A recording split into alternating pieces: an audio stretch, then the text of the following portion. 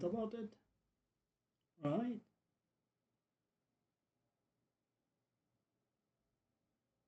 Okay.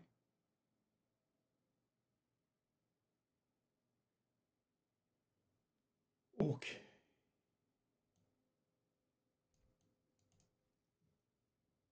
Uh, tablets.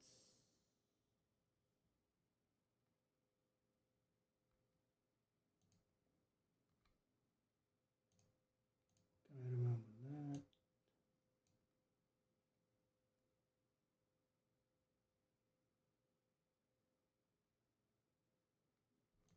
Okay.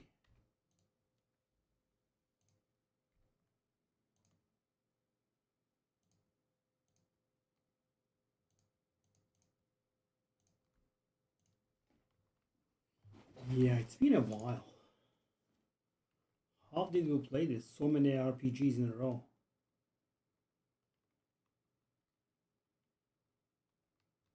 These load times.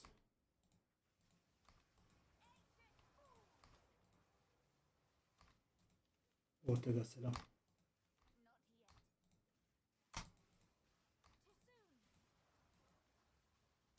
Ooh, it's been a while. Really?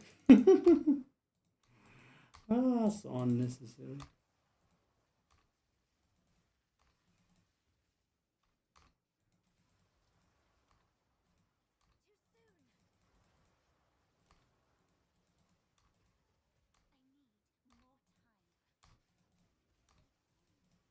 Oh, come on.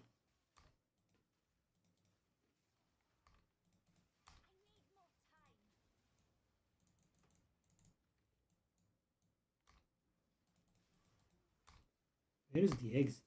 Oh, it's over there. No, it's not over there actually.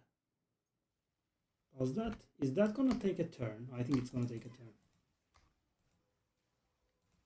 1 ve 2.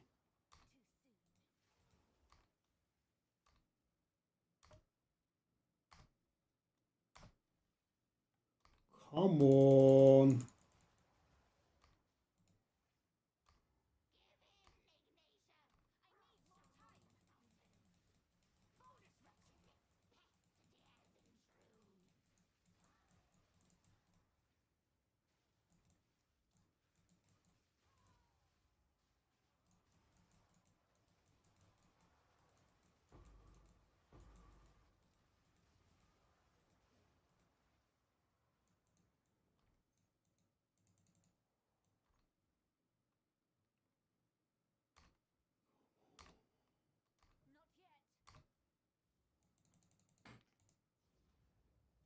Such a long time.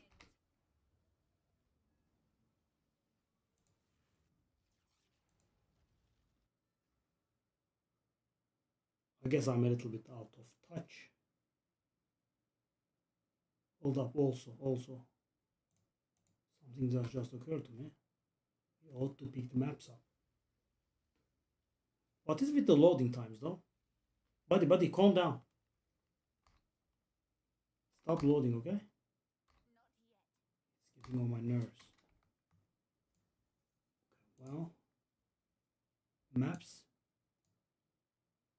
1. Well, is it just the one?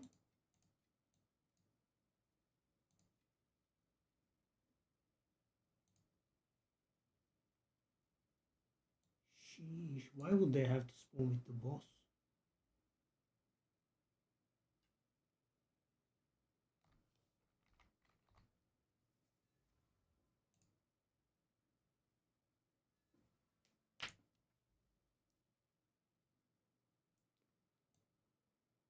Okay, well, kinda need to do the maps, right?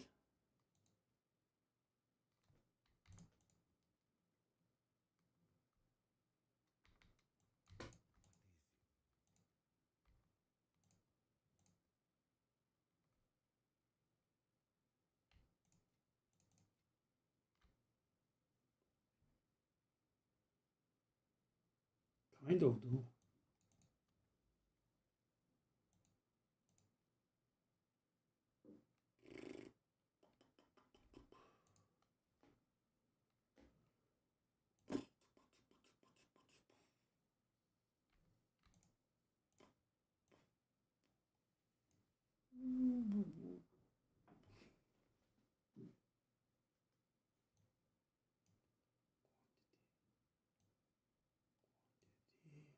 a quantity map as well. It's a quantity map as well. Let's do the thing with them.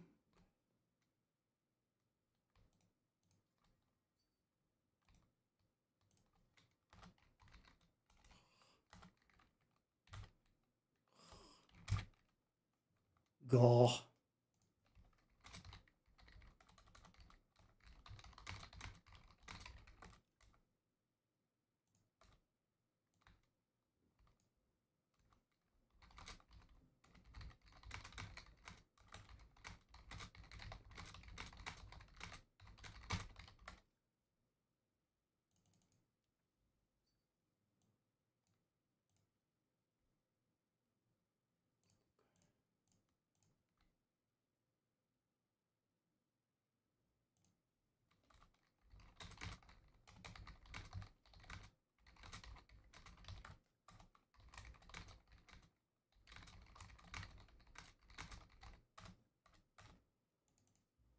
All right.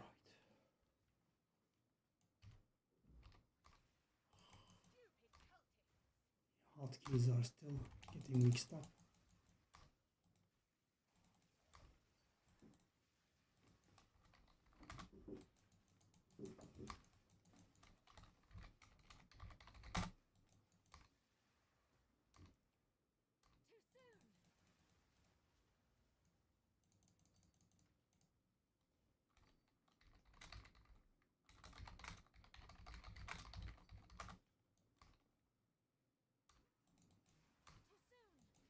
Okay, we kind of have to finish the maps because I really don't have maps and I don't think I have the energy to buy maps. No, the real life energy.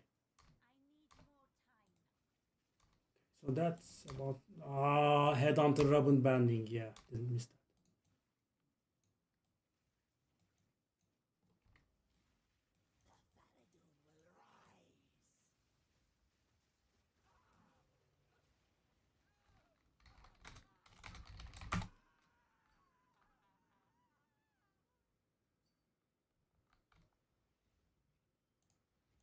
We have to pick up the maps.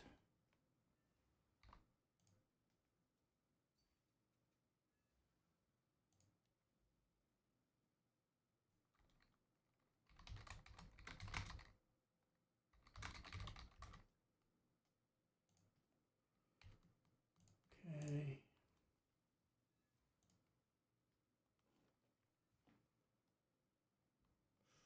Okay, so this is a map that we can get complete rather quickly-ish.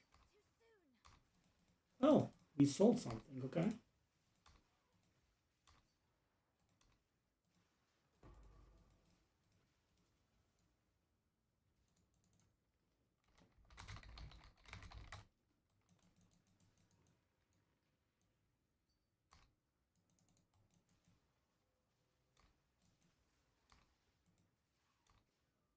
What's that? Oh, Wall Ruins. Oh, okay. Wow, I haven't been playing a while, have I? So where is the boss? Somewhere about...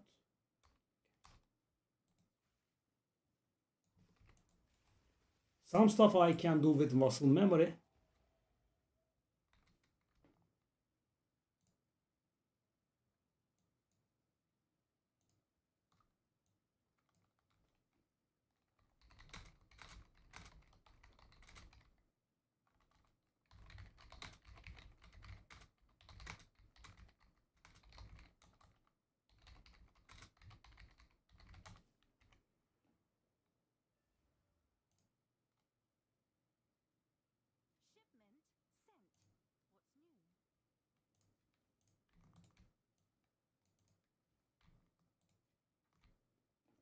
Shipment sent. 7,300 divine.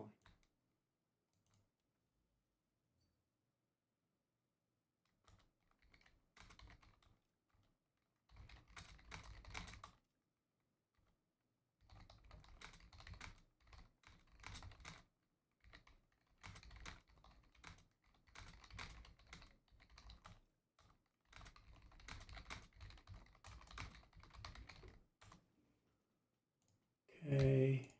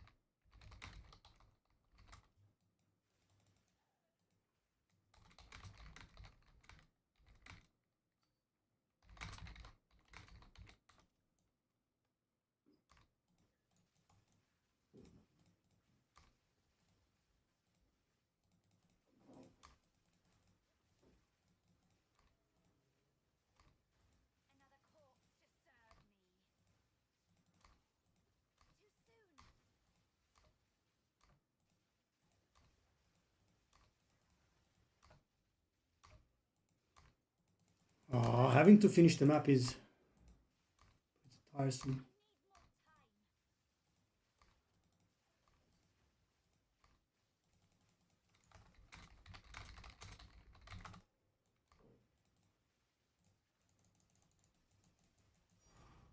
Perfect essence of opulence.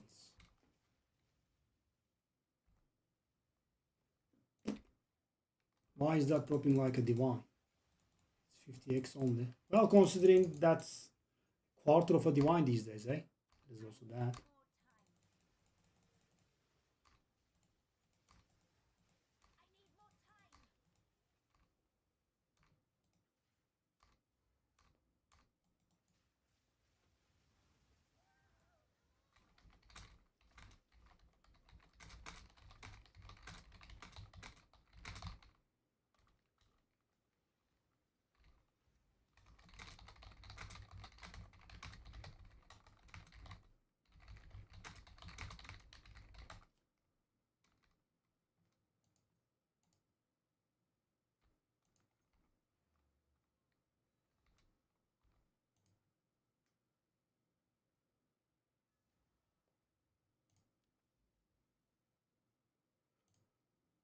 So that's map attempted, that's map attempted.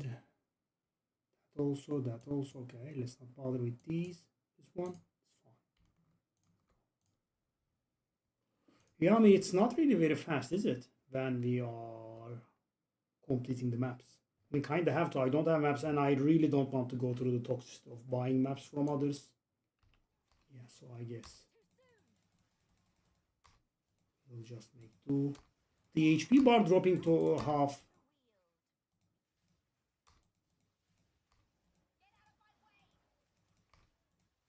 is somewhat worrisome. You know, when I was used to it, you know, it was dropping all the way, but right now I have been away from the game for a pretty decent amount of time, so yeah, I am panicking. Let's hope that the thingy wasn't. Oh no.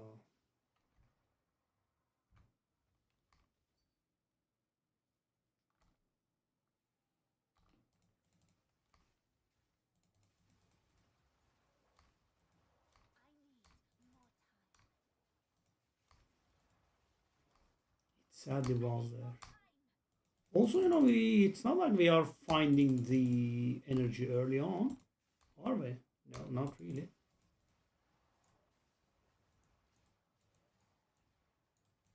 Come on, come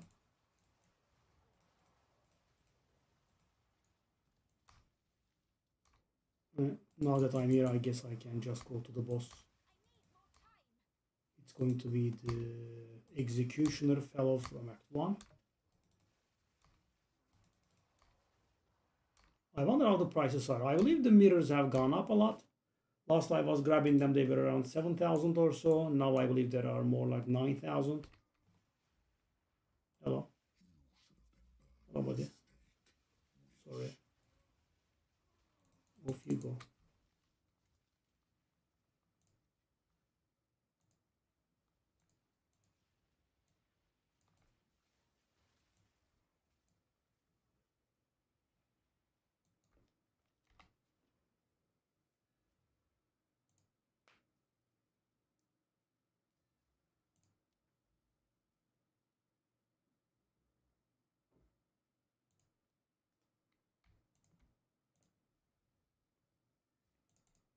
Well, I have to buy tablets. I really don't want to.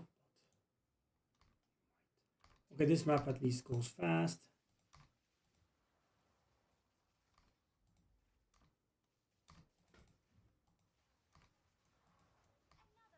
Oh, blah.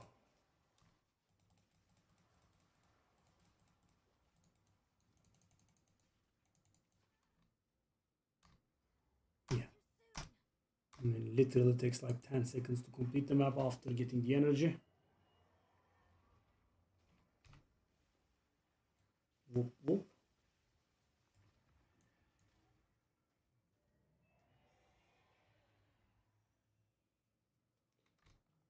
Strong build feels good, man.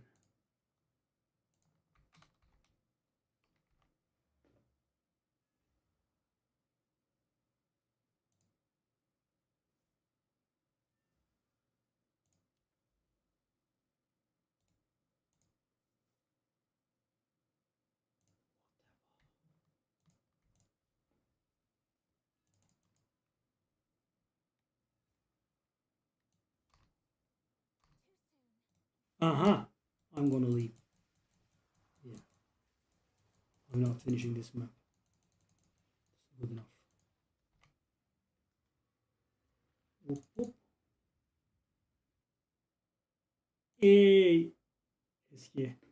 Yeah, you know, we haven't, after I have switched to streaming English, we never, actually stream Path of Exile, so yeah. Just for a day or two, maybe. Now, right now, all of the games are dead. I'm waiting for Diablo 3's expansion, which is due in about 3 weeks. Have to give time. No, I would play Slay the Spire, but I am very annoyed at them for that beta crap they have been pulling off. I think it's very rude and disrespectful to have it keep going on for so long. And the funniest part is they are even having art in there. So there is art in the beta branch. I'm sorry. Is the art being tested? Why is the art on the beta branch? So we are having to make do with paint stuff while the beta branch gets real art. Excuse you.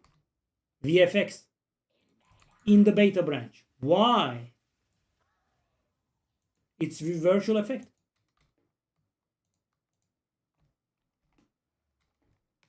Yeah, I mean, I would have thought that we would be spending our time with Slade Spire, but either tomorrow or thereabouts is their patch day, so maybe there will be a patch this time around for the main branch. Finally, we'll see. But still, so I know where the energy in this map spawns approximately. Let me demonstrate my abilities to you. Bam! There we are.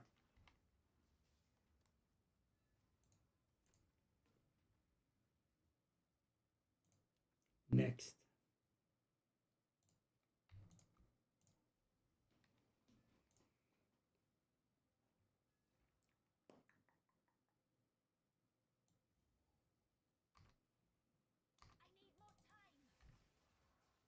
Okay. Very cool. Oh, nice. Okay, so if I'm finding it quick, I'm not bothering to finish the map. Just leave.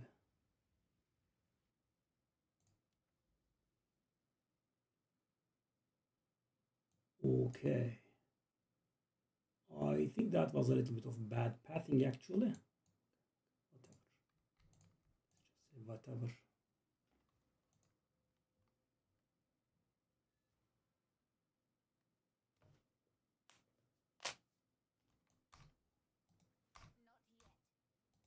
This map can go long sometimes.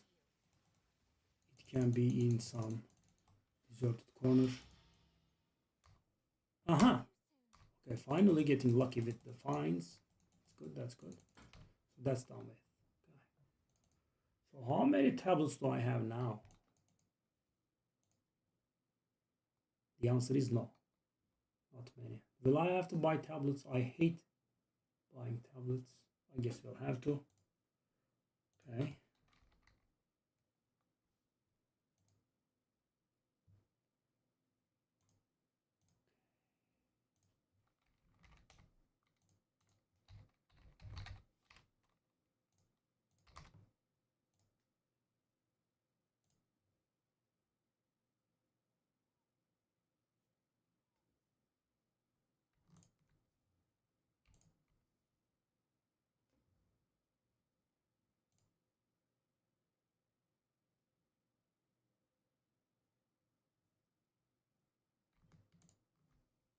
There are this many tablets around. Otherwise it goes up to 2 exalted. Really? I don't think I am paying 2 exalted. Sorry. I don't really think I am paying 2 exalted there. Gentlemen. So these should be like 2 divine still, I'm guessing. Let me try 2 divine. Maybe it sells, maybe it doesn't. See.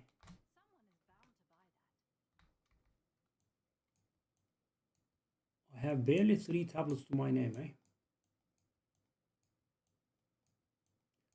Okay, so as we have completed a lot of maps, thankfully we have been able to get some maps back.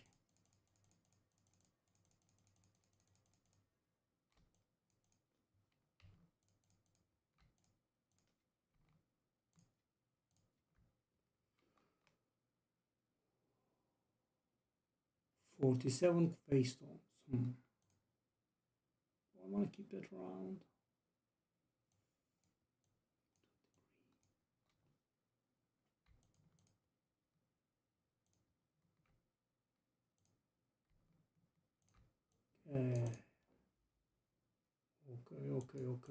Okay. Is that, do we have to do that in a way that we, no, actually not.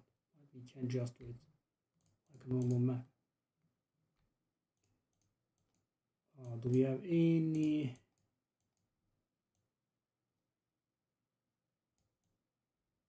We don't have towers above, do we? Okay, then towers B, I suppose.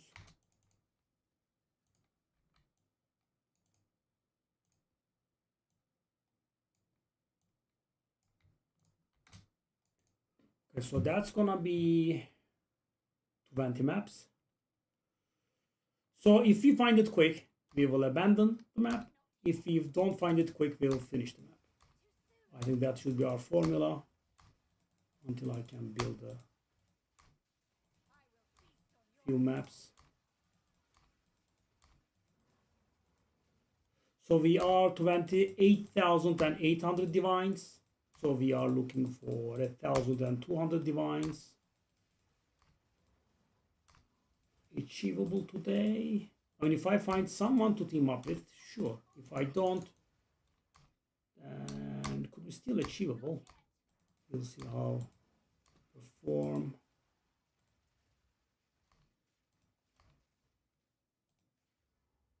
Okay, well, the boss is here.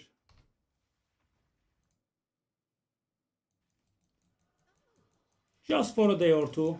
Hey, Berlin, hello, buddy. Oh, I messed up, didn't I?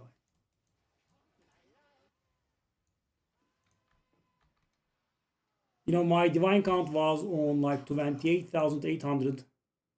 Wanted to get that. Oh, 4 maps. Interesting, thank you. And I was short on maps. Here's the stupid thing.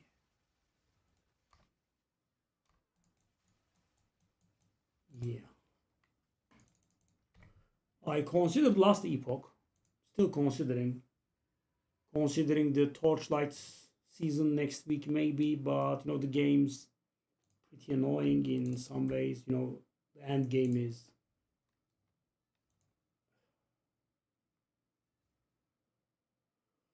I mean, maybe. Yeah, I mean it's pretty good. Yeah.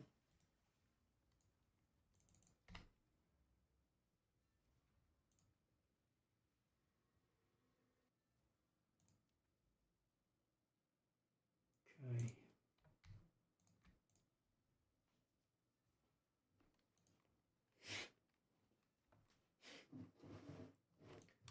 Yes, Warframe.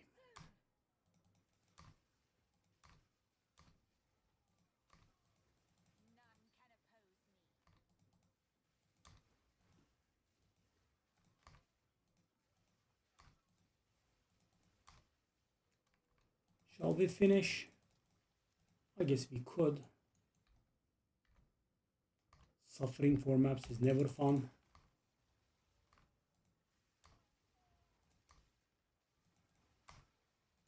The thing with Path of Exile is actually because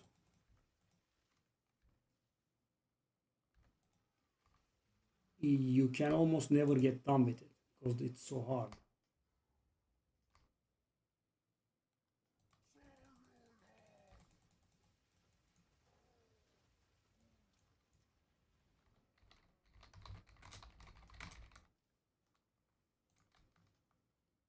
Okay.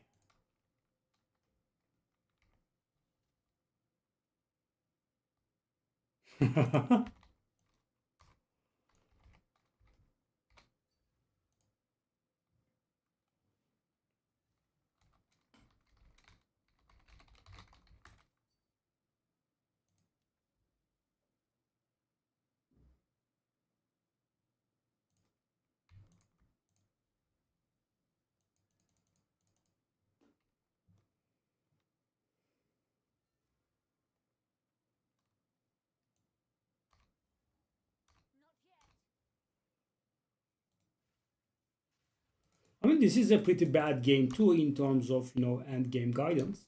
It's actually a very bad game in terms of end game guidance. Diablo is the best there because the journey teaches you everything there is. So, for example, guys, in Diablo 3, there is actually a recipe that is very overlooked and can actually help early on. So, I think is in Diablo 3, gameplay is heavily based on sets, and getting the set bonus gives you like 200 times damage up, not 200%, 200 times. Especially in Diablo 3, you get millions of multipliers and you deal damage in quadrillions or something, at least trillions. So there is a cube recipe that takes a set piece that you have and converts into the piece that you don't have from the same set. So for example, let's say you have legs, chest, shoulder, helmet of a set, right? And let's say 2 copies of helmet, but you don't have gloves. So you can use that recipe to roll gloves, right? But as I said, a lot of people don't know it. So what does Blizzard do there? They force you to read that recipe so you are aware to its presence, right? In Path of Exile, there is nothing that tells you, to go anoint your amulet. Yeah, no hand holding allowed.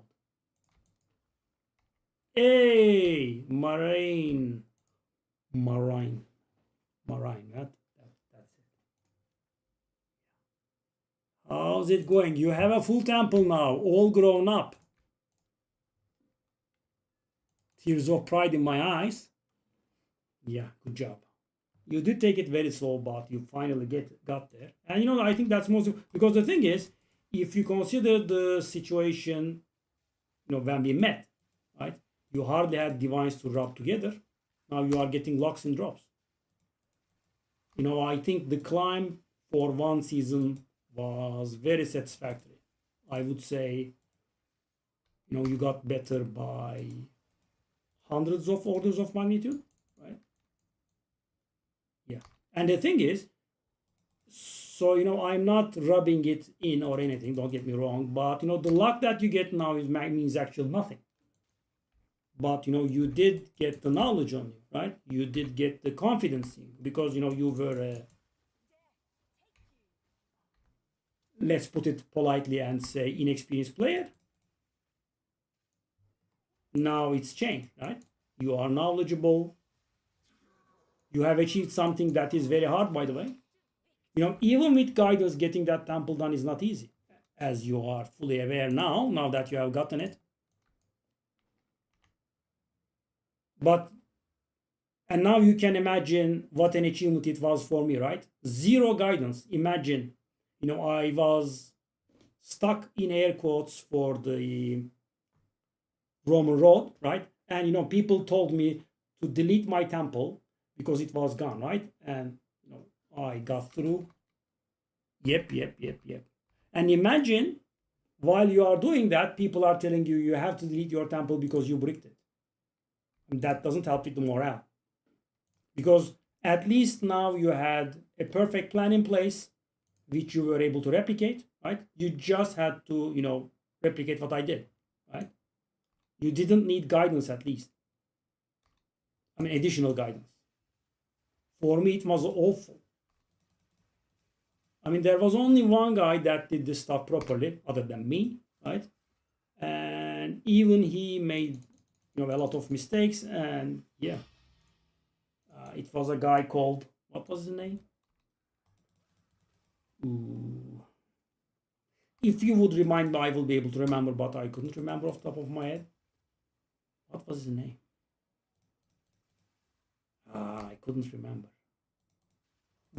Only one person. The entirety of the people I looked at, only one person had a decent guide. Everything else was garbage, including FeelsGoodMan and such. No, not FeelsGoodMan. He's clueless.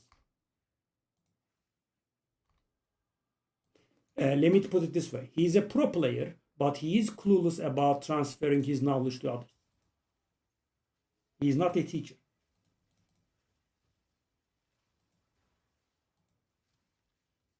No, not FeelsGoodMan. I remembered. LLYD. That's the guy.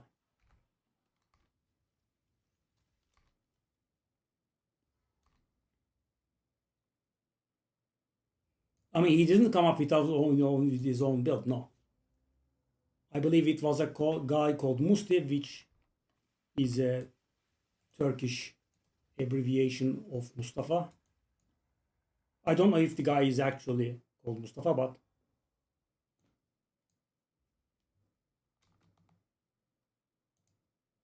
no, it's not his own build. Coming up with builds is very hard. I didn't come up with my build either. I mean, you don't need to, you have better. You have me. But yeah, I mean, so I was able to get there thanks to his help. But yeah, still a lot of mistakes. You know, the best thing about mine, zero mistakes, everything explained, right? I guess you can be a witness for that. So, you know, were there points in which you had to be like, no, I didn't understand this. I have to go look it up elsewhere, or, you know, my guidance was alone on its own for you. Yeah. Respect to those people. I just arrived at the method that gets us there. I didn't come up with the thing. No, I don't really like credit hogging. You have to give credit where it's due. Some people thought that. I'm like, but for example, the filter is mine, right? And I can take pride in it because I think it's, you know, almost excellent. Shows you nothing that you don't need. Shows you everything. Protects you against robberies. You know, sort of, obviously. A filter can only do so much, but at least you will know that someone stole a lock or a mirror from you. Yeah, and FeelsGoodMan, the problem with FeelsGoodMan is, I mean, he's a nice guy, right? I can see why he's famous, right? However, the problem with him is he always assumes that you are knowledgeable, right? And the problem is, if I was knowledgeable, I wouldn't have to take a look at your guides. I mean, maybe you can assume some basic knowledge, right? Like, you know, red support gems require strength, that sort of thing, but, you know, he assumes a lot. And, you know, I was first, you know, I did witness this first in the first season. Yep, absolute not for beginners. So if you went there at the beginning, you wouldn't be able to do anything. Because he omits so much. And, you know, I'm somewhat of a smart fella. And I'm like, am I an idiot? Right? Because, you know, I take a look at this guide and I try to replicate what he did. And, you know, I'm not even talking about the temple. I'm talking about anything, right? And I can't replicate anything that he does with his guidance. Why? Because 70% of the data is omitted.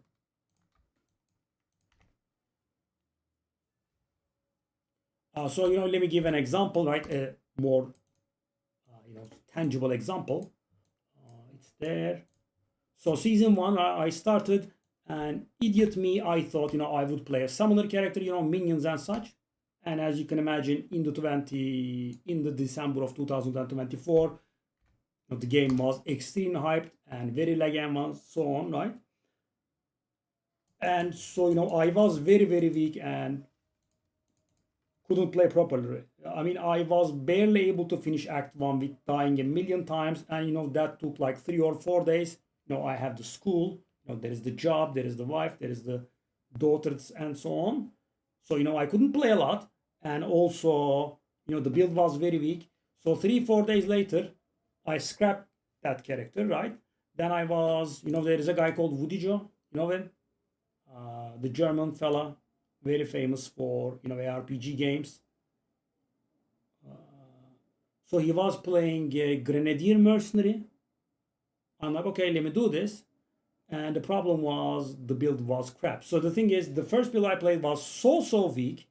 It felt like okay to me, this one, right? And I finished the campaign with it, but took like maybe 10 days, maybe more, right? It was awful. And in the maps, I was like, well, this is really weak, right? I am dying all the time, and I couldn't be sure if I sucked or the build sucked, right? I mean, I thought maybe it's my fault, and then I'm like, let me look up another build, right? And then finally, I found the lightning arrow build from Fabgun. You're listening, right? Because there are not too many people in the channel. I don't want to talk into thin air. Confirm that you are here and I shall continue. Oh no. I guess we'll finish this.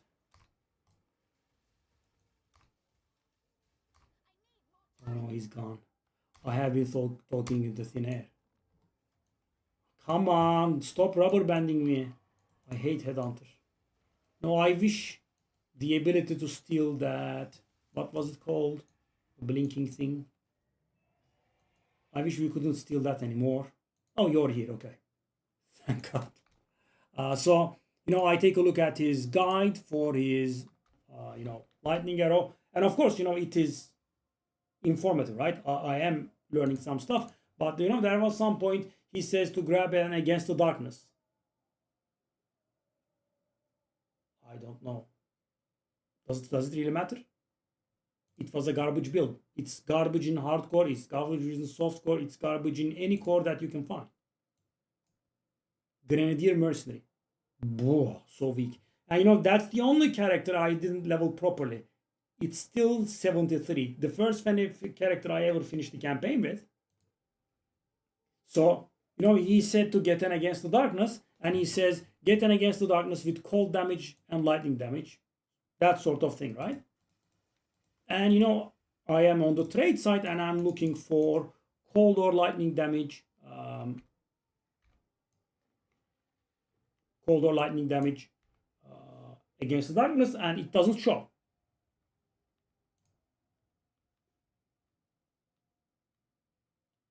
I'm like, I must be doing something wrong, but I know millions of play Path of Exile, so I know that whatever you are looking for, it exists, right? I mean, it's almost impossible for something to not exist, right? I mean, you should be looking for something extremely good and perfect. Maybe that's something you can't find, right?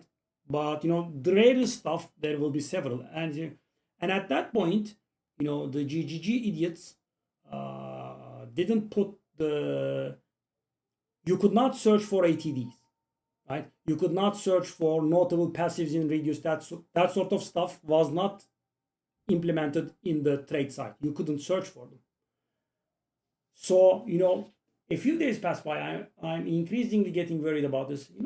This is a professional guy, but I think he might not have provided the proper information for this, because 3 days of not finding one, I don't think that's possible. I was also not setting up any price limits or anything, right? I was just trying to find an against darkness fit, and then it turns out he was actually talking about notable skills in radius give 4% extra lightning damage. That was what he was talking about. Take a look at the omission, right? And the funny thing is, this is a game that is not 1 month old.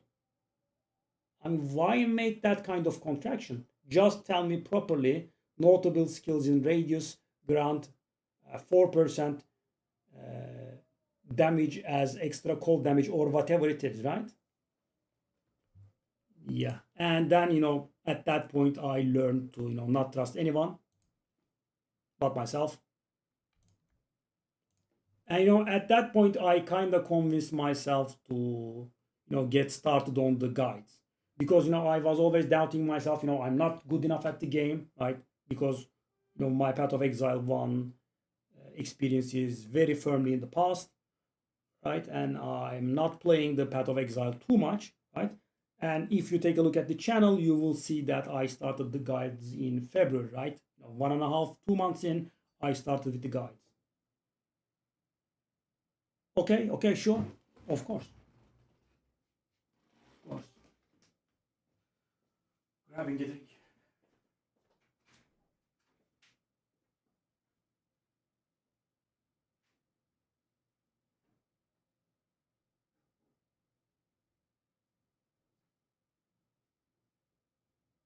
So Maran, can I give a goal to you? Can I assign a goal to you as your mentor? Try to get a mirror before the season ends. That sort of stuff is actually, that sort of stuff actually generates a very good drive to play the game.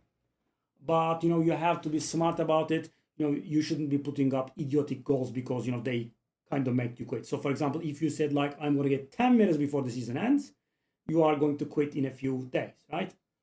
However, if you set up a nice goal that is reachable, so for example, for myself, as you might remember, it was 20 meters.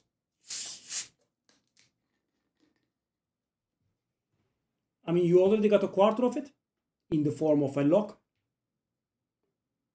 And the way to save up is, I have known people with, a lot of currency, similar to mine, but they are always poor. If you ask them, they barely have a mirror. Why? Because they buy stupid stuff, right? That's very important. So now you have the means of generating currency, and you are going to save up by not wasting it, right? Buying stupid stuff. I mean, obviously, if you are going to upgrade that character, by all means, you should. But, don't spend for a tier Z character.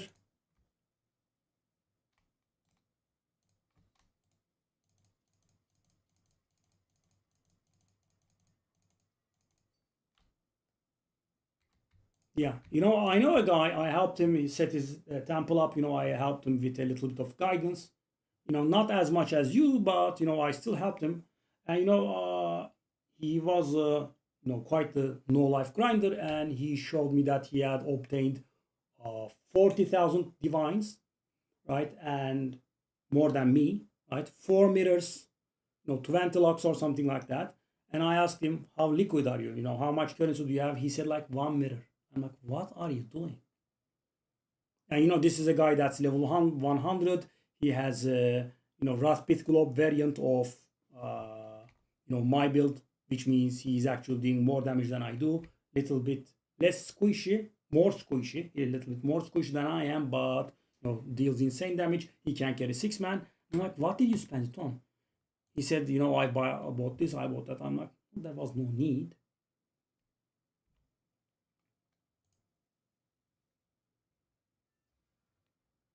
Okay, the map is open. Didn't realize. Nice. So what's up with the crap irradiated tablets being too exalted? I have a bit of a thing. Even though I am swimming in money, I don't think I will pay 2 exalted for crap irradiated tablets. I guess everyone quit. Yeah, I mean, there is something wrong there though. These are all 3 months old. Is there a problem with this?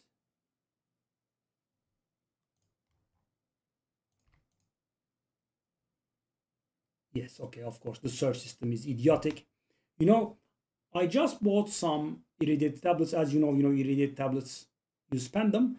And, I only saw 3 for 1 divine, and then they were like 2. I only saw 3 for 1 exalted, and then they were 2 exalted. I'm like, why the hell is crap irradiated tablet 2 exalted, right? That's not possible, and that's not logical. And, I have a thing with overpaying, even though I can fully afford it, right? Why? And, I was just looking at it, and I got warned by all of the items I saw were 3 or 4 months old. Right? And then what I did was I put up one exalted as the max payout limit, and now I'm seeing multiple for one regal. What are these people doing, this GGG? So guys, GGG was saying that the cheapest was 2 exalted, and now I'm finding it like 50, 60 times cheaper for one regal only. So it does exist. Let me just, literally show you. One frigging regal. These people, man. The incompetency level is really something.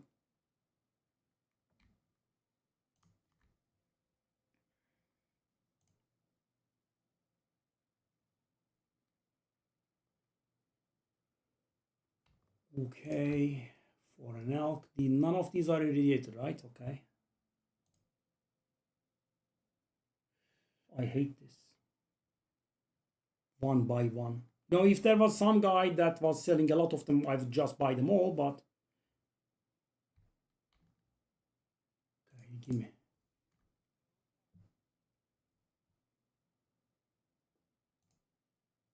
How many do I have? 6.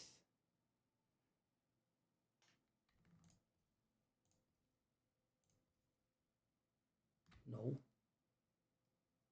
So I have 9 now. 9 is approximately enough for a full set. So if I buy 3 more, let's just do with 9. It might be enough. Okay, let's see. Yeah. Very weird, right? I mean, as I said, the cheapest was being shown to me at 2 exalteds.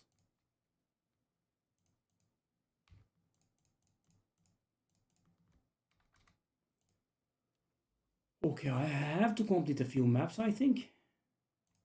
I don't like it, but I kind of do. So we should have completed 21 maps by now, I think. This is really slow, by the way.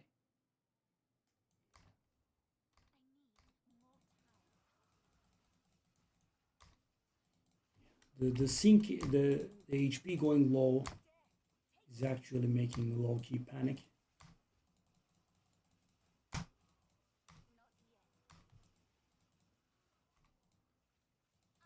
Oh.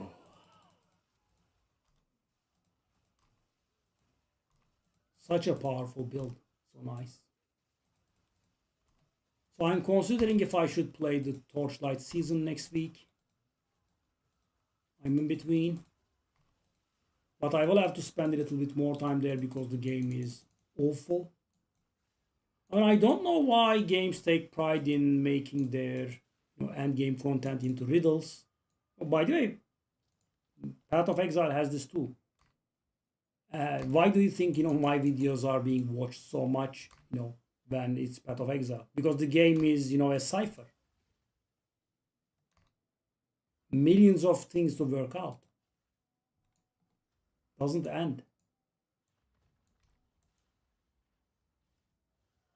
I mean, I'm not saying you should be able to understand anything and everything about the game, but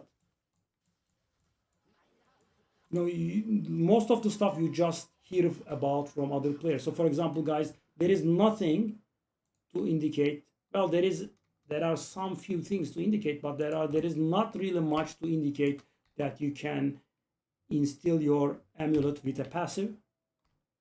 I mean, you have to read the detailed instructions about. Yeah.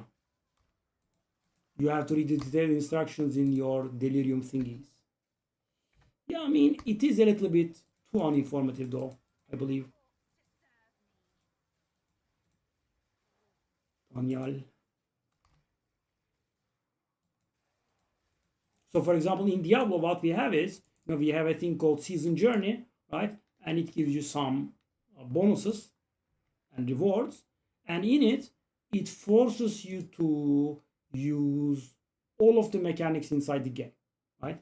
I was just telling this before you arrived, so I'll repeat myself. You are familiar with item sets, right? A group of items that get that get stronger when they are together. For example, the angelic set, it has two garbage pieces, but when you use both of them together, you get 40% increased damage, that sort of thing, right?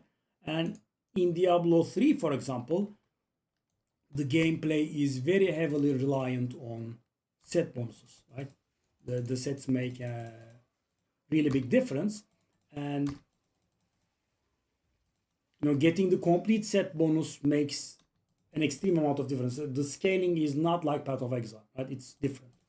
So, for example, let me tell you, 200 times damage. Mind you, not 200%, 20,000% damage. And as you can imagine, unlocking that kind of bonus is extremely important. You don't even care about the item stats. You just want to get the full set bonus, right? And so there is a thing that you can use that takes a set piece and converts it to another piece of the same set. So for example, let's say it's a 6-piece set, right? And you have 5 pieces of it, but let's say you have 2 gloves and you don't have the shoulder.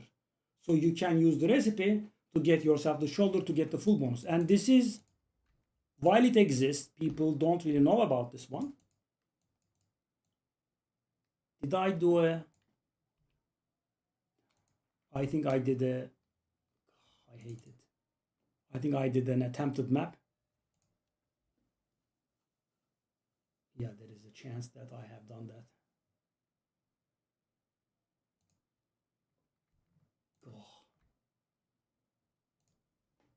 And the journey forces you to use that recipe, so you are actually, you know what's going on.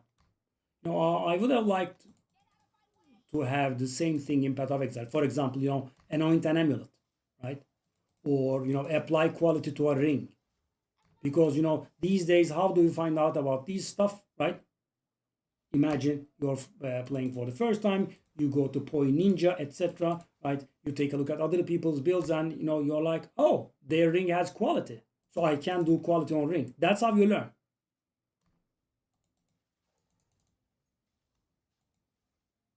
Or you would have to read every single tooltip, which is not really very easy because, Path of Exile has an insane amount of, items in it.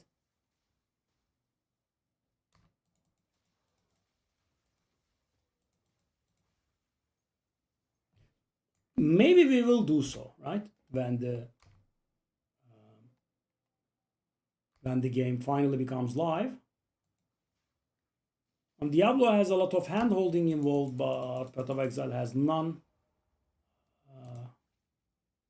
And also, what I would like is, I don't think so, the helping of learning in-game mechanics maybe will happen one day, right? Wishful thinking. But the other thing that I'm wishing about, I don't think will ever exist in Path of Exile. So another one problem with Path of Exile is that you actually don't know which build is good for a real long time, right? And it's very annoying. So for example, in Diablo, right, 2 days in, you know which build is the best, right? And objectively, not subjectively. Why? Because there is something in the game that measures your character's power, right? For example, if someone can do 110 and the other guy can do 100, that means the 110 guy is more powerful, right? And also we have in-game leaderboards to see their builds. It is a little bit more winded up in Path of Exile, sadly. And I don't think this will ever exist. But the teaching of endgame mechanics,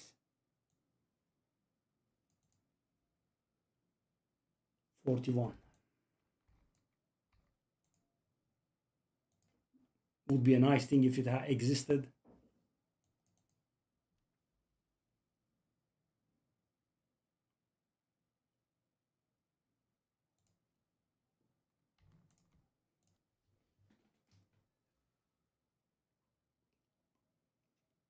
There will be always workarounds and smart things that you can do, and you will not be able to come up with them on your own, or rarely do so.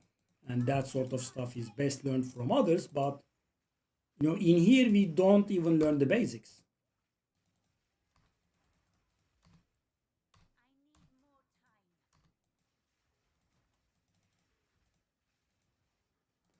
Actually, by the way, the game has very nice explanations if you read the tooltips. However, there is just so many that it's not easy. When I'm in a more advanced position in the game, I have, so when I was about to do a video, I was taking a look at, explanations, and, so, I can tell you that, some of my videos are quite unnecessary, right? They are actually being explained in game. But, God knows how many people are reading those. Yeah.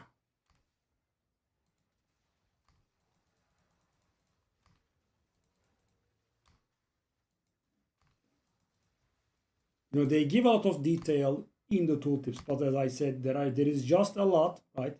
And they are also pretty long. The classic TLDR.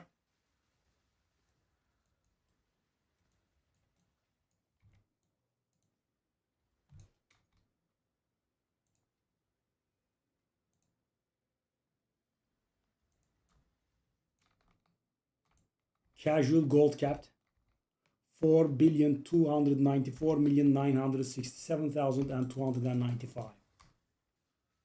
Yeah.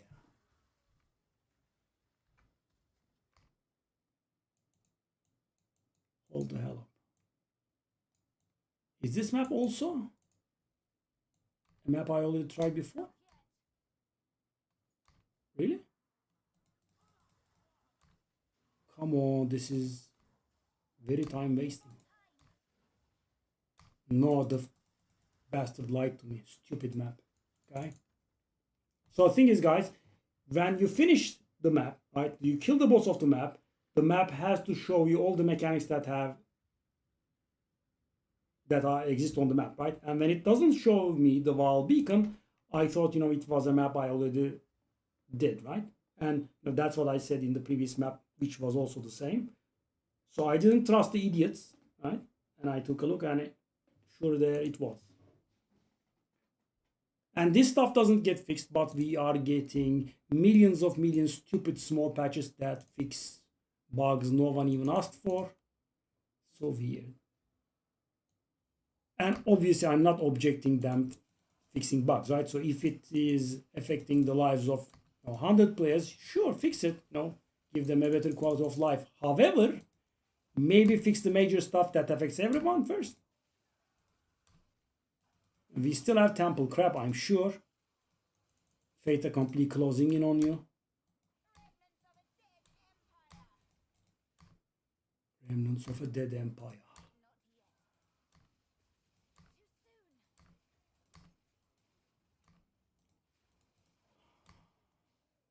So one thing to commend them for.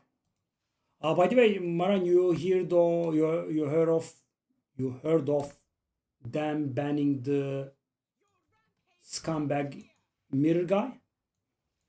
You heard of that? Or did you see my video about it?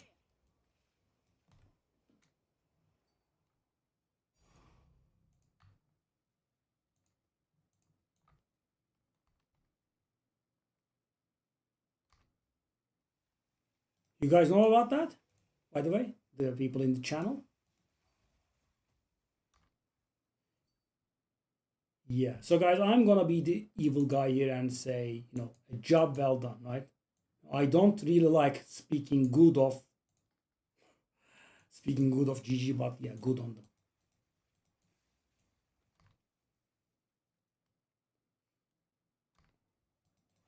They were just abusing, the people. They all deserved it. The only thing that I'm saddened about is the good people that have given those scumbags gear, so they could mirror it and to make money.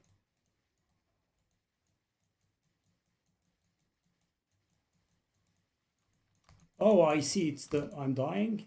It's the stupid mirror shrine. Yeah, diamond shrine. That's why I was dying.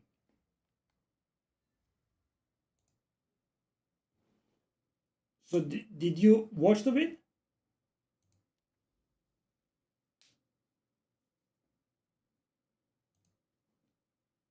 I mean, at least to a degree. Because first season, now I get my first mirror and I'm very enthusiastic. I'm like, okay, let me get a mirror item. Right? I was playing a Deadeye as I just told you, so I thought, let me get a mirror. Let me get a mirrored bow. So you know the story. So guys, I was like, let me get a mirrored bow. And I'm thinking about 10% or 20% of a commission of a mirror. I barely got my mirror at that point, so I thought, let me get some motivation for myself to grind a little bit more, right? So I could get my mirrored bow, and I go there. The commissions are like 60% of a mirror, 80% of a mirror. I'm like, what the hell is this? I'm never buying this. I would, sooner cut my arm off that level of not buying it, right? Because I just refuse that, right? A mirroring service is something that should be paying itself off in the long run and not in the short run, right? When you invest a lot of mirrors and then you keep duping it for the entirety of the season and make really good currency out of it, right? And that is fair, right? I do not object. However, you don't need to, pay it off in like 20 dupes. What the hell? And also, the worst part is those people most of the time don't pay for the item themselves.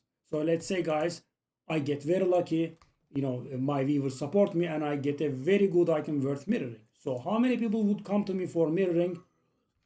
Probably only my viewers, right? Because I could be a scumbag, I could rob people. Imagine they give me the mirror and I say thanks and leave, and they can do nothing, right? It's pretty ugly. So these people were, in air quotes, trustworthy. Right? If being a scumbag can be classified as being trustworthy, they were trustworthy. So, they did not scam you officially, but they did scam you unofficially by charging a mirror for a mirrored item. Imagine there is a very nice staff there, right? Like mine, right? Full, literally perfect, right? And you want this mirror, right? So the guy says you have to give me 2 mirrors for this. Why? Because you give him 1 mirror so he can dupe your item and 1 mirror for his own pocket. That is the furthest thing from fair I have ever seen or heard. Yeah. Not all my life, right? I would never. If I had $5 gazillion, right, and I could buy whatever I wanted, I would never. I would suffer, but I would never. I will never reward that kind of scumbag behavior, and good riddance, right? They all deserved it. Because if it was me among that group, I would have said, it's a little bit too much. These are fellow players, right? 0.2, 0.3 mirrors is profitable enough. And as I said, guys, I interrupted myself as usual. What I meant to say is, so guys, let's say, Daniel, etc., my friends, my viewers, we all come together, we bring together like 10, 12 mirrors, and we go for the crafting of a mirror-worthy item, right? And we achieve it, right? Let's say we have a very good bow, right? However, I would not be able to mirror it for many people because, not many people would trust me with the mirror, right? So what do? These scumbags twist my arm and I want to make some money out of it. So I go to these scumbags. I'm like, take my item and mirror it for people and, give me a commission, right? So there are multiple problems with this approach. Problem 1. I made the expense. Why are they making money out of it? Problem 2. How do I know they are honest? Right? They are scumbags. The literal definition. How do I know? So, for example, the guy dupes it 10 times a day, right? And he tells me he has duped it 3 times. How can I verify that?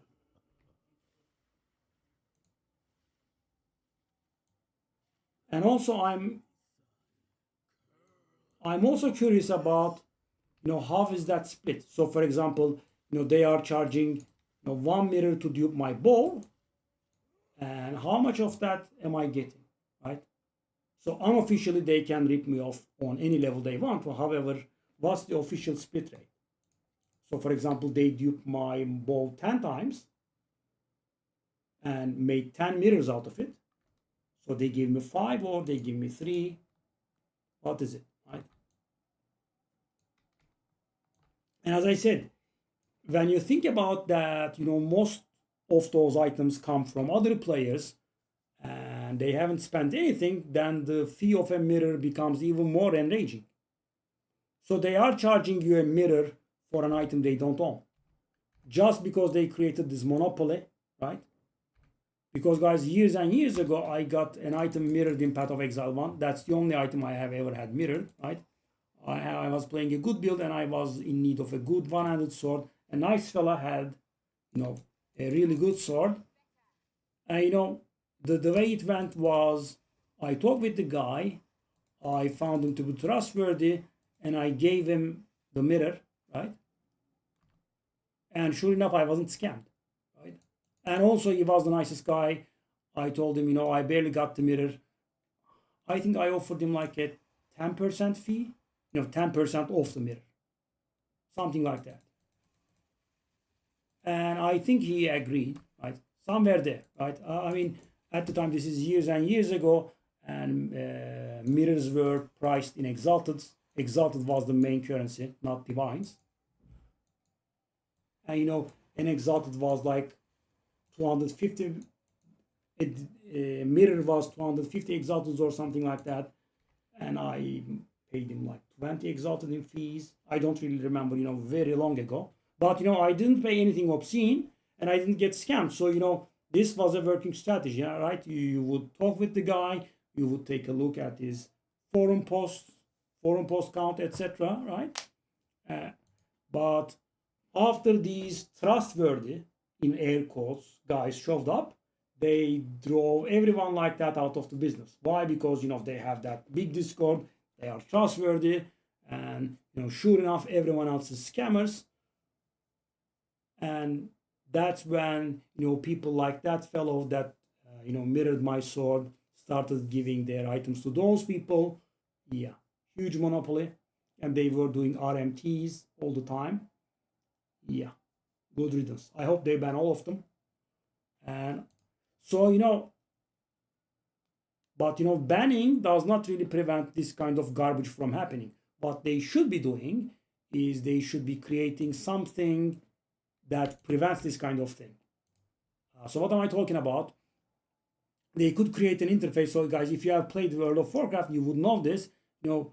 In the trade window, there is actually a special window that says won't be traded. Yeah, of course. I mean, they were making tens of mirrors every day. The account was 10,000 mirrors. What's he gonna do with it? He was selling them, of course. Yeah. I mean, you don't really create a Discord with 700,000 people and obtain 10,000 mirrors for just the kick of it. Yeah, as real money translations, of course. Obviously, I can't tell you firsthand, but I know a few people that know those people, and they were very firm and absolutely certain that they were doing it, and it sounds plausible, right? So, for example, if you were saying I wasn't making RMT, I mean, I'm not making enough to do RMTs, right? I mean, I got 20 mirrors this whole season. What's that gonna be? A few $100 maybe? That's not gonna do anything. I mean, I wouldn't, but also, even if I wanted, it wouldn't be worth it, right? It would be just, pocket change maybe.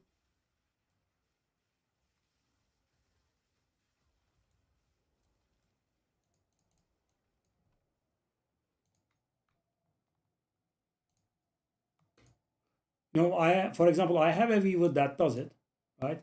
He plays and plays and plays, and when he gets bored, he just turns everything that he has into liquid, but no, not for me.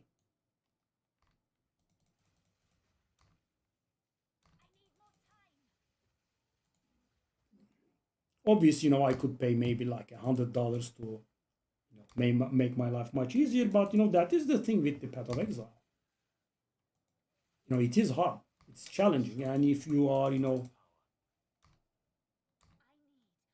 I mean, this really feels like cheating in Slay the Spire 2 or Slay the Spire 1 to me, right? It's a single player game, it's non competitive. Why are you cheating? Don't play. Just don't play.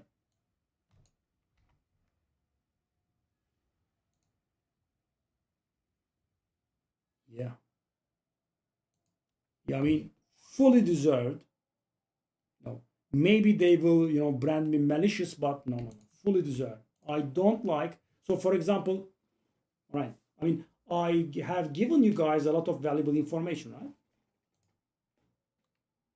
I mean, I don't know if I was able to sell that, but you know, that's a lot of valuable information which I arrived at with a lot of pain. And what do I do? You know, these are my fellow players. I don't want them to suffer like I did, and you know, I share it with you guys fully and freely, right? And you know, it's my pleasure. You know, I did have a few guys like you come up to me and you know thanked me for my help with their temple. And you know, that's enough for me, right? Now, a few likes on YouTube, a few, you know, appreciative comments on YouTube, that's enough. But these guys know, right? And the thing is, they don't even like being compensated on a fair level. They want to rip you off. They are charging you one mirror for duping someone else's item. Wow. You know,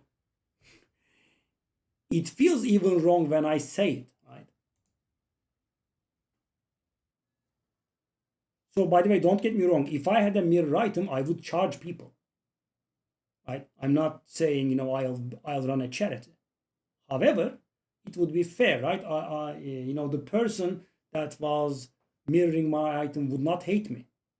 I would say like, you know, 0.15, 0.20, right? 20% of a mirror or thereabouts, right? And also the thing is, you know, if it was you, obviously it would be free, right? Or, you know, someone I know. And if I believe the guy, so for example, let's say the guy says, no, I can pay only 15% of a mirror because that's what I have. And, you know, that would have been okay too, because as I said, these are fellow players, right? And I would like to help them. Obviously, at a level that also would be satisfactory to me, because imagine I pay 10 mirrors, I spend 10 mirrors to get a mirror worthy item, then, you know, I would obviously like to, you know, get a return on that investment, which is only fair. However, you know, if you do this stuff early, you are going to mirror that item hundreds and hundreds of times, and you are going to profit immensely, right? That's what I hate about those guys. One mirror fee, why? Why? And as I said, when you think about that, the item does not even really belong to those people, it just drives you mad. No, it does drive me mad. So, for example, they are duping your item at the fee of a mirror. Why? Daniel crafted it. And so what I was saying was they should make an interface in which there will be a not traded window. So, for example, you would put your item, right, in there in the not traded window, right?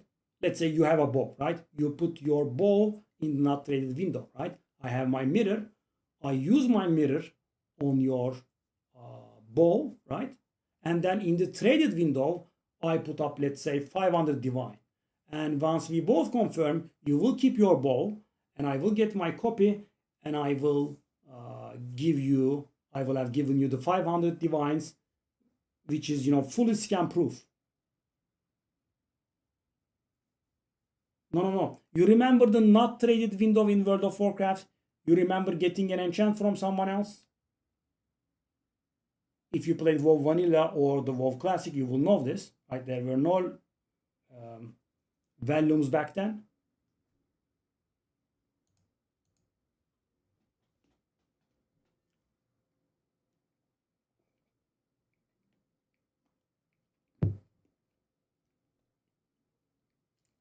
Imagine the trade inventory, but right next to it, there is a small inventory that says, let me explain this. So this is my inventory, right? And right next to it, there is a small inventory that says won't be traded, right? In the trade screen. So, and let's say you have above that you are mirroring, right? So this doesn't exist in Path of Exile. This is just a suggestion that I have, but they need to do something similar. So what I'm saying is basically, we should be able to mirror items for other people without us being able to scan them for a mirror, but also not scanned for the fee. Normally, for example, let's say I'm selling you this glove for 300 divine, and neither of us can scam the other, right? Unless one of us is an idiot, right? I just put this in the trade window, you put up the 300 divine in the trade window, and we have to mouse over everything, and then we confirm, right? Scam proof, right? I'm just saying we should have a similar interface for mirroring as well.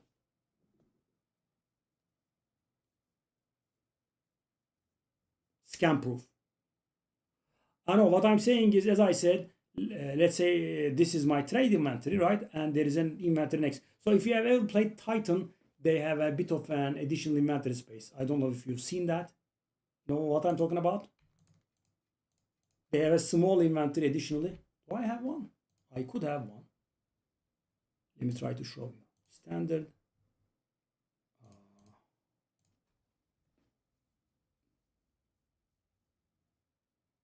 Is this the one?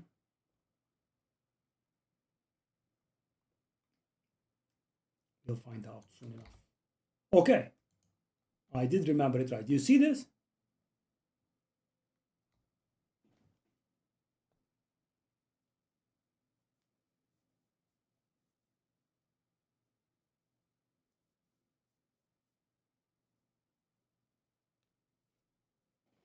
Yeah.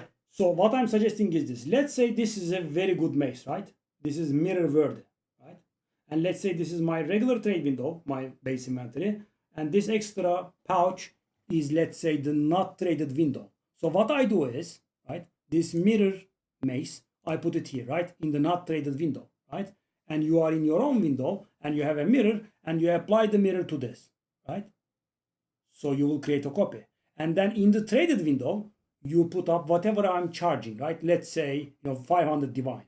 So in the tradable window, you put up 500 divine, and in the non-tradable window, you dupe the the mace, and then when we both click accept, you get the copy, and I get the 500 divines, fully scam proof, without you needing to give me the mirror. Is it not a good idea? And it would drive those scumbags out of business, right? And also, more importantly, it would drive business for those fine people that arrive at mirror-worthy items. Because right now, the only thing that they can do is give it to those people for having it duped.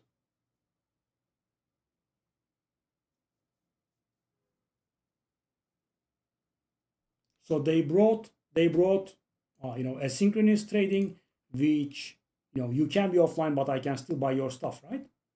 And they need to do this as well.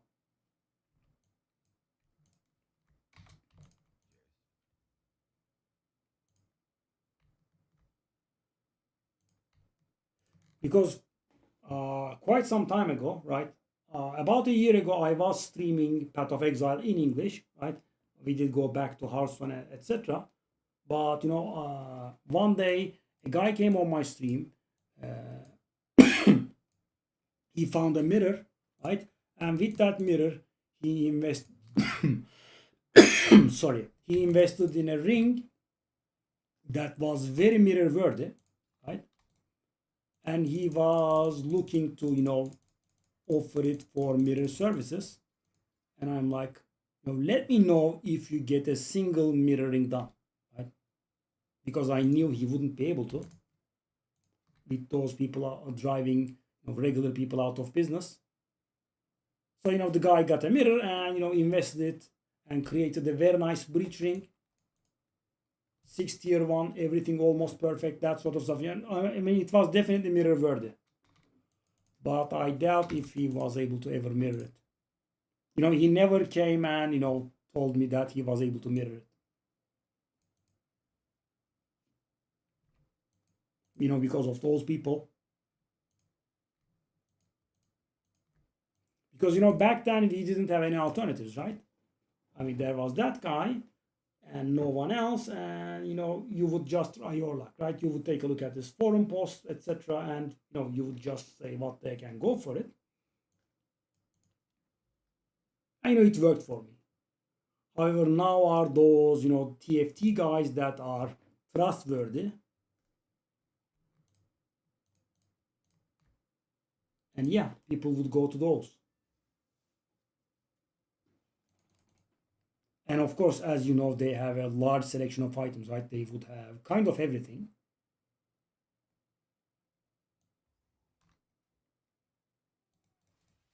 Yeah. So I think it was a very good decision, but they need to, put the icing on the cake and deliver something that, really prevents the need for such services.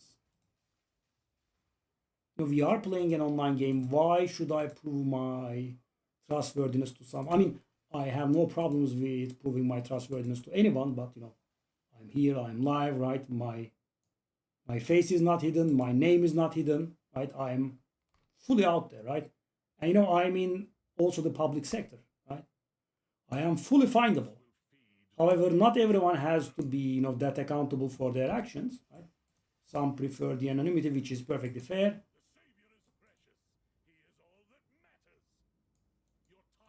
I mean, there should be no need to, demonstrate your trustworthiness to people.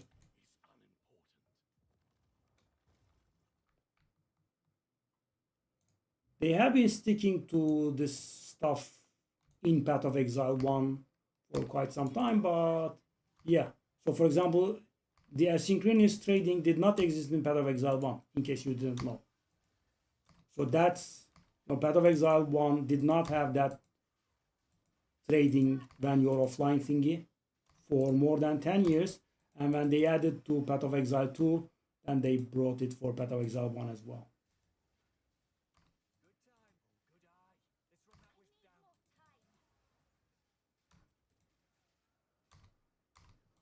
And the game containing something with real life value, real life monetary value in scams by nature, I think is a problem.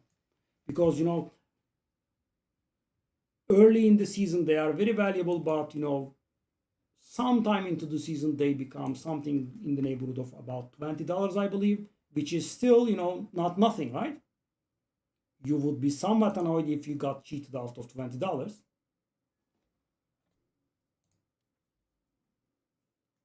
So if that's an item in the game, right?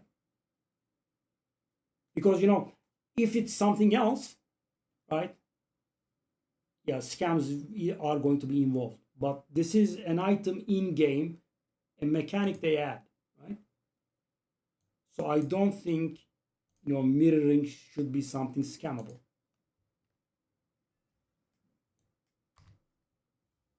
So for example, you ask me for a boost, and either you could scam me or I could scam you, right? Because that's not part of the game, right? It's something you and I engage on. However, mirror is something in game, literal an item, right? So I think the responsibility falls on GGG to make that transaction smooth there. Is that 57 or 59? This was the slowest energy grind of all time, I think. Yeah, okay. Because I will defend myself here. This was partly due to being rusty, and also partly due to me not having maps. I had to grind a lot of maps. So how many is this? 35 or 31 actually. 8 times 12, right? 31. Yeah, I did forget a lot. Okay. So let's take a look at this gear. Back to temple, eh? After so long.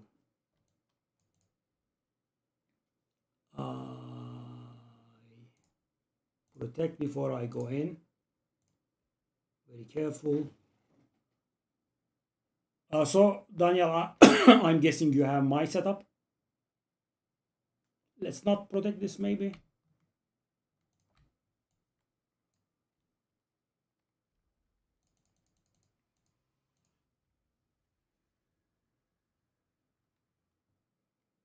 Yeah, the growth of the channel slowed down by so much. You might have noticed that it was growing almost daily, right? And by rather nice step sizes when we were doing Path of Exile shenanigans. But as soon as it ended, yeah. So for example, right now, subscribers in the last month is like 20 or something like that. And I have been looking forward to 1,350. Hitting those nice round numbers is something of an achievement. And I got trolled hard there. We saw 1,350 there for a moment. Then people unsubscribed, and now I believe we are at 1,349 or something like that. Yeah. So many divines.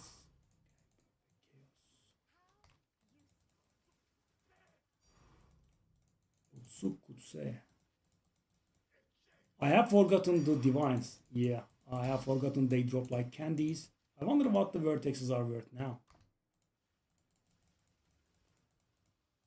By the way, a lot of people got my filter, and funny thing is, they are saying that this is a lucky filter because like 2 or 3 guys said they got a mirror as soon as they got my filter. The hell.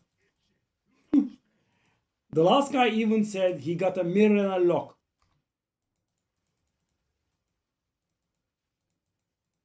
Obviously, the luck part is luck, but I love how concise it is, right? It doesn't show anything that you don't need. Obviously, if you are a little bit poorer, maybe you could do some sort of adjustment, but okay, where are we? Temple. Also, let's remember to note the number of divines that we get down. I don't think I will be doing another video on this, but let's just do it. I wonder also how many players are in the game now. But did it drop to like 4,000 or?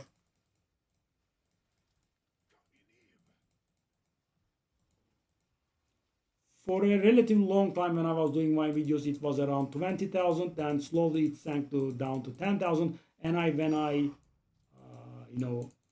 stopped, it was about 5,000. Let me take a look.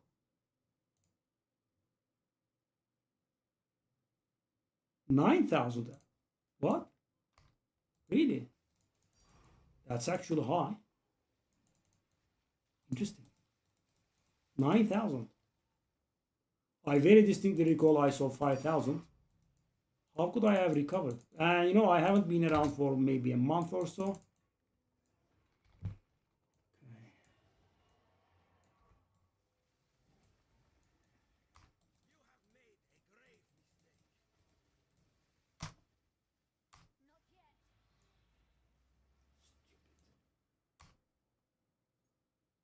By the way, guys, if any of you don't know this, I don't know who's here and who's not. So the thing is, Daniel, my friend, is the one that told me medallions actually make a sound when they drop, right? And a few people actually have mentioned that to me, but I didn't quite understand because I just have no sound, as you can see. Yeah, and so I managed to do like 200 rounds or so in my temple after I have finished it without any medallion sounds, without losing rooms from my temple. I think it's a matter of great pride actually, because it does make you lose medallions. Okay, that's done. Haven't missed it, but let's just get the nice round 30,000.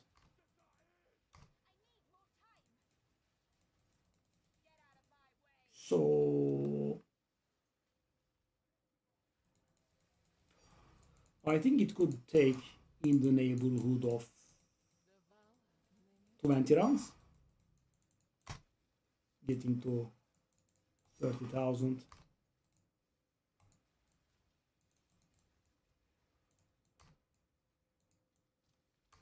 I wonder if we get a lock or something. Perfectly possible.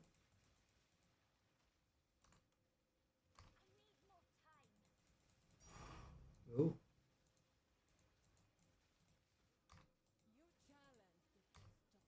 New challenge.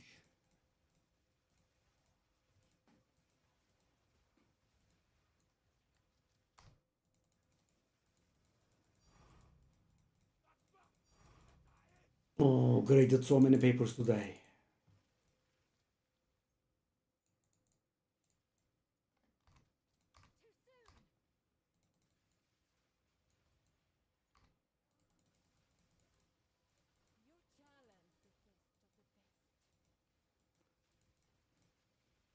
Oh.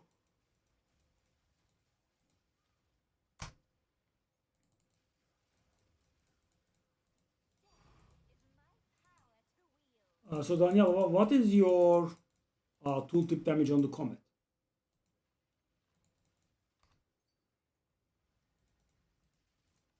The answer is yes. 75% or something like that? Yeah. Sadly.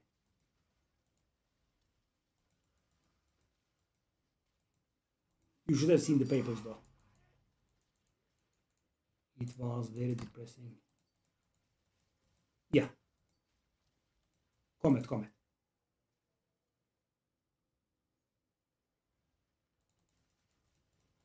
But Spark is of course also an indicator about, maybe you have some extra levels there. Comet is the one that's important. The non-infused version.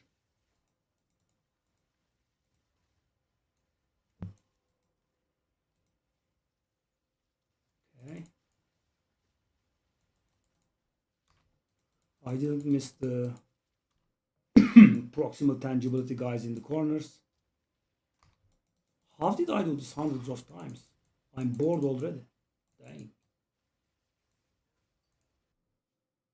Okay. 4 million? Hold up. That's not infused. You have more to comet damage than I do? Oh, I'm guessing that must be Raspith then.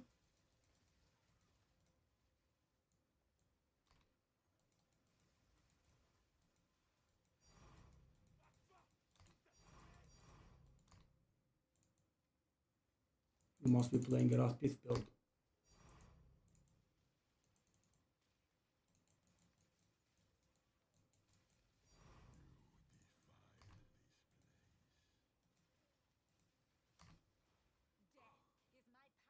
Generator medallion. Shall we take that? I guess we shall. It's literally strictly better than the reroll medallion. 4 million not infused, nice. So you are playing a crit build with Raspith or? Yeah. I don't want to go back to my cage. I mean, I guess we'll get there in 30,000, but yeah. This was fun when I was doing it, but yeah. I mean, the thing is, guys, you never see this kind of currency when playing the game normally, so. You are playing with a staff then, Daniel? How can you have 4 million comet tooltip? That's a little bit baffling. If I recall mine correctly, and we can't really look it up right now because I'm in combat, but I believe mine was 1.4 million. 1.8, I'm sorry. That's the number I recall. how could you get 4 billion tooltip with the staff? And the thing is, my staff is fully perfect. So you can't have anything up on my staff.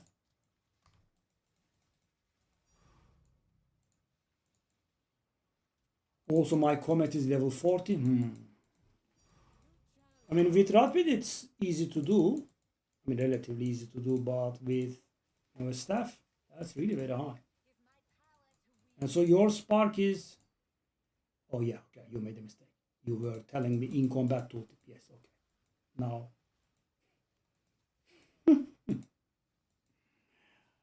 because you really can't. Okay, that's normal. Okay, that makes sense. Yep. Okay, that's fair. Because otherwise, I would say near impossible. Because the thing is, my comet is level 40, so you can't have anything up on me there, right? My staff is literally and fully perfect. You can't have anything up on me there either, unless you have a 10 mirror staff that is sanctified beyond perfect, which I didn't expect from you. So yeah, I mean, there is not really much you can do to get more than double my damage.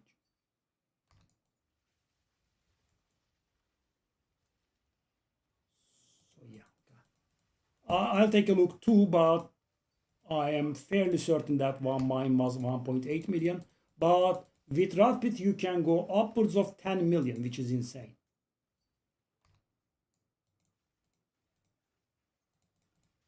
So if you watch the video, there is a great guy, right? I wanna erect actually a statue in his, greatness. There is one guy that has declared war on those, TFT scumbags. Did you hear about that part? Yeah, it was fun the first few gazillion times, but now it's not. You heard about that part? So, I have found a great guy. He has a shop, and in his shop, he sells fully and literally perfect items. Crossbows, staves, bows, whatever it is that you want, right? And what does he sell them for? This great being, this great person. 1 mirror, 0 fee, 0, no fee, while the other scumbags are charging 1 mirror. That is a proper example of a human being. If I saw him, I would salute him. Yes. Huge heart. The best human being on the face of the earth. Yeah. Great guy. There is a viewer of mine that told me about this guy. I'm like, that's not possible. Right? I mean, he wouldn't charge a mirror. He's like, no, he is charging a mirror. I'm like, really? No, I couldn't believe it, right? I asked him multiple times. He says, no, he is charging a mirror and the items are fully perfect. I'm like, I have to see this. And there I went, I'm like, what the hell? And the thing is, the guy is so polite. So you would imagine he would be selling like a few of each, right? Nope. Tens of staves, tens of crossbows, full perfect, already mirrored. So, he's actually, putting stuff out of his own pocket. So he has many mirrors and he mirrors them and, people buy them for 1 mirror only at 0 fee. And, the guy was so modest, right? He has a tip tab in which, there are garbage items, right? And you can buy the garbage items, buy in air quotes, right? For a tip, right? I don't know. I will have to find him. I think that there was love or something like that in his name. But search for my staff. He would be selling it because that's what I bought it from.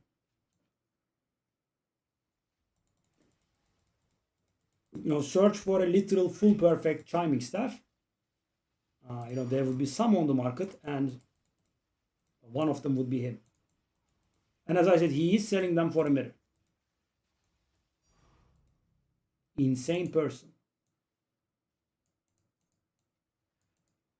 And so, can you imagine what the tip was? I'm still, shocked by it. 5 divine. 5. Not 1,000th of a divine mirror. That's the tip he charges. The modesty knows no bounds. I went there and bought quite a few of them. Yeah, the guy is insane. And also extremely rich. Hundreds of mirrors. Because, you can't do this otherwise. It's not possible. No. Imagine me trying to do that. That's just not possible. Yep. The most modest guy on the face of the earth. I mean, if he was asking for 100 mirrors, it would be, very cheap and I would buy several. And at 5, I just bought a lot. So I bought this stuff from him. And then I went to buy a lot of 5 divine. I think he's selling amulets or something. But as I said, garbage. So, you're basically tipping him. Yeah. Insane guy. I really hope he doesn't stop. And whatever he does, I'm blessing him, right? He does RMT. Just go ahead and do it, buddy. He has my blessing for everything. And not because I'm going to utilize him. I also think I will, but even if I didn't, that kind of stuff, he deserves everything.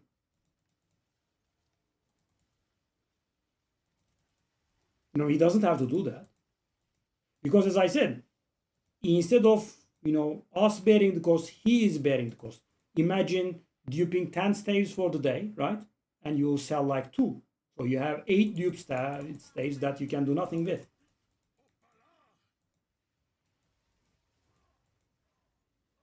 Yeah, great fellow.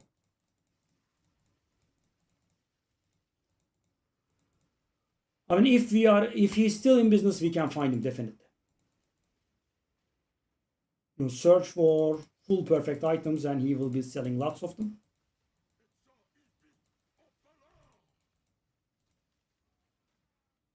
What a great fellow. Okay, Ibik Hoppala has been called.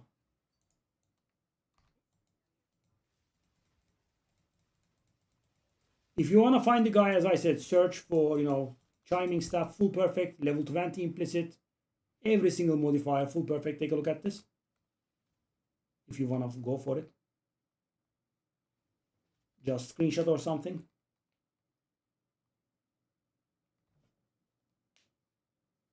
And as I said, he was selling lots. Right? He was selling crossbows, he was selling bows.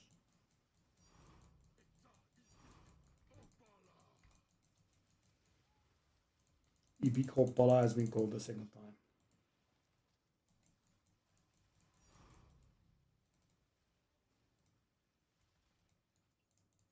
One button build, so good. So good. How many is this? It's 70. Maybe at the end of the run it will be 80, but I doubt it. The last few rooms aren't very profitable most of the time. So this is actually a below average run, in case you are curious. 70 divines and it's below average. I'm not counting these, I only count the raw divines.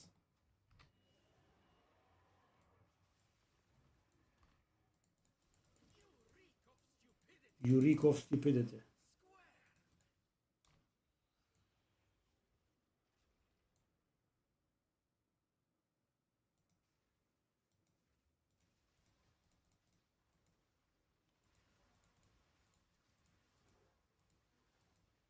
You looking for the guy?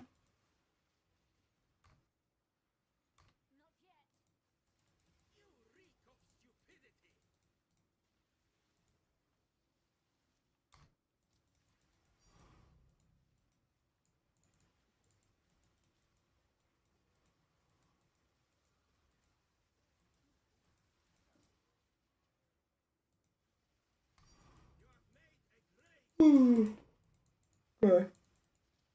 As I said, if he's still in business,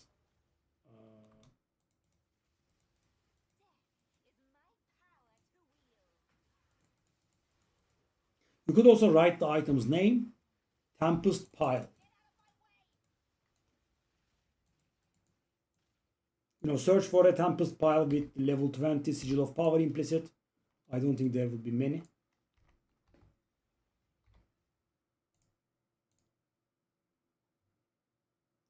So how much is this? That's 73. Where is my file?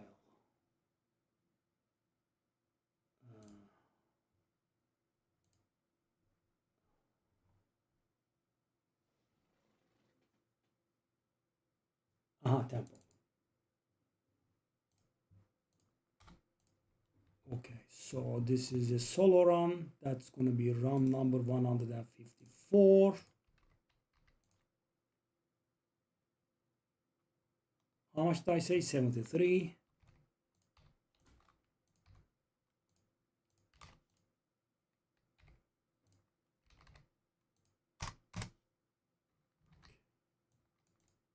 I'll protect this considering I have 6. Off we go.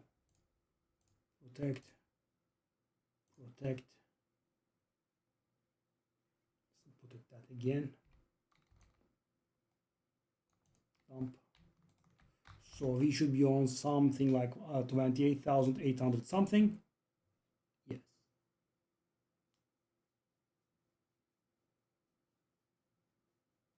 So 15 rounds or so, maybe.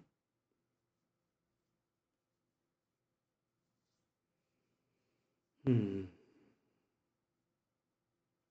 know, what is a nagging question in my head is, what will I start the season with? Right? Very big question that is very disturbing to me. That's why I have been dodging playing when the season was released. I don't like it that we don't have this Impact of Exile, guys. I don't like that we can't really tell which build is the best. I believe Love was. I mean, how many people are there that sell this stuff? There shouldn't be too many. Just go to their shops, and you know, I can assure you that you will be able to tell his store from others apart.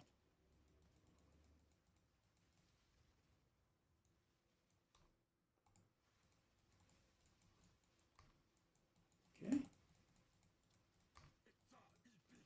Do I have any use of that Quipulatul's medallion? Quipulatul? I believe I might do so actually. Okay. Okay. Let's finish the side chain, then we go back and use that on the generator.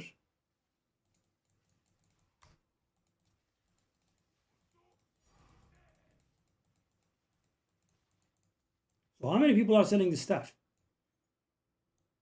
Are there like 10 people? I mean, you would, as I said, he is, there is no confusion with this fellow, right? It's not possible. What was his name?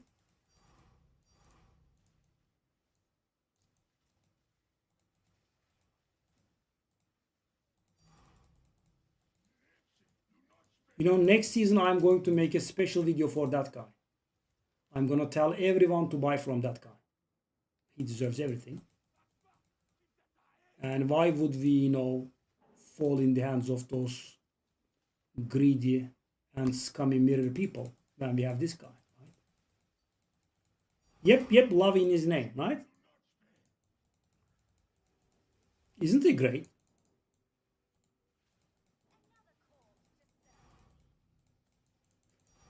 But if I might make a suggestion, I mean, don't buy a staff from him. I mean, obviously, so the reason I'm suggesting is, the season is at its end, rather have a mirror other than the staff, because the staff is not going to do anything for you in the non-seasonal. However, a mirror maybe can. He will do more tomorrow.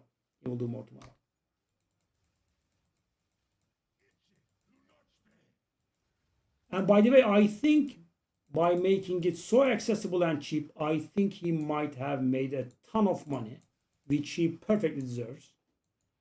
As I said, I bought like, I don't know, 10, 15, 20 amulets. I bought a ton of amulets from to tip.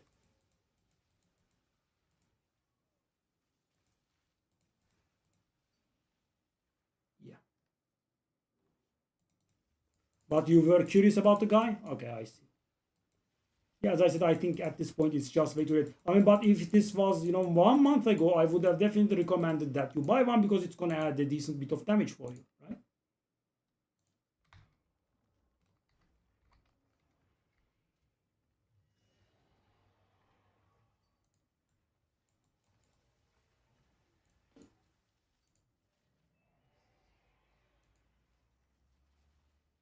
Yeah, at this point it's way too late, right? Because we have the last race coming, and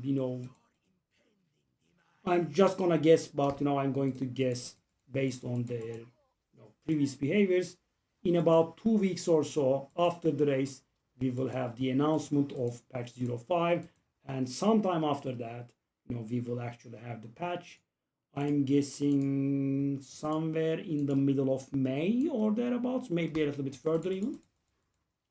And this time around, thankfully, they are not aligning it with Diablo's season, because last time it was 1 day apart. Diablo season and Path of Exile season were 1 day apart, which was, I would say, idiotic. I really think that so these guys are the top of the RPG genre, right? No argument there, right? Diablo 4 and Path of Exile 2. So they should be talking this kind of stuff. I think they shouldn't be making simultaneous releases, because I think it's a loss for both of them, right? Just one of them delays by maybe 1 week. Sure, I'm in the middle of a run. You can join me, or you can join me after I finish my run. Whatever it is, whatever you want. I'm just building up my ring here to 30,000.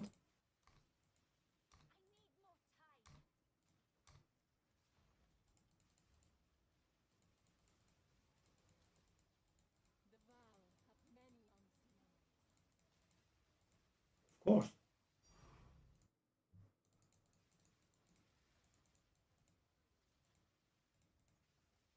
Oh.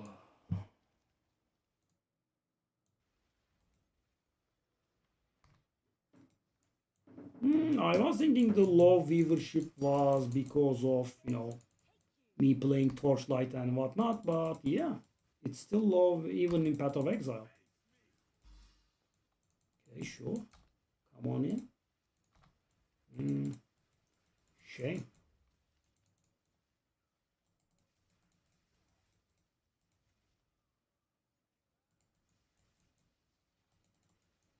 Well, let's see what happens in the season hits. But I think it's going to be more like a YouTube activity more than a live stream one. You can't come in? Yeah.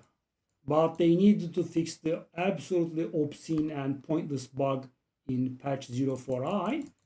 But obviously, they don't need to fix you from being able to go in my temple. Those patches, I did videos on them just to, having done some, Path of Exile videos, but they were being very infuriating to me, those videos, those patches. Mm, Fixed someone playing with a controller, combing their hair to the right while they were, in the toilet, blah blah. Buddy, the temple has real bugs. Right? A lot of people have quit because of your incompetence. Right? Maybe fix those. I mean, imagine 4 months in, and you just cannot join temple. So, so weird.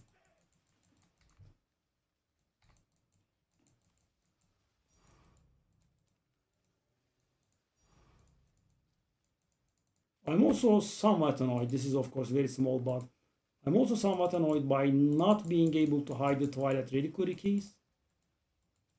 And this is an ongoing issue for 2 seasons. I couldn't do it in season 3 either. But in season 3, you wouldn't get it very frequently, so it didn't make it that much of a difference. But in here, it drops like mad.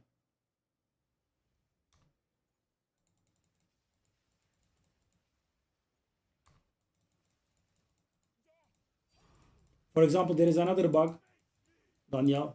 When you are doing trial schemas, only on floor 2, the hourglass trials can get bugged. And as you know, the hourglass trials take 1.5 minutes, and you get some rares in there. And when you kill the rares, the timer gets shortened by 15 seconds, right? In floor 2, sometimes you do not get rares to spawn, and you have to wait there for the entirety of 1.5 minutes.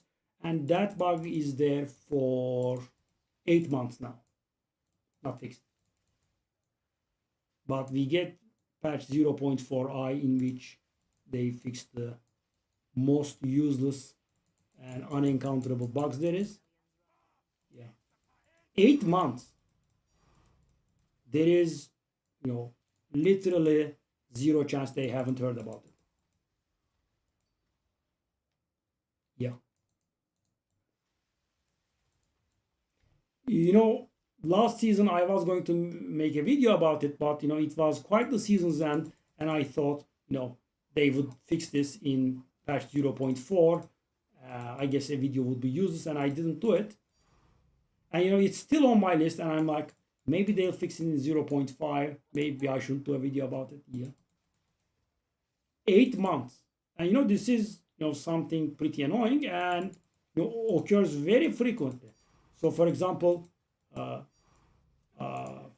what I was doing was, so this season I didn't do it, but last season I ran a lot of schemas, right? It was a very good money maker last season. And what I did was I was actively avoiding hourglass rooms in floor 2. Yeah.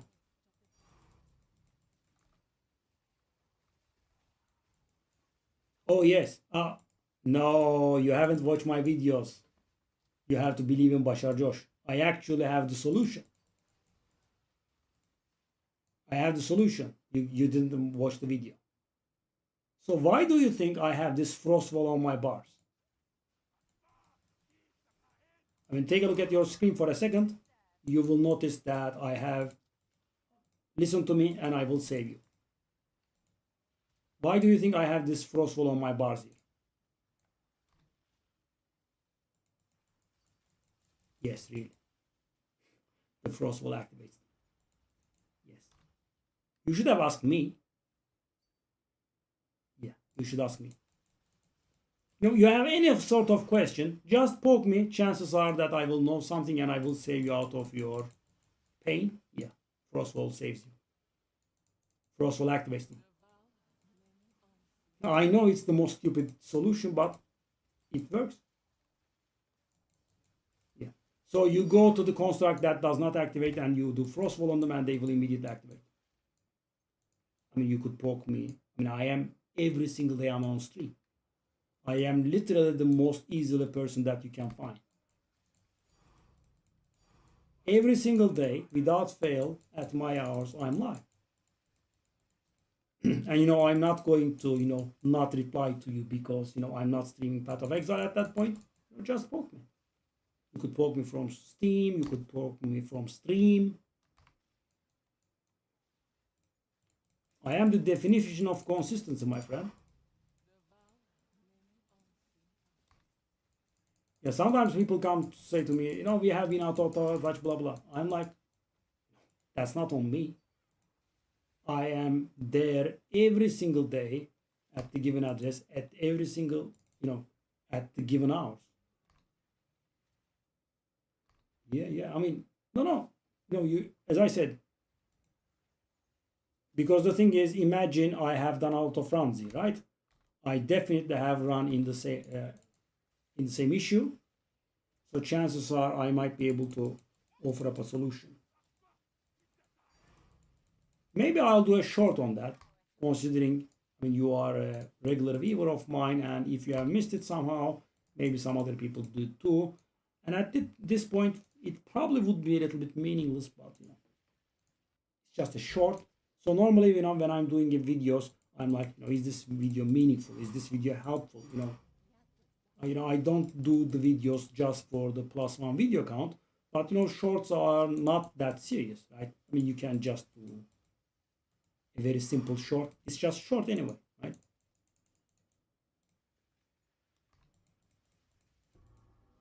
So I guess I should do one. You can poke me IRL, of course, please.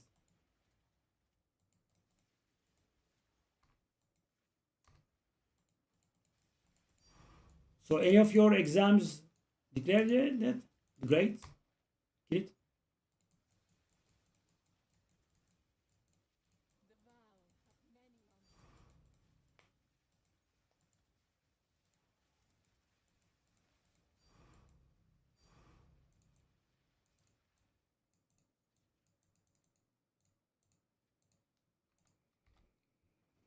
Okay, so what am I doing here?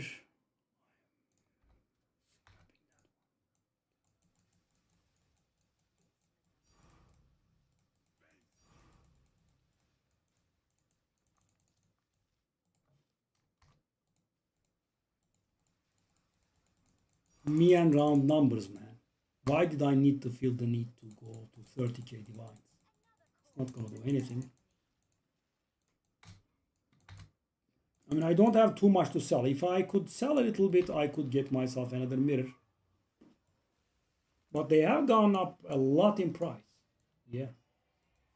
I am assuming they will take a hit when they announce the new season because, in the non-seasonal, they are like 2,000 divine. In here, they are like 9,000. That gap has to close. And because of this season, I believe the value of mirrors in standard will be forever tainted, if not forever, for a really long time. Nice. No, 70 is pretty good. And of course, because we have the relative system, also it depends on your classmates. But the name suggests it's not really something that people would be scoring very high from. So 70 should be in the good area. BB minimum or B minimum with American standards. So the grades that I was grades I given today, huge range. I know it's very polarized. We have some very good grades, right? And a ton of very bad grades with very, very few people in the middle.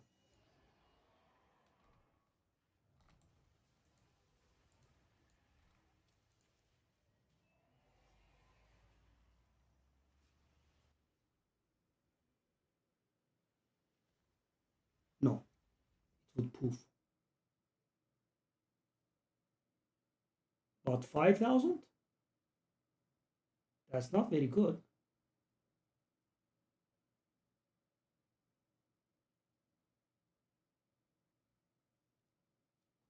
I mean, you kind of want leech faster on that belt. And you also don't have the flat energy shield that's yours, right? That's not worth 5k. I mean, I don't think it's even close. I mean, I have not been trading for a really long time, so I could be off there, but didn't look to me. Yeah, I think way too much. Orders of magnitude. So what you want from that belt is the energy shield and the intelligence remain intact. You want at least 2 charm slots. You want excess blah blah, right? And the fourth modifier that you want in red is the leech faster. Obviously, it doesn't work with the gloves because the gloves makes leech instant, but I mean there are some builds that do not leech instantly, so for those builds, faster leech is actually very important.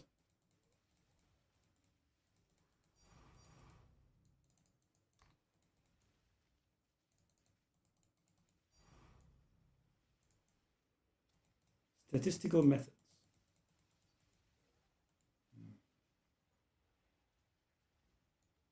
No. I mean, imagine that. How much life regeneration do you have?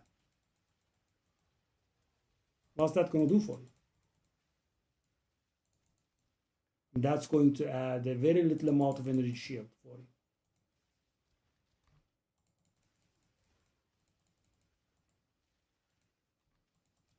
The leech faster, however. So the thing is, I don't know if you know how leech works, but the way that leech works is when you do the leech, it's going to get applied to you over 1 second, right?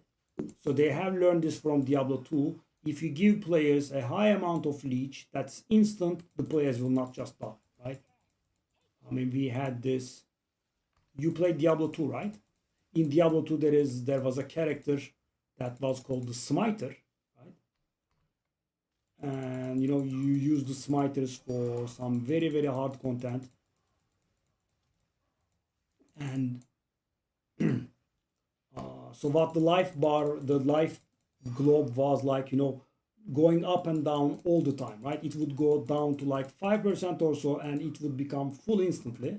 So that's what you get when you have proper leech. So in Path of Exile, they nerfed it. It's over 1 second now, right? And it only works with physical damage, unless stated otherwise. No. So when we leech with Soul Tether, right? So for example, I deal 10,000 damage to you. We leech 10% as a blood mage. So I'm going to leech 1,000 life. And that's going to get distributed over 1 minute. That means I'm going to be leeching 16 per second, right? Approximately. And of course, I will be dealing much more damage and I will be leeching much more. But I'm just giving you the numbers. So if you have, let's say, 25% faster leech, that means the same leech is going to get applied over 0.75 seconds instead of, which is 45 seconds. So the same leech is not going to get applied over 60 seconds, but 45 seconds, which means you will be leeching 25% more per second. And that is what keeps us alive, the leech. Because we are casting the comets with our life, and it goes down. So the reason that you see our own, like this very build, our own life bar jump up and down so hard is because we have this one at series acuity. Leech from critical is instant. Right? That's why our HP bar jumps so much. Normally, it would go up slowly. But we also hit extremely hard. There is also that. Right? We don't hit for 10,000. We hit for millions. So the leech is huge.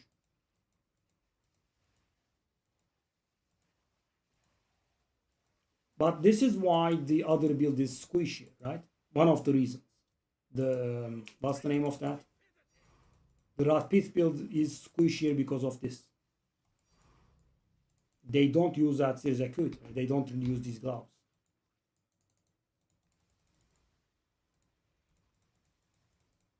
So their leech is not instant. And normally, when you leech to full HP, the leech goes away. So for example, let's say you're on 2000 HP, right? You dealt a lot of damage. You are going to leech 5000 life, right? And the 2000 life starts getting healed and you reach 3200 and bang, it's gone, right? The next moment you take damage, you do not start immediately healing. So what we do is, I'm going to show it. So that's why we anoint this fast metabolism here. What does fast metabolism do? It stops the leech from going away when we reach full HP. So again, let's go back to the example. I'm on 2000 HP. I dealt a ton of damage. I got 5000 leech coming my way, right? I start getting healed and I reach full HP, right? And I have like 3000 more healing that I'm expecting. Boom, gone immediately. As soon as I reach full HP, the waiting leech goes away, right? What fast metabolism does is it does not allow the leech that is waiting to heal you to go away. And that's how we survive.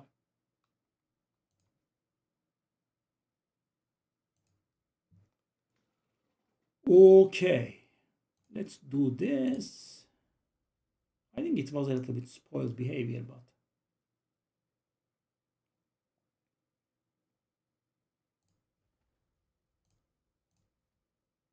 okay. So that is 86. Okay, this time it's a little bit better.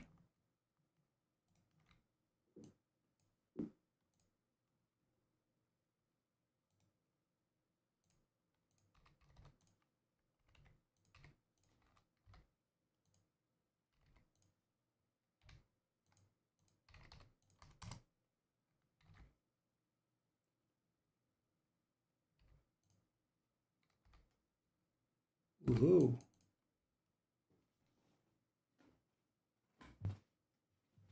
Let me grab a drink. Oh. Oh.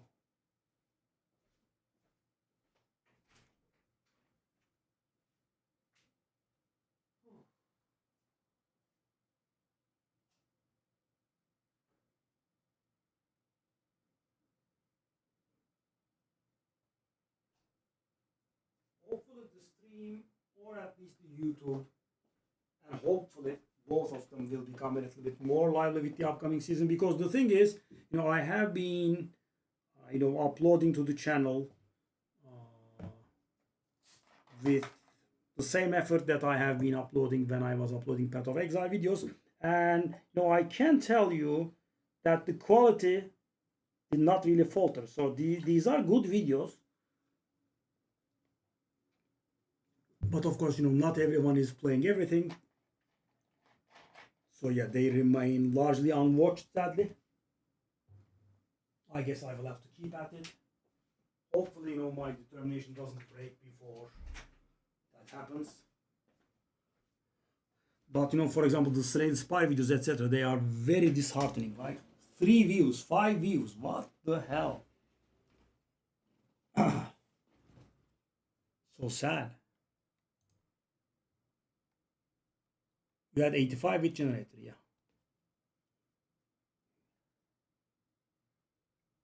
Yeah, I just had 86 with a tier 1 generator, actually, not tier 2. I didn't, keep track of that. It's, a very minor thing, but still, as a very minor, I think it's making a difference. Small difference, but it does. Generator being tier 1 or tier 2. So the generator itself makes a difference, right? I do have a specific video for this, but the generator being tier 2 or tier 1 also makes a smaller difference. Yeah, they're not very noticeable, but if you are keeping track of everything, you can notice a few divines. I mean, the generator's existence is making several divines in difference, and it being level 2 or not makes a few divines of difference. Okay, so I'm at least safe for the next round. I hope in these rounds, I don't get very unlucky, or I don't make a mistake and lose the temple. I mean, it's not going to survive as it is for the next season, I'm sure, but still, so much effort in here. I would rather, keep it intact. I'm guessing it's going to, get disrupted in the, eternal realm, but standard, that's what we call it. Eternal is Diablo talk.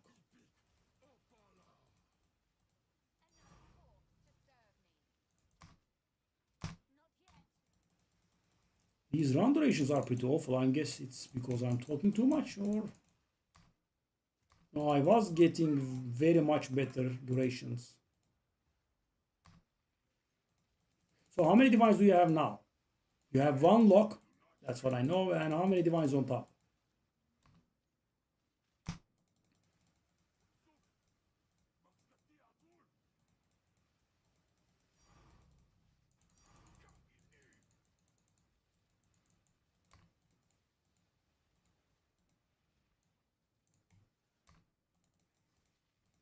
Still adhering to the superstition, by the way.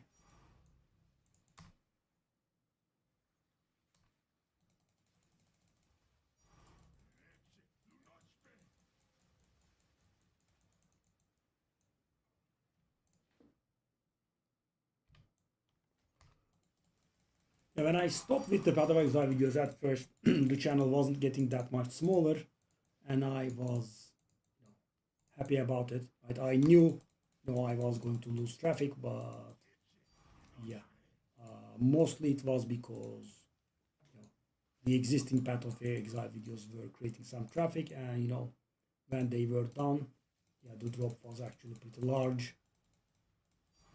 It's sad, but that's the nature of these games, right? I think we even had a good run because I did start a little bit late. This season I'm gonna start on time. Let's see how that goes. 3,000 divines, not bad. So you have something in the neighborhood of a little above a half of a mirror. Not bad. So yeah, so the mirror is just a question of time then, right? Some rounds. So when a grind is big, in order to give myself the motivation, I would make it into a smaller number like that, right? So for example, if you assume 80 divines a run, you are like 50 rounds away from a mirror, and that is not including anything. That is not including the perfect exalt orbs, perfect chaos orbs, the vertexes, the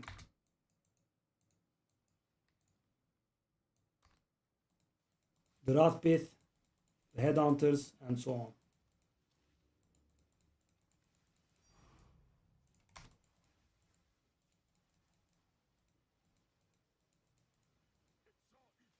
And if you remember, I actually did that to myself, right? I was thinking about the 30,000 divines, which is absolutely unnecessary. But yeah, so the way I think about it is right now it's very far, right? And it is demoralizing. So I tell to myself, like 12 more runs makes numbers smaller. And of course, the grind that you have to do does not actually get smaller, but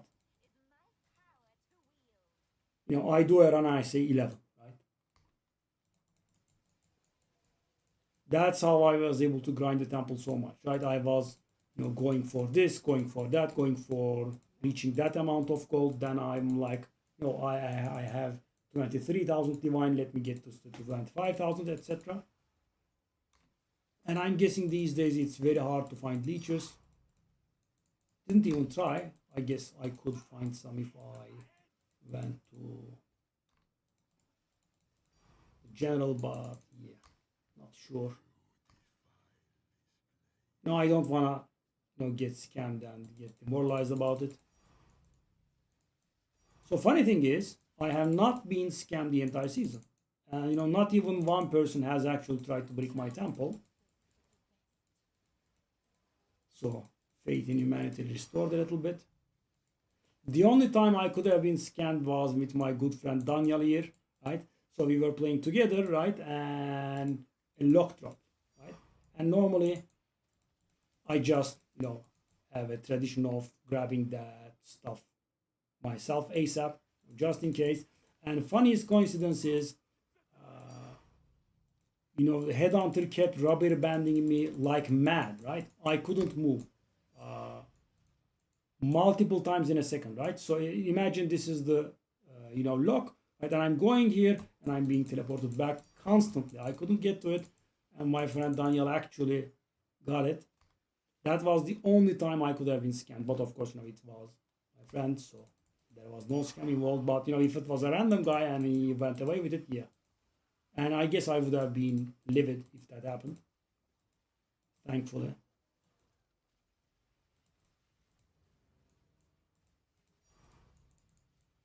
All of the other mirrors, the locks, everything, I got them first. I was going to get that one first as well, but as I said, Headhunter just didn't allow me.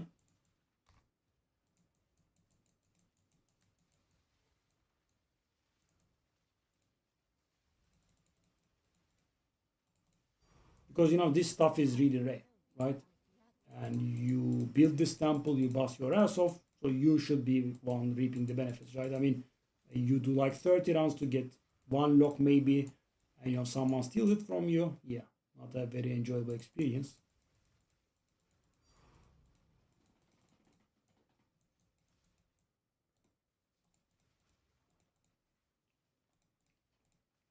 Oh.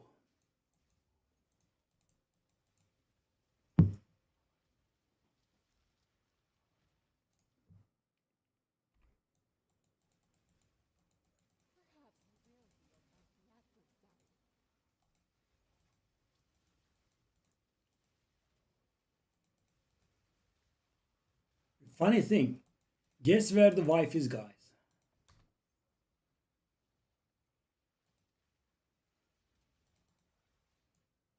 She is in a place called, brace for it, Ouagadougou.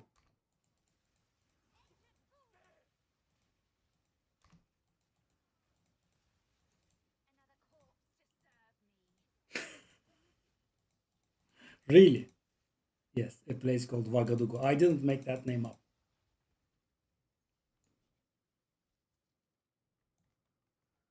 That's in Burkina Faso.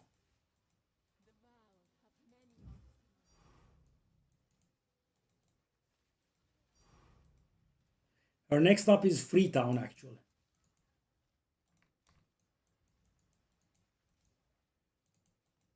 Sadly, it's not Istanbul, but Freetown. And I'm suspecting, just suspecting, that the Freetown is not that free.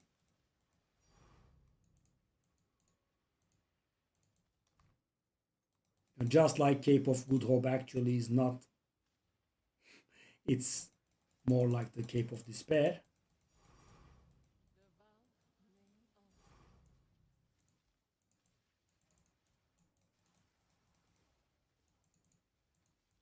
You should see how it's spelled. Search for it. Kill it. Search for it. The spelling is pretty impressive because it's nothing like, well, I mean, it's somewhat similar, but it's quite different than Ouagadougou itself.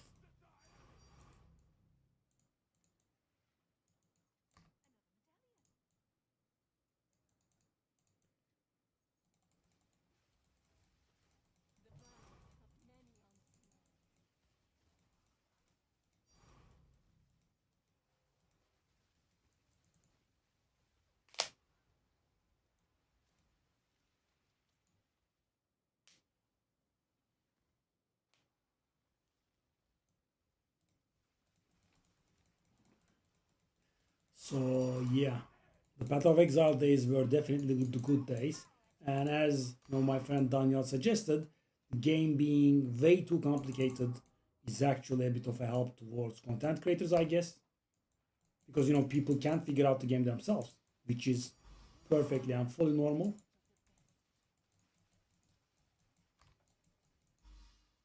Whoa, two rough bits. I wonder how much these are worth. They should not be worth a lot, but we'll see.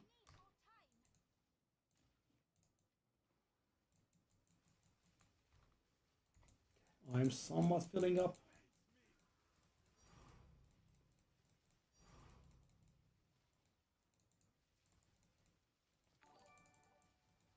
Peroxide. 10 months. Hold up. Did you not just share this that some days ago? I must have been imagining. How's it going, buddy? Are you even here, by the way? Is that an auto subscription renewal?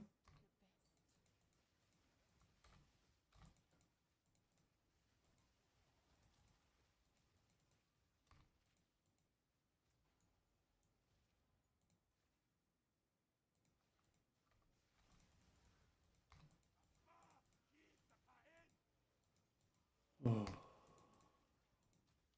Yes. Yes, that's how it's spelled. Ouagadougou. Yep. The capital of Burkina Faso for you.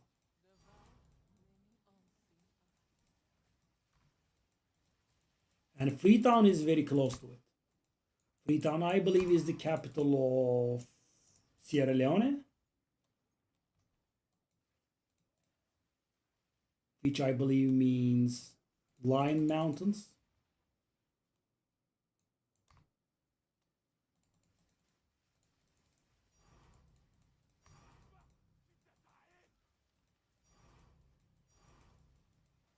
These are, towards the, south of Central Africa, southwest.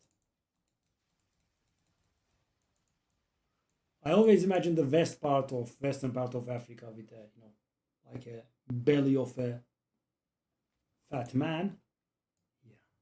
So this area is to the lower part of the belly. Your comments are cracking me up. Yeah,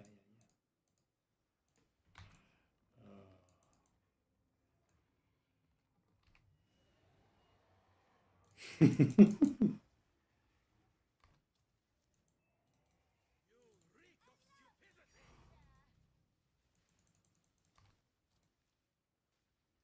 Yeah, I had the pleasure of, going to Central Africa myself. Not there exactly, but I went a little bit to the north, inland, a place called Mali.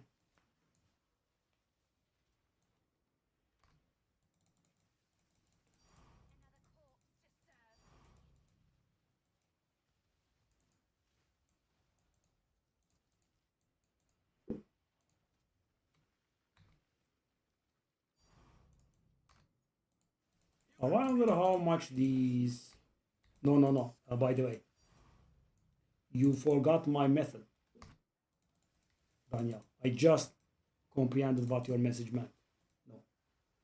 So the idea of the temple farm is to spend as little time as outside the temple as you can, and that includes everything. So you would think about the energy farm and to make it as short as you can, right? Nope, not also that, not only that, but also the time to sell the stuff.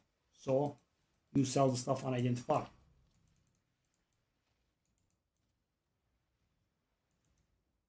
Save time. And most of the time selling unidentified is more profitable because of them having the promise of being so valuable generally keeps the unidentified price. So what I basically mean is you get 100 Ratbit globes, right?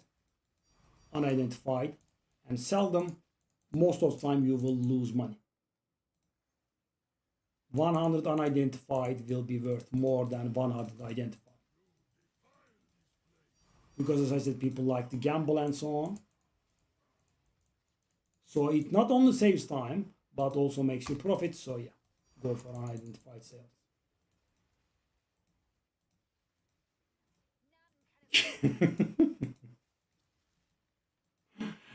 Yeah. Wagadugu.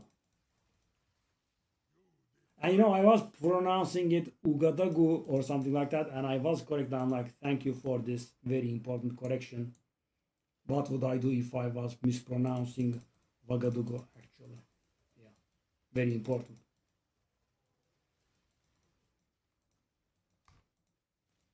As it's certain that I will be going there multiple times in my life.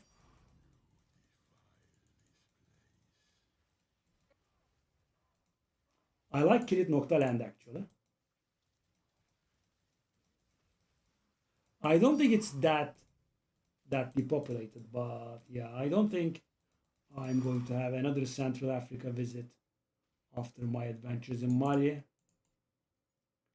It was 47 degrees in the shade. Yeah, a little bit warm.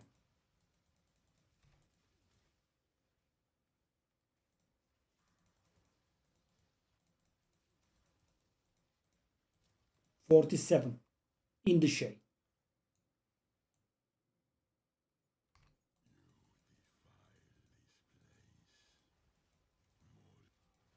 I believe it was near 70 in the sun. I don't know. But whenever I dared going in the sun, I was hearing the sizzling sound of flesh cooking. I know I'm not really exaggerating too much.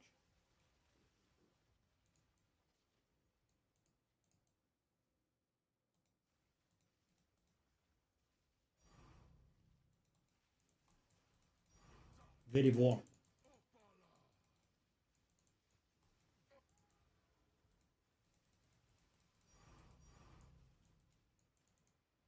Oh.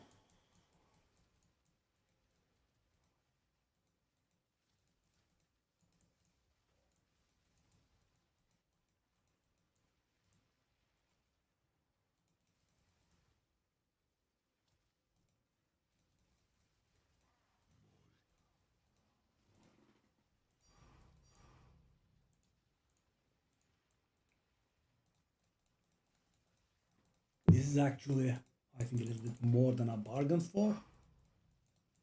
Yeah. All of a sudden, I'm not sure if we can make it to 30,000 today. So thing is, as I term it, I have the quest now. So I think I will get there, but I'm not very sure if I can make it today. Because right now, I believe we are a little about 29,000.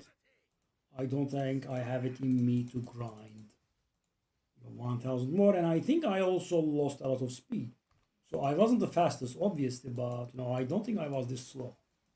This is really very slow. So in 2.5 hours, I grinded like 300 divines. I grinded the full energy, of course, there's also that. Full energy plus 300 divines. Which is, yeah, not very impressive. And this energy is not going to be enough to get to 30,000. I will either need to get some people, leechers, or I will have to grind a little bit more energy. I guess that's where the maps will come in handy. I wonder how Diablo's expansion will be though. I'm very curious.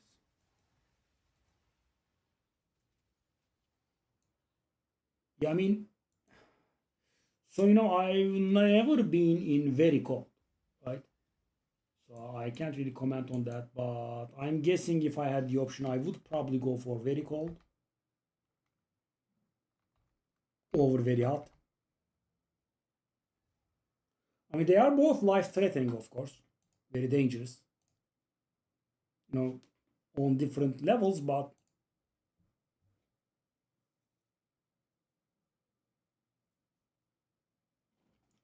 I was, very certain that I would be hospitalized in about 15 minutes in the sun, right? Very easily hospitalized, yeah. Okay, do I lose this? Hmm.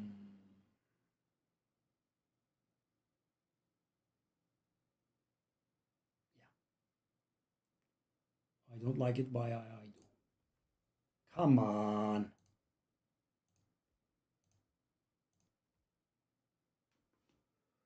Okay, so how many now?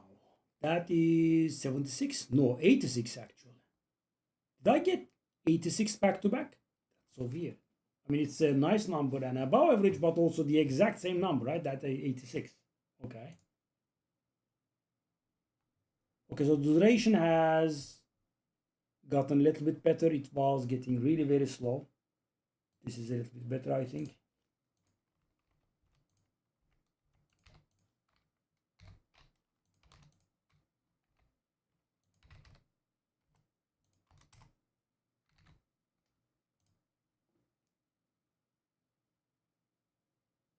Oh,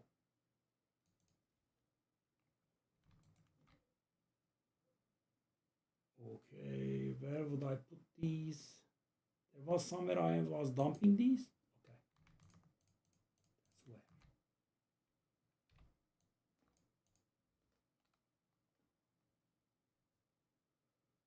where. Can't really do anything. All that locked. If you want to come, by the way, you are in a run. Hell no. Okay. Oh, you have been made into an officer. I didn't know. Congratulations. Well deserved.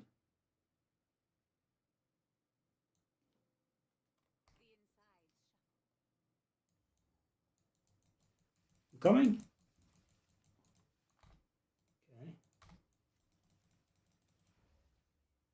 If you can't come in, I'll just leave.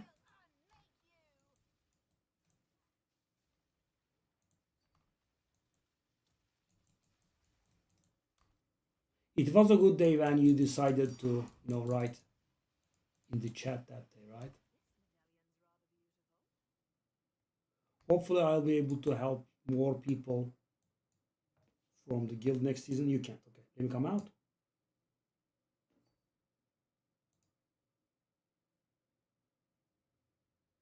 I'm out. I was a little bit stressed when I was coming out, but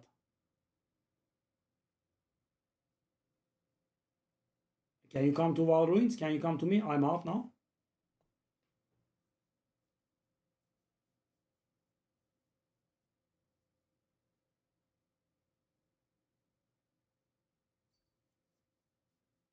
Okay.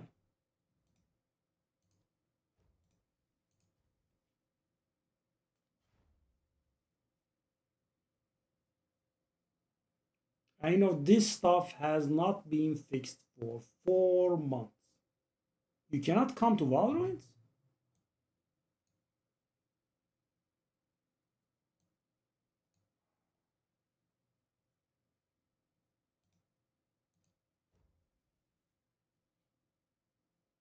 Let me just wait a few seconds.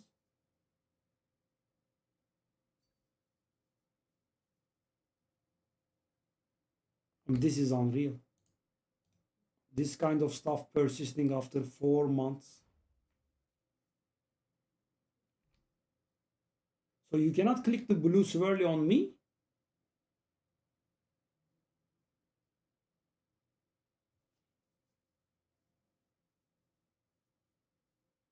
You can, but it takes you to the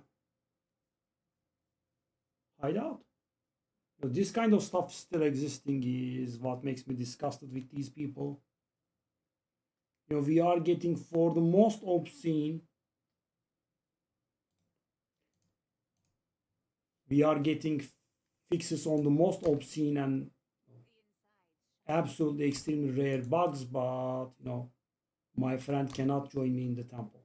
Obviously, there is no need to fix that for 4 months. I died.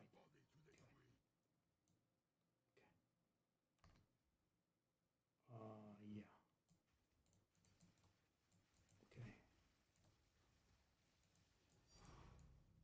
So I think it registered me as getting in that room and put the barrier up so my sparks couldn't get past the barrier, but those can hit me, right? That's part of exile for you. Yeah. And then, yeah, I mean, we are talking about 4 months here. 4 months. And did you see the patch notes? The minor patches I was talking to you about. They would drive you insane because they are fixing the most minor and unimportant garbage stuff. And we didn't do anything complicated, right? I just invite my friend to a temple run, and you can't even get in. And that obviously does not need any fixing. How? Why is it still not fixed?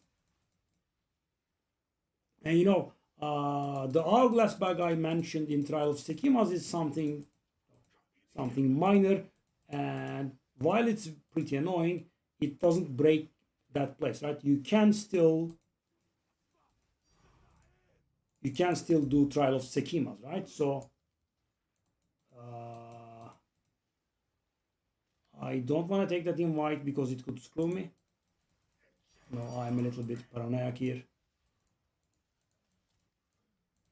Should I try? You think? No, I don't trust these idiots.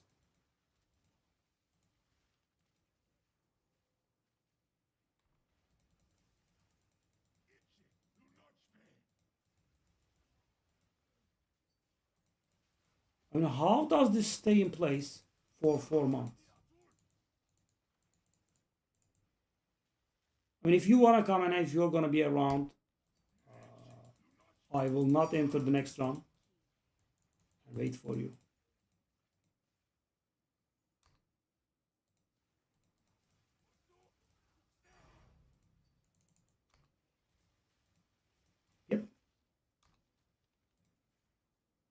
By the way, you watched my energy grind videos. You are doing it the right way, right?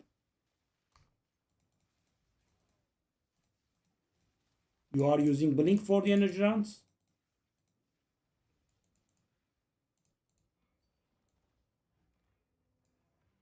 Okay, sure.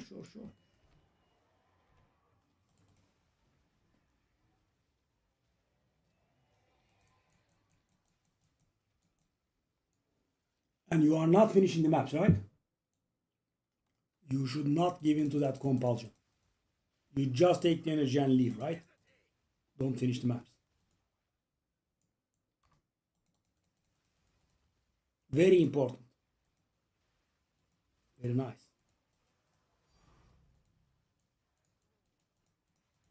Do you do the trick that I do with uh, mm, the skill tree?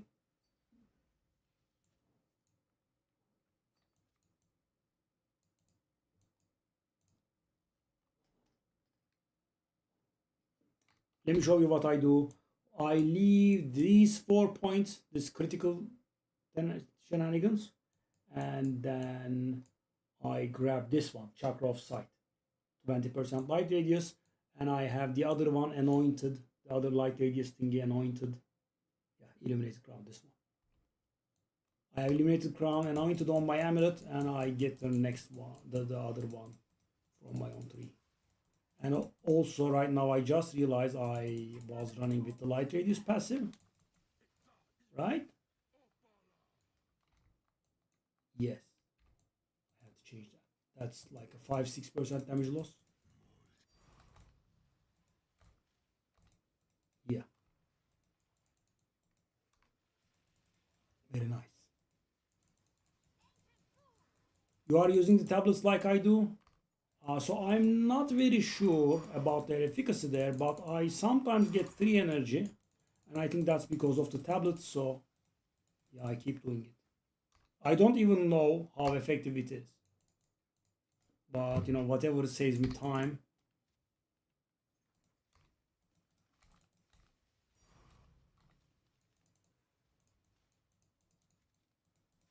But I don't know what it is in the tablets that makes them give 3 energy. So maybe I could force the maps to give me 3 energy more frequently, but yeah. So do you get 3 energy every once and then or not?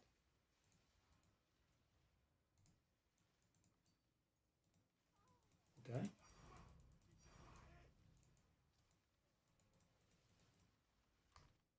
You should not be getting 3 energy ever, but let me know if you did. I'm curious. And it's very easy to tell that you are getting 3 energy because normally you are all on even numbers. Okay, you always get 2. So the things that I'm doing with the tablet is actually working. Okay. That's what I thought, but real confirmation is of course very nice. Yeah, but as I said, this is something that I have heard of, and I was not able to go into detail. So I don't know what it is on the tablets that gives me 3 energy. I don't know exactly what it is, but when I'm so you might have noticed. I don't know if you noticed, but at the end of my energy grind, I had 59 energy, which is an odd number, right? So I must have gotten at least 3 energy at least once. I could have gotten it 3 times too. I didn't count the maps very literally, but it does save you like 10% effort. Yeah, it's just a habit from at this point.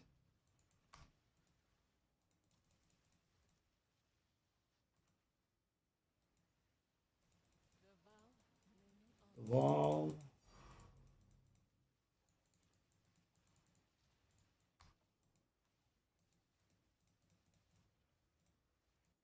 Hey players, we have fixed a bug where you were not able to pizza on a cloudy Thursday night, exactly 9:24 p.m. with earbuds on.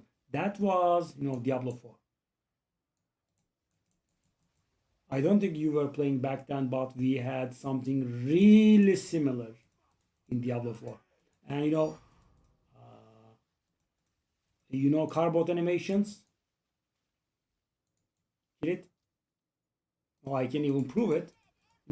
Even they made fun of that in in an animated video of theirs.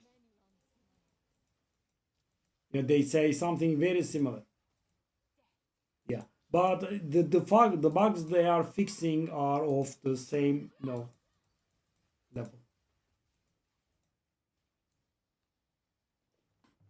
I was just doing some shorts every time they patched, and I was getting infuriating every time they did because I knew they were not fixing the temple as immediately proven, right? We couldn't run a single run together with my friend Daniel here. Stupid thing keeps teleporting him to my hideout. I wonder how, so the thing is, so at first, they would absolutely retire the temple, right? They would remove it. That's what I expected. Then after I played a little bit more, I realized they can't really do that because, these red orbs, etc. Some currency comes from the temple, and I don't think they are retiring those currencies. The wall cultivation orb, that sort of stuff, right? Architect's orb. I think that stuff is there to stay. So if that's going to be the case, the temple will be staying. But of course, the question becomes at what capacity? Because if it stays at this very capacity, no one is going to even take a look at the new seasonal mechanic because it will not be able to compete. And nothing will be able to compete with this, right? It's not possible. Something in which you can get 78 mirror divines in 20 minutes, nothing can compete. Right? It's not possible. So it's going to exist in a reduced capacity, right? They will not be removing it. So if that's the case, I'm curious to how it will be. So I had actually a good idea about this. So the reason that the temple is so good is that we can have so many rooms, right? If you just make the grid smaller, it's going to become much more inefficient. So for example, right now we have a 9 by 9 square, right? So we have 81 rooms. You have to sacrifice one room as the entrance, one room to the architect, and 3 rooms bordering the architect in a perfect layout. So you can have 76 rooms total, right? However, if we had the 8 by 8 grid, then we would have 59 rooms to work with. And losing 17 rooms is huge. So the temple's yield would go, much, much lower. I think that's a fix.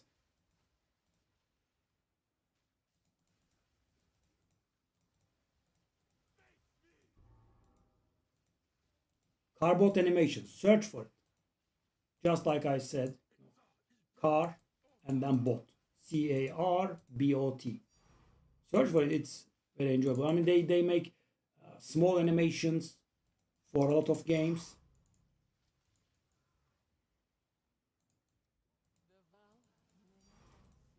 And you'll see them making fun of Diablo 4 with exactly something just like you typed. You found them, or shall I type the name in chat? They are pretty famous. They do a lot of games, and they are pretty hardcore players, by the way. Their World of Warcraft ones, their Diablo 2 ones, they are pretty on point. So they just didn't skim over the games, right? They have people that play these games at a serious level. Yeah, I mean they are very famous. I knew you would have seen it at some point. Literal millions of views.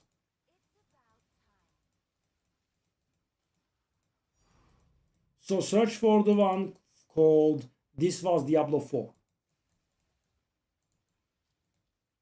Yeah, very famous. And very good. Very on point.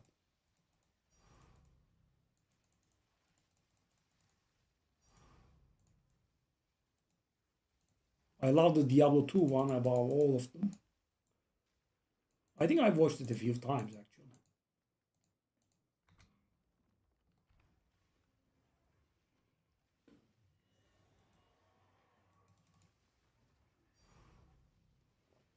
Aye.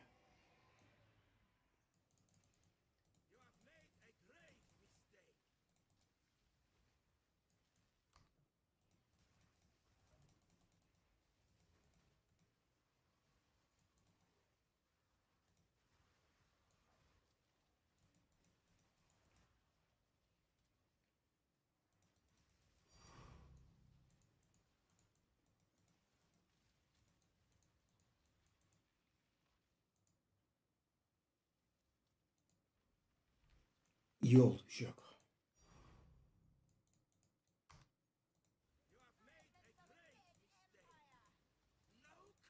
Okay.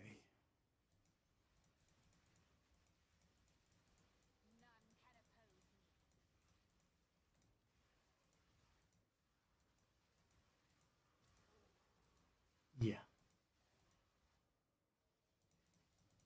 You know, in Diablo 4, I think that was before you played, you know, the itemization was very awful. You know,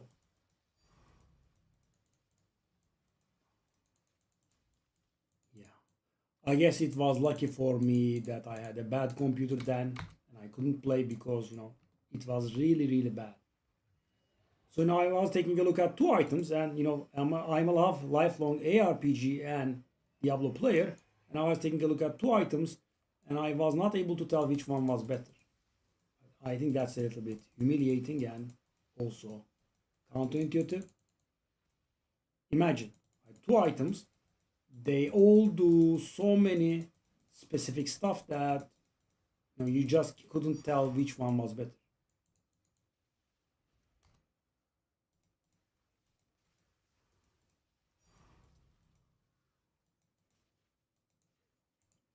Then I believe in season 3 they redid all the items. The season of Loot Reborn. You know, they basically turned the game into Diablo 3 over time, slowly. Yo.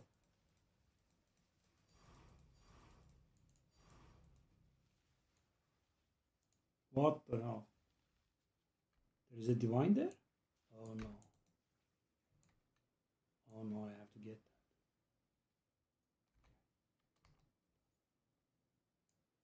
I wonder how many divines I have left behind like this. Oh no, no, no, no, no, no. Oh no, no, no. Oh, I'm wrecked. I'm wrecked? Yes. Okay. Well, time to go.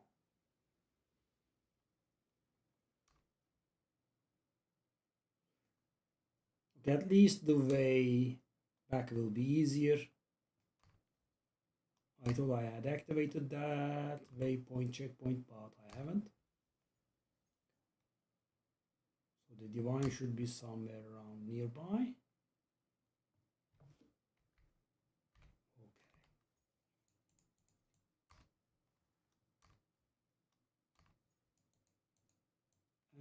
And there we are. Good. Okay, so we can pick up where we left off. However, I have lost all of the headhunter stacks. There's that.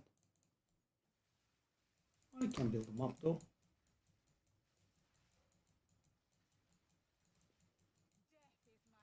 Yeah, already 40 stacks.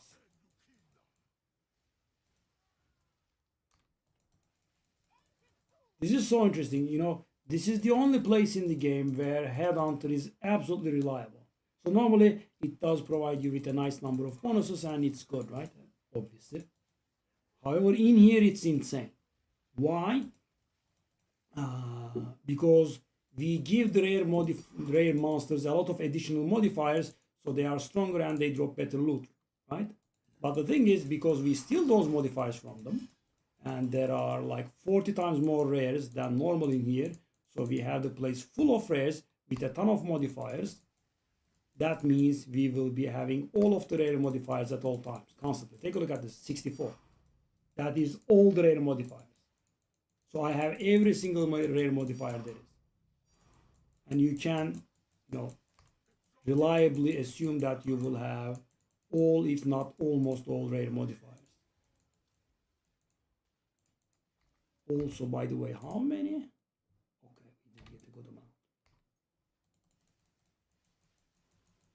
amount. Slowly getting done.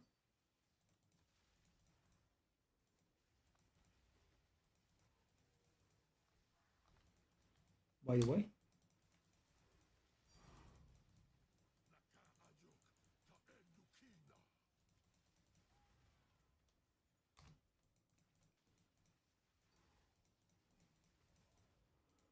Well, I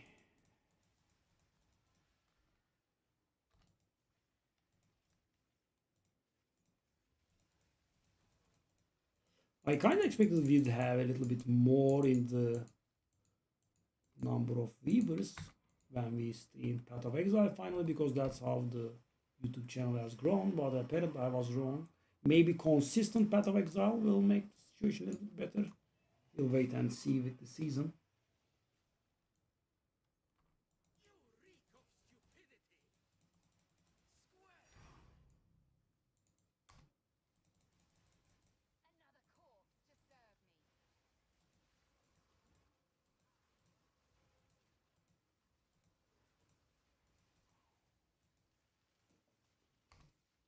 All right.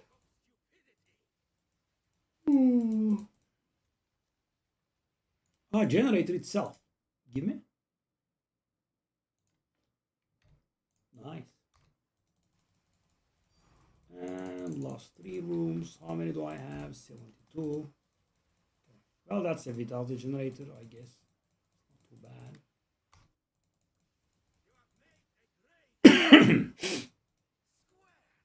Squirm. Okay, I guess I'll immediately invite you just in case.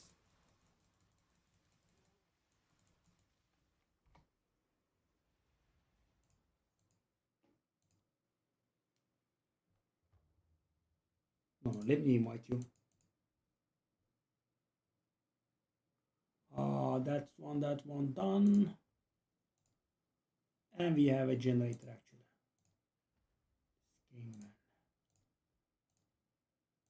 Okay, I'll not protect it. Okay, so let me invite my friend here. You know, I got screwed like this once, by the way. That's why I'm fully being paranoid here. Someone else invited me, and the game knew the temple was mine, but because the instance was his, the game didn't allow me to interact with the interactables.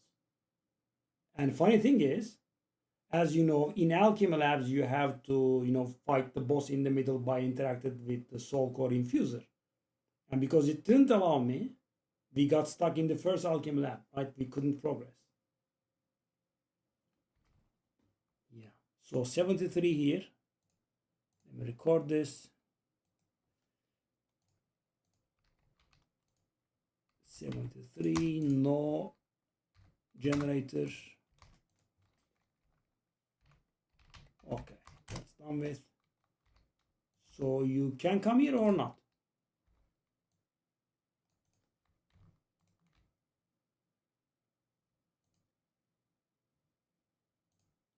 What is the price for these?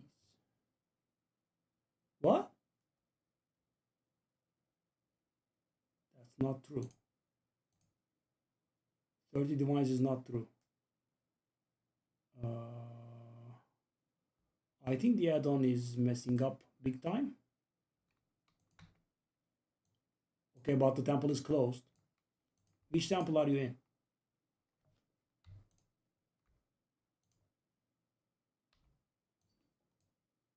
Okay, so are you going to come or not?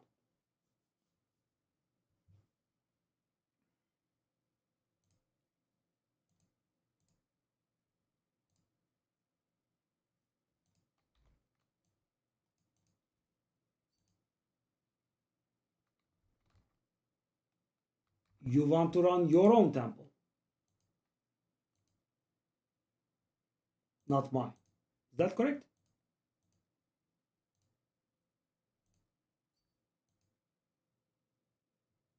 You want to finish yours and then join mine.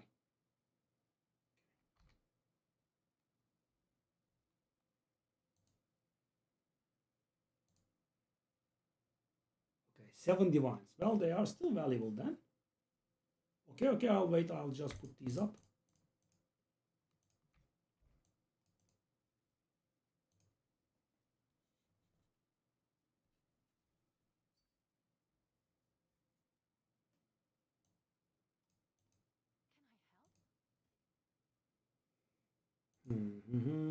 So these are just divines, please. Don't show me the garbage. 7 divines, 7 divines. Okay, so how much is this?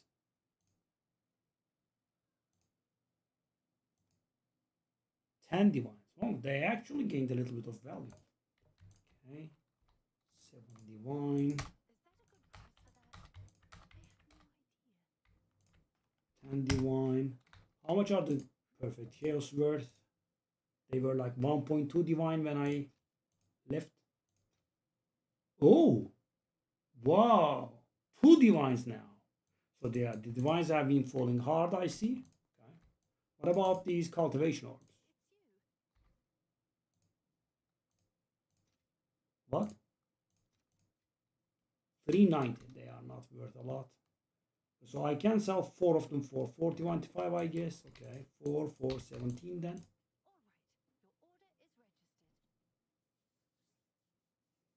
So guys, after doing this stupid grind, I guess it's fair that I try to get another mirror. So can I though, is the question. So I have 7,600 divines. A mirror should be about 9,000 or so. So we are somewhat far from it. Let me see if it's that level still. Mirror versus divine. Went down a little bit, but yeah. Okay, let's go.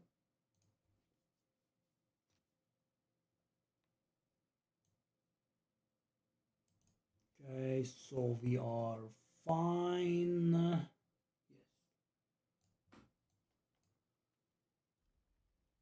Yeah. I knew it.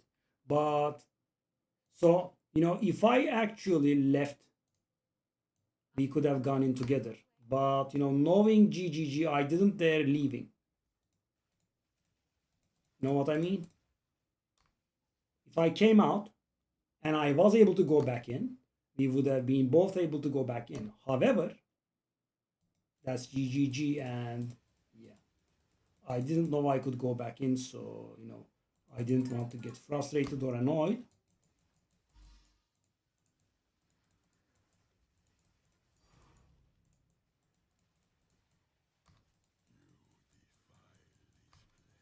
What's going on? Why are these guys giving me a hard time?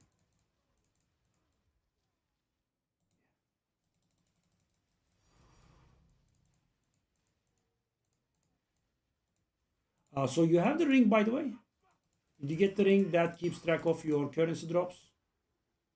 I remember that we talked about it, but I don't recall if you had gotten it.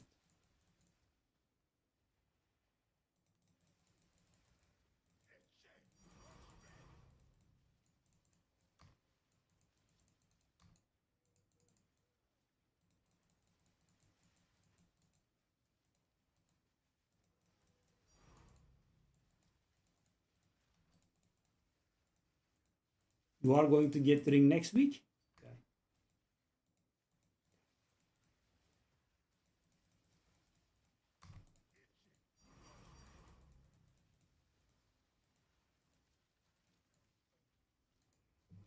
Yeah. When you say that, I completely forget about that kind of people. Kill it. When you enunciate that, you remind me of their existence, Flat Earth Society, anti-vaxxers, that sort of stuff. I'm like, wow, those people are a thing. They exist.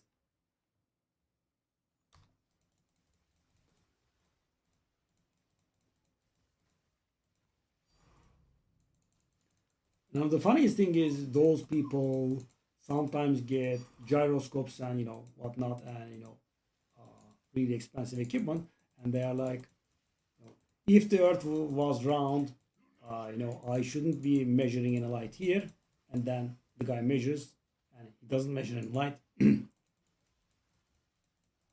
they are like, if the Earth was really curved, I would have needed to take this gyroscope up by like 1.5 meters, and sure enough, they lift it by 1.5 meters, and they see the light there, and even then, they are able to cook up some excuses. Unreal.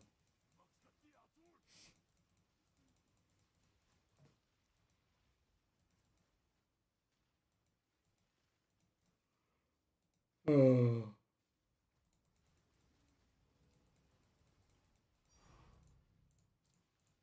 and there are really so many different proofs of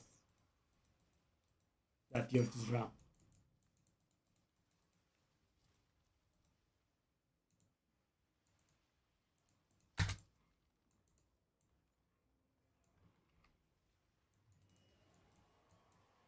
Yes, yes. And funny thing, I don't know if you know this, Kilit, but thing is, when sometimes snipers do very long distance shots, right? And when they do that kind of over 1 kilometer, they have to take the Earth's curvature into account, or the shots will miss.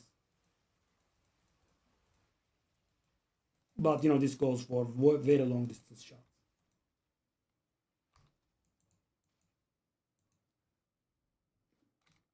Yeah, I believe the longest distance confirmed kill is like, I believe, a Canadian sniper, like 3 kilometers or something. It's insane. Yeah.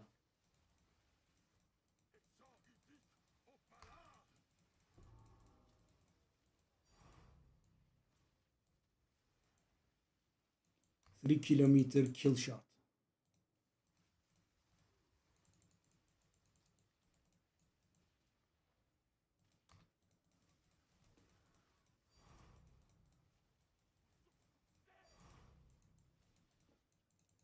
I mean, how is a question that pops to mind?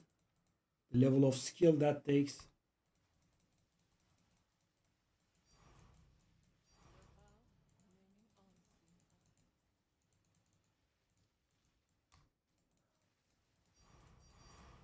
Good old days, eh? Daniel, my man. I dropped my first mirror with you.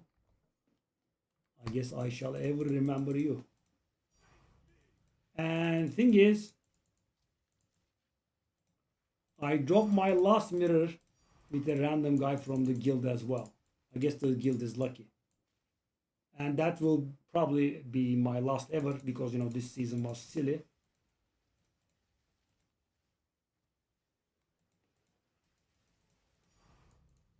It's so unlikely to get a mirror drop when you are playing normal, because this place is very, very jacked up, and you are getting like more than 100 times of the drops that you would normally be getting. Because imagine in mapping, how often you see the divine, right? Very infrequent, right? I mean, if you get like 3 or 4 divines in a day, that's a really good day.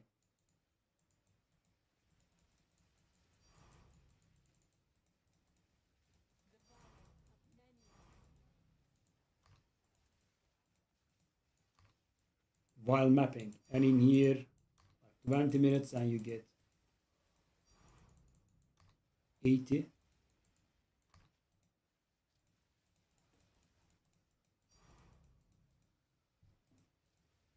Yeah,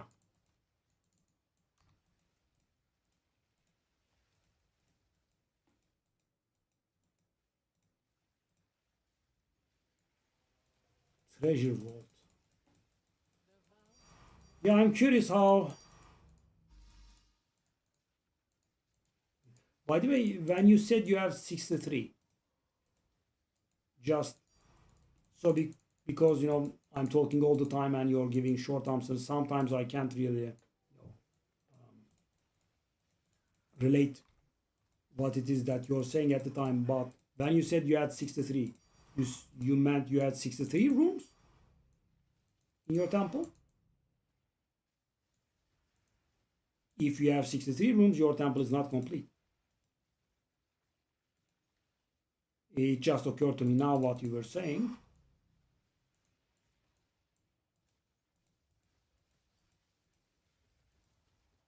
$60 of what? I'm sorry.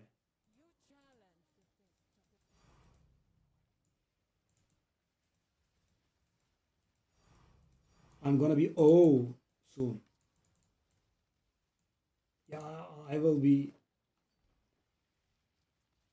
63. Oh, the headhunter thing. Yeah. It varies. It varies. I mean, generally you get like 60, 61. Some of the affixes are very rare.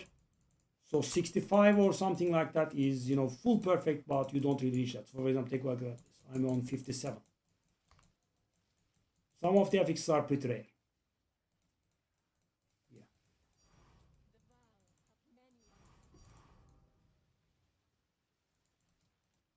The stacks vary. Generally, it's around 60, 61. 65 is very rare. But you can fully expect to have the common ones, right? Chaos resistant, blah blah resistant, that sort of stuff. You can fully expect to have all of them. That's what constitutes my and various strategy.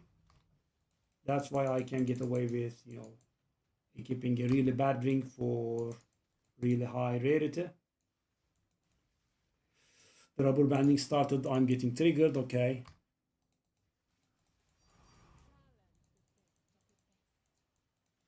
This is such a repulsive design. Just take it out of the list of the things that we can steal, right? No, they are modifying that. Right? So for example, I don't think we are allowed to steal proximal tangibility or something. Just take it out of the list. I keep forgetting the name. What was it called? The stupid teleport thing. And also it should definitely have some sort of internal cooldown. It can get triggered multiple times in a single second and you become really dizzy and disoriented, right? Bang, bang, bang, bang. It just flips you around like mad. The most repulsive design in the history of Path of Exile. Can't remember the name of the stupid blink thingy, but by the way, are you utilizing an Anvarius as well or no?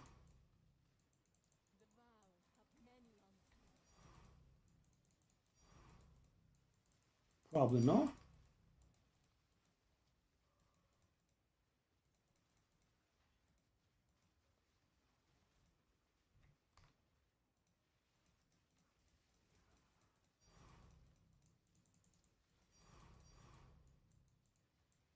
If you are not doing an Anvarius, leave the kills to me.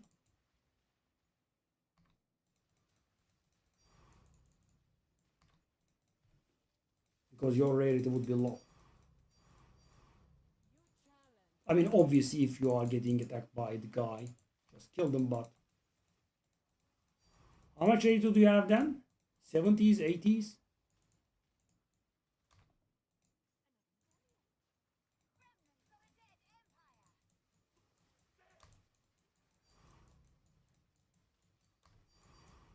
No, it's not a problem. I'm just, saying it as a force of habit myself. If we lose a few divines, it's not the end of the world.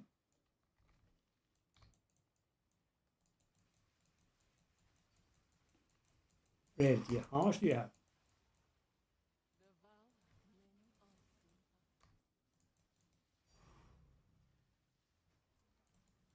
What? 4 kilometers, really? Whoa, 4 kilometer kill shot. What the hell? What is that person made of, man? Whoa. Respect.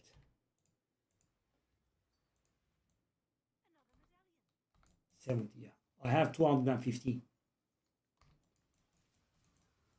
Yeah. So I think, this temple, I think, I have created a masterpiece here. The filter, the idea. So thing is, if I go, the, what's the name? Rapid Globe variant, my damage will go up by a lot and I will be able to carry 6-man temples. However, I was trying it at some point and I saw that getting 6-man temples is very hard, right? Getting the people is pretty annoying, right? Keeping the people is even more annoying, right? They leave, they steal loot, etc. And this was kind of the glory, the height of the build, and it was also pretty expensive. And I thought to myself, why, go for 6 people where I can, kind of go at it solo myself with, somewhat less profit. And so I invented this, on various shenanigans. Someone suggested to me, but, I think I perfected it.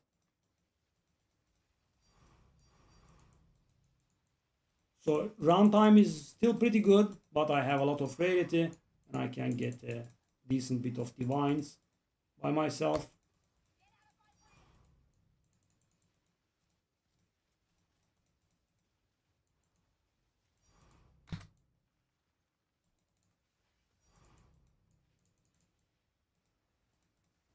Yeah, my damage I think with the Anvaris is of course a little bit lower, maybe like 1.6, 1.7 million. You can see while we are out.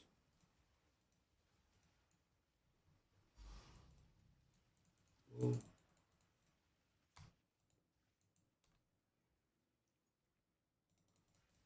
I'm also pretty surprised that the mirrors went up because they are going to go down 100%. In the standard they are 2000, in here they are 9000, so it's going to find some middle ground.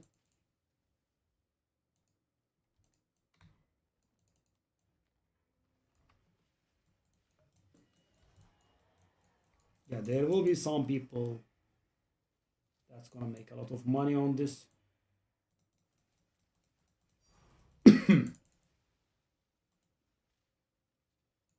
Oh, oh no, that's not the one.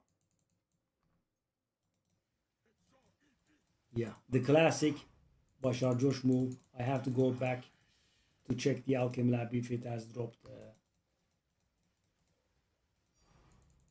medallion. I think it's actually a wonder that I made it out of here with a full temple with hundreds of runs with no sound. Because I noticed in multiple runs that there were protection medallions on the ground that I haven't noticed. And obviously if I miss some, I missed more, right? And all the bugs, the temple closing in on me multiple times. Yeah. The only thing I lose every once and then is the generator there. Never lost any room from the chains, thankfully. Did get to close a few times, of course. Yeah, so instead of going for a 6-man temple clear, I just made my solo better. Obviously, the 6-man is more profitable, right? And another thing is that the 6-man gets is the mirrors and the locks. Right? They are much more frequent, not only because they drop more divines, but also of the quality. I would say you would get like 2 locks in a full 6-man group when you grind your full energy. And every 2 full energies or so you would get a mirror. Yeah, it's pretty good.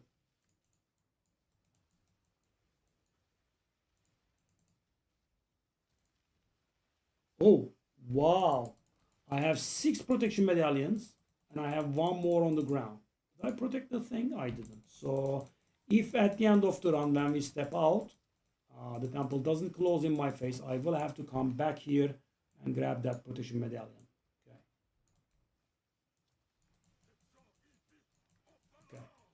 in mind, one is one.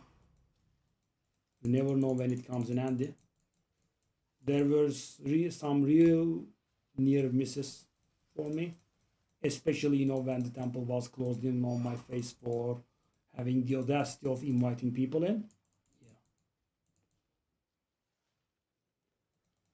By the way, some news that you don't know about, Daniel. So the thing is, they have no declared that they will be needing Turkish translators.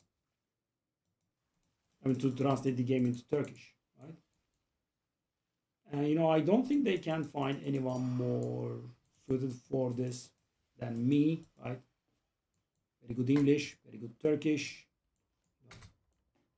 uh, professional translator,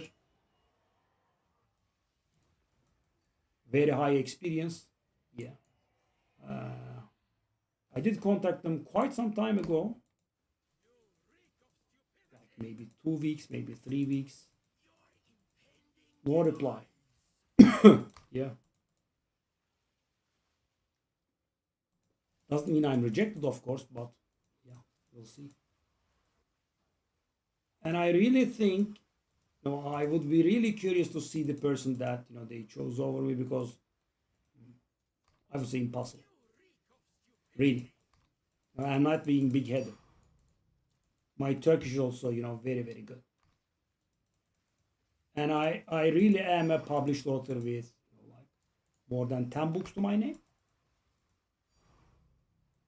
and with really respected. I'm sure you have heard of Pearson, for example, right?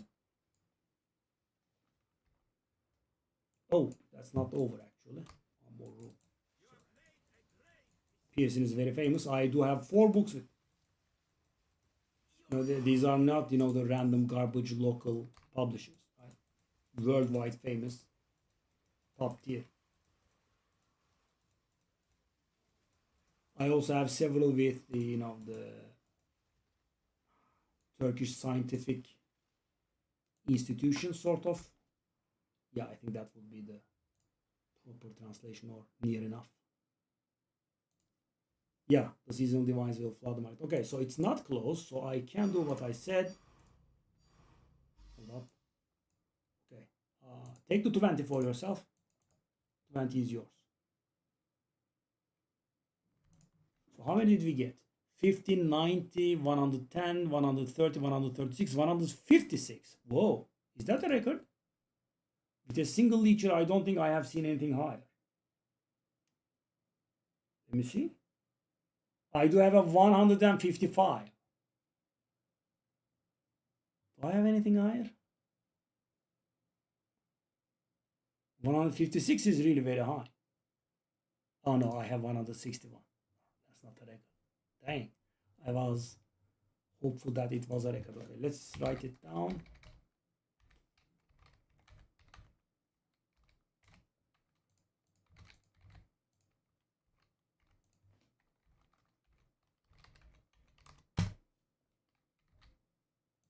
Of course. Of course. You bring luck. Kilit Nokta also brings a lot of luck. Okay, so let me go in and grab that thing, and I'll be back out. Just wait for a second. I left one protection medallion on the ground, and I know these people. Maybe I should stop calling them idiots if I'm hired. I have to remember that. Oh no, oh no. Oh frigging no. Oh my god, these dumbasses. Yeah, I should stop saying that sort of stuff if I'm hired.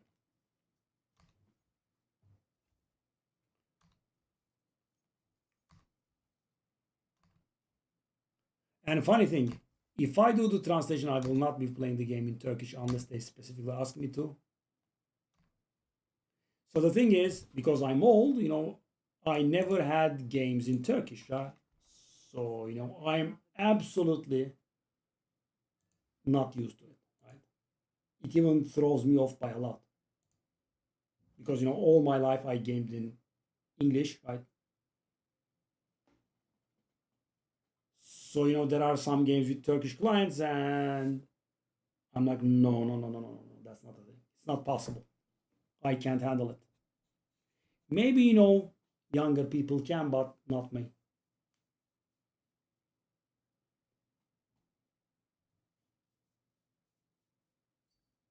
I would suffer so hard if I, played Path of Exile in Turkish.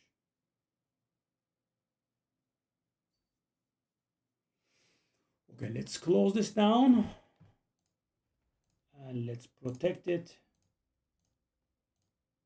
Okay. Yeah. My PC is in English as well. Yeah. I mean, I guess French is a really established language, and you could have done it so in French, but I'm guessing you don't like to. Yeah. I need to be paid serious money to play the game in Turkish. So, Riot Games had tried their hand at a card game years ago, right? And I was playing the game in Turkish, and like, just to, I had contact with them, so I wanted to accommodate them. And but 3 days later, I'm like, no, no, no, I can't handle this. I just can't. So first of all, the bad translations get me really badly. I do get really annoyed by them. And on top of it, also, the act of Turkish game disorients me as well. So yeah, I went back to.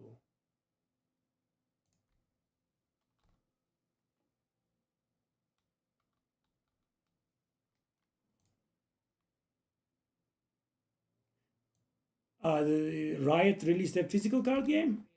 I hope it's not as bad as the other one. So by the way, Daniel, how is Slay going? I don't think you are playing it. I guess you were pretty focused on the temple.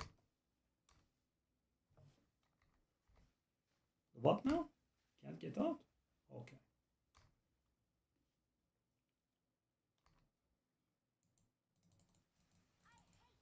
Yeah, they wanted their share of that cake, but they got schooled and got back to League of Legends.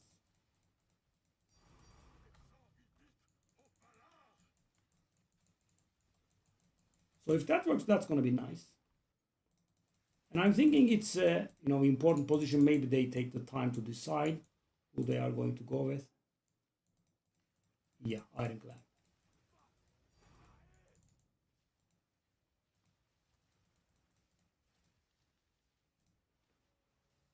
Yeah, you can move on to Slay 2 if you wish. I mean, if you are going to keep playing. Slay 2 is a more polished version of Slay 1. I mean, there are differences, but not stuff that you would notice at this point.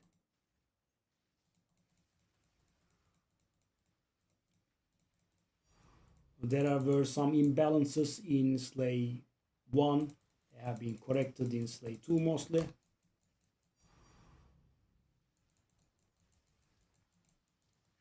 What's with the non-damage thing again? Come on.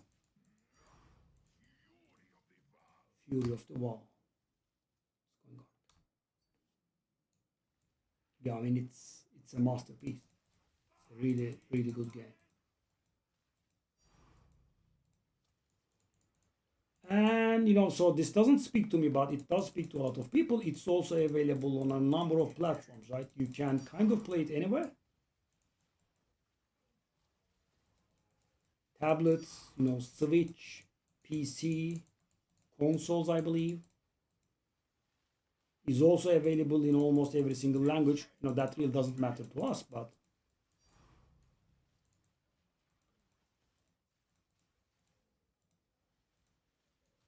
yeah.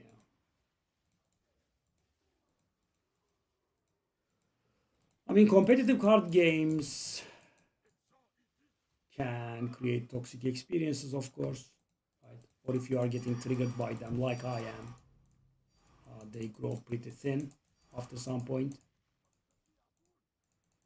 especially if they are unrewarding as well. And so, if you're making some money out of it, maybe, right, you would have the, yeah.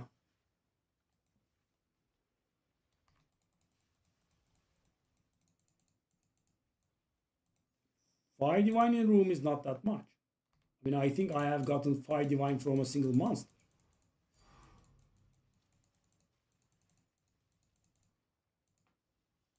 I have taken a note of this somewhere in my huge Excel file. Yeah.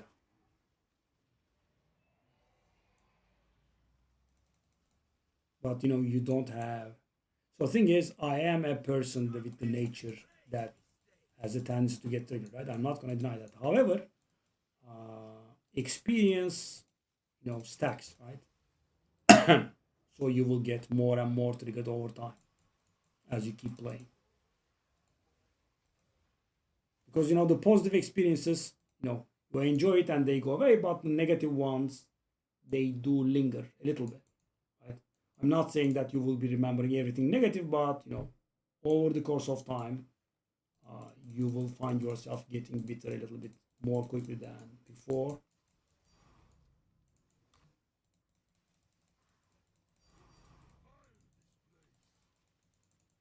But of course, everyone has different temperaments.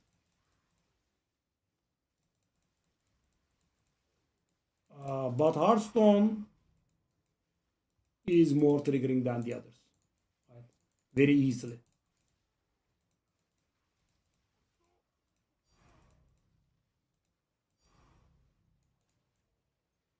Because of the huge RNG nature.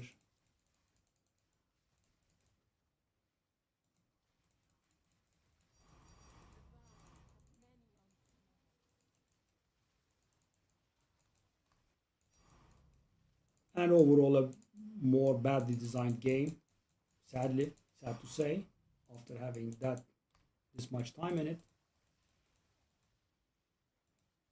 Those infinite wolves. How much attack was it that I did? On turn 6, 68 attack rush? Yeah.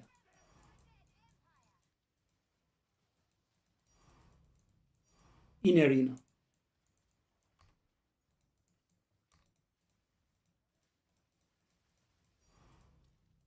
Yeah.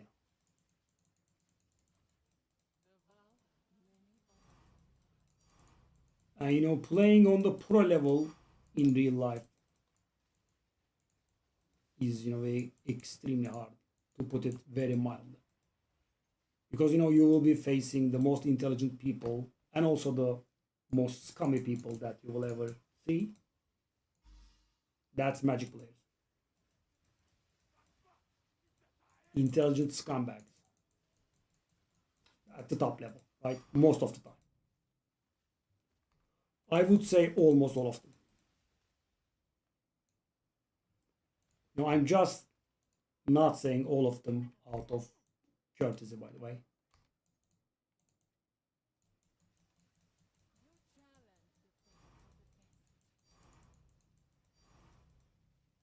Yeah. I mean, I don't even think it would be possible, to put it that way. Very hard.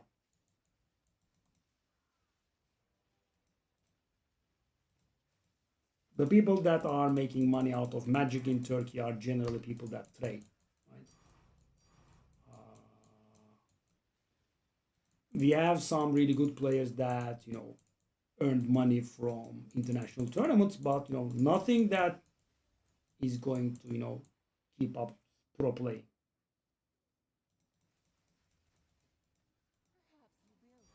We had the World Top 16, World Top 16. We had some Pro Tour Top 16s. We had the Grand Prix winner. Different people.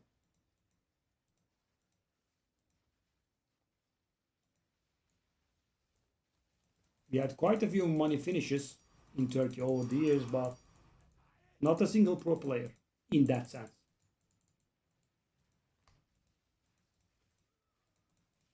Okay, the Roth pits are selling. Good.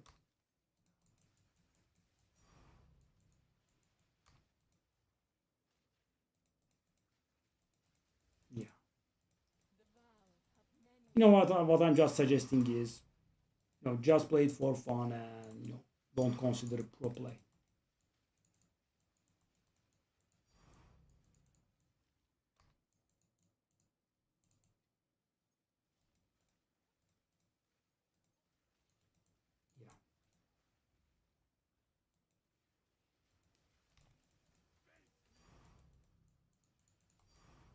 leaderboard is top 100, top 200. What's the level? And thing is, a lot of really good players don't really play there, right? You might remember that I told you I was rank 1 in Magic Online back then. So the pros have either have no accounts there or they have Smurf accounts with low rating. They don't really go hard there. So don't ever think that you are actually at the top. Yeah. As you know, I have quite a few international appearances. Yeah, it's hard. And also, the paper version is extremely expensive in Turkey. Something that you definitely can't support. I mean, back then it wasn't that bad. Now it's really bad and it's impossible. Stick to MTG Arena for fun.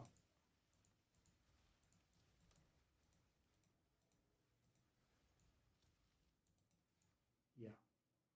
I mean, I have been there, right? I have gone to like 4 European Championships and 1 Grand Prix and 1 Worlds, I think. So I went to 98 Brussels European Championship, 99 Berlin, 2000 Paris, 2001 Milan. That was, I believe, the last European Championship ever. And of course, these were all qualified events. Like you would have to do Nationals top 8. Then I played in 2007 and Worlds. I think I went to Antwerp for Grand Prix in 2003 or thereabouts. Yeah, I think that's my international play. And all of them are unsuccessful if you don't consider me ranking up like 76th in Milan. But back then, granddad story time.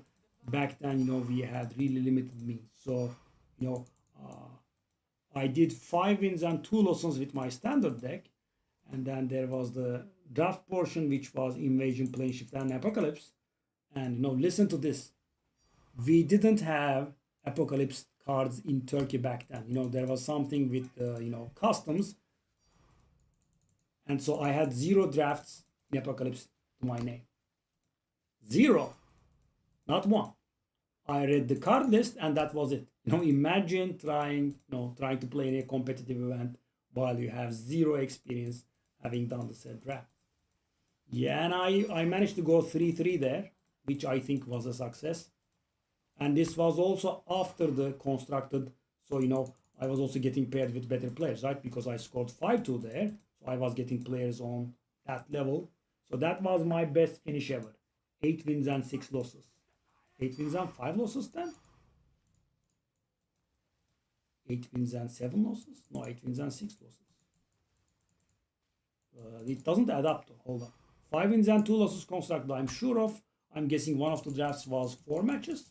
So I scored 3 wins and 4 losses maybe. Yeah, should be something like that. Or maybe I scored 8-5. Yeah, but that was my above 50% win rate. Okay.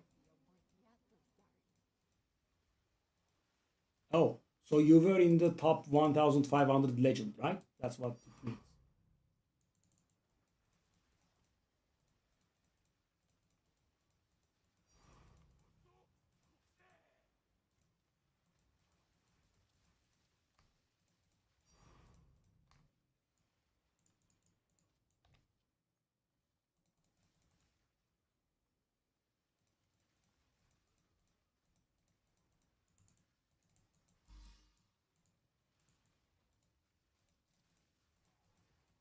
Hmm. That 400 does sound pretty good. Good job. Is that red deck wins? Which deck?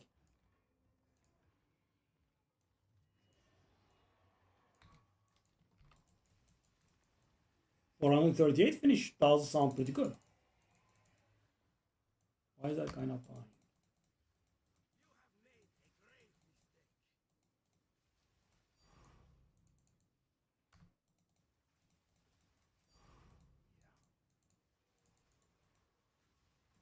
Yep, I agree with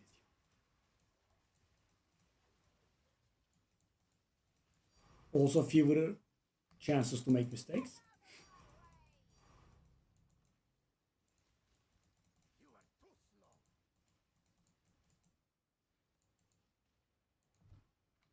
Okay, so story time for you. So we went to the 1999, you know, okay, 1991 European Championships in Paris, right? So we were there, and one day before the tournament, there is a bit of a chat time with judges, and players ask them questions, and they were asking about, look this up. They were asking about stuff about, gamekeeper, and some random garbage cards that we were like, what was the other called? Abduction, I believe it was called. 25 years ago. So look the cards up, and we were like, why are they asking about these cards? So the thing is, these were bad cards, and we thought they were asking about cards that were similar, but they were trying to disguise their decks, right? The next day we are playing in the tournament, and my friend got killed in the second turn. So apparently they cooked up some some combo deck. Yeah, that was second or third turn kill most of the time. You looked it up, Gamekeeper? If I recall, it was a 4-mana 2/2 card that would activate Oath of Druids on your part, if you remember that card. When it dies, you would exile it, and when you do so, it would start milling cards from your deck until you find a creature, and it would put that creature into play. Right? Am I right? Just take a look. This is, as I said, 25, 26 years ago. No, actually 27 years ago, because it was Paris, so 1999. Okay. That is my general state of being. So also another card in the deck was called Iridescent Drake. Again, if I'm correct, 4-mana 2/2 flying, I believe. When it comes into play, it would attach an aura. I'm also updating the wording for you. It would attach an aura from your graveyard to itself.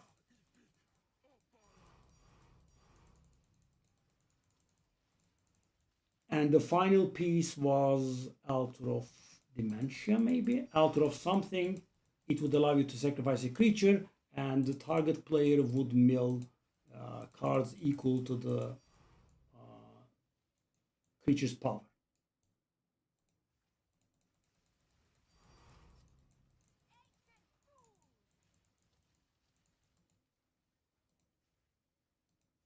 Right? All of these cards are right?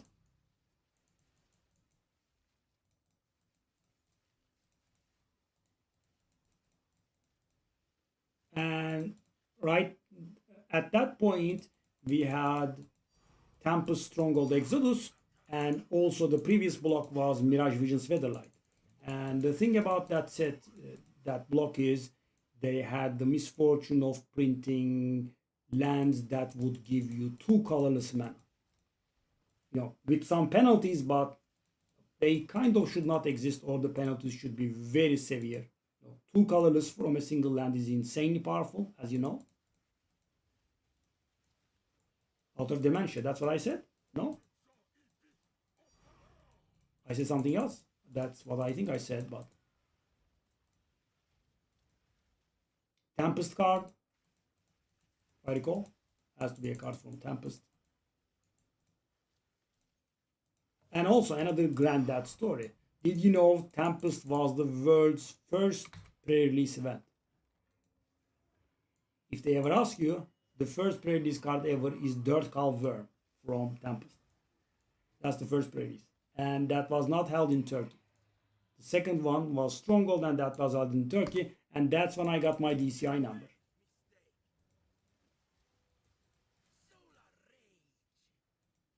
Yeah, yeah, granddad story time. So listen to this. So the combo is, so we have actually two different lands that give you two colorless mana, right? I believe one of them was called, wow, I remember all the cards. That's a little bit weird. So one of them was called City of Traitors, and you would sacrifice it if you would play another land. And the other was called Ancient Tomb, which would give you two colorless mana, but it would hit you for 2 damage. Wow, big deal. It has to hit you for like 5 at least, I would say. It's insane. So both of these cards are insane. So what they did was, turn 1 they play a 2 colorless mana land and Altar of Dementia, right? Altar of Dementia was costing 2 if I recall. And then the second turn they would play a Max Diamond or any other land. They would take the mana from the City of Traitors before they play the land, and reach 4 mana, right? 2 mana from the land, 1 mana from the newly played land, and 1 more mana from Max Diamond, and they would put Gamekeeper into play, right? And then they would sacrifice the Gamekeeper, and they would mill themselves, and they would start milling cards from their library. So their library would have 4 Gamekeepers and a single iridescent drake, right? And they would run the aura called Abduction. What that does is you would take control of enchanted creature, but okay, you take 20 for yourself again. You would take control of the enchanted creature, but when it died, it would give the creature back to its controller. So you could do it to steal the guy from the enemy, right, and use it himself, but give them back when it dies, or you could do it to ensure your own guy, right?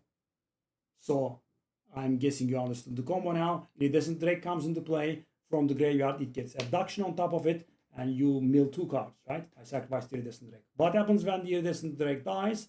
The Abduction calls it back into play, and when it comes, it calls the Abduction back onto itself. Thank you for the run as well. So yes, something like that. Yeah. So they changed it by changing the Iridescent Drake to be triggered only when you play it from your hand. And I'm expecting advertisement coming, and we are banning someone. Just a prediction of mine. So how much is this again? We gave 20 to Marine, and how much do I have? I've got 139 myself, so 159. Whoa. Whoa. The man is really lucky.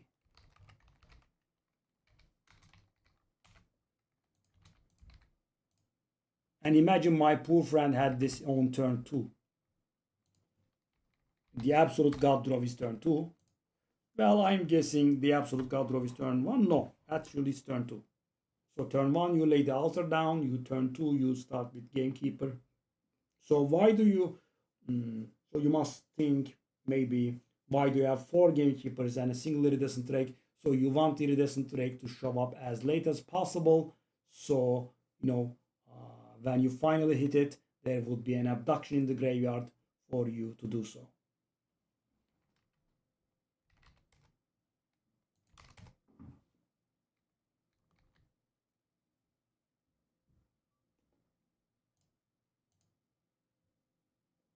Yes, Banhammer getting ready, for sure.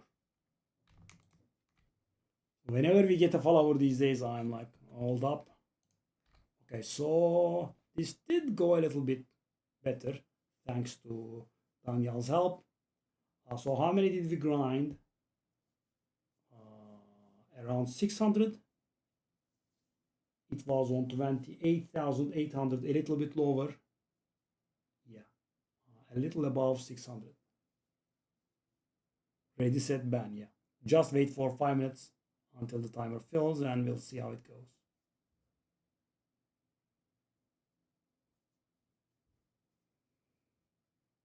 By the way, in Diablo 3, right, I sometimes still play it, to make a few guides for the guys.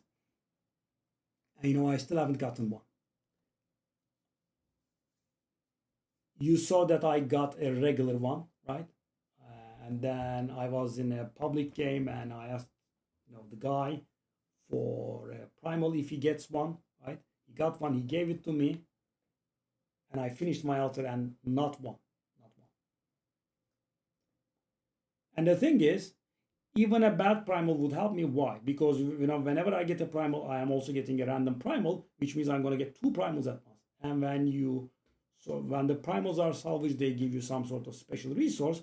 And the thing is, you can use that resource to upgrade an item to be full perfect. You can only have one of those, but the most important item for you, you can upgrade it to full perfect. So the ideal scenario is you get a lot of ethereal weapons, you keep upgrading them to primal, and one of them will have the passive, the power that you want, and then that's easy 150. Because I was able to pull off a 9-minute 140. So that's still far from 150, but a good weapon would be like a damage up for like 75% or so for me. Yeah, I also was able to come up with a better build, but yeah, it's not that much better, right? When I can't really get the primal upgrade. So I can eventually get there, but it's an annoying method. So you have to grind a lot of paragons.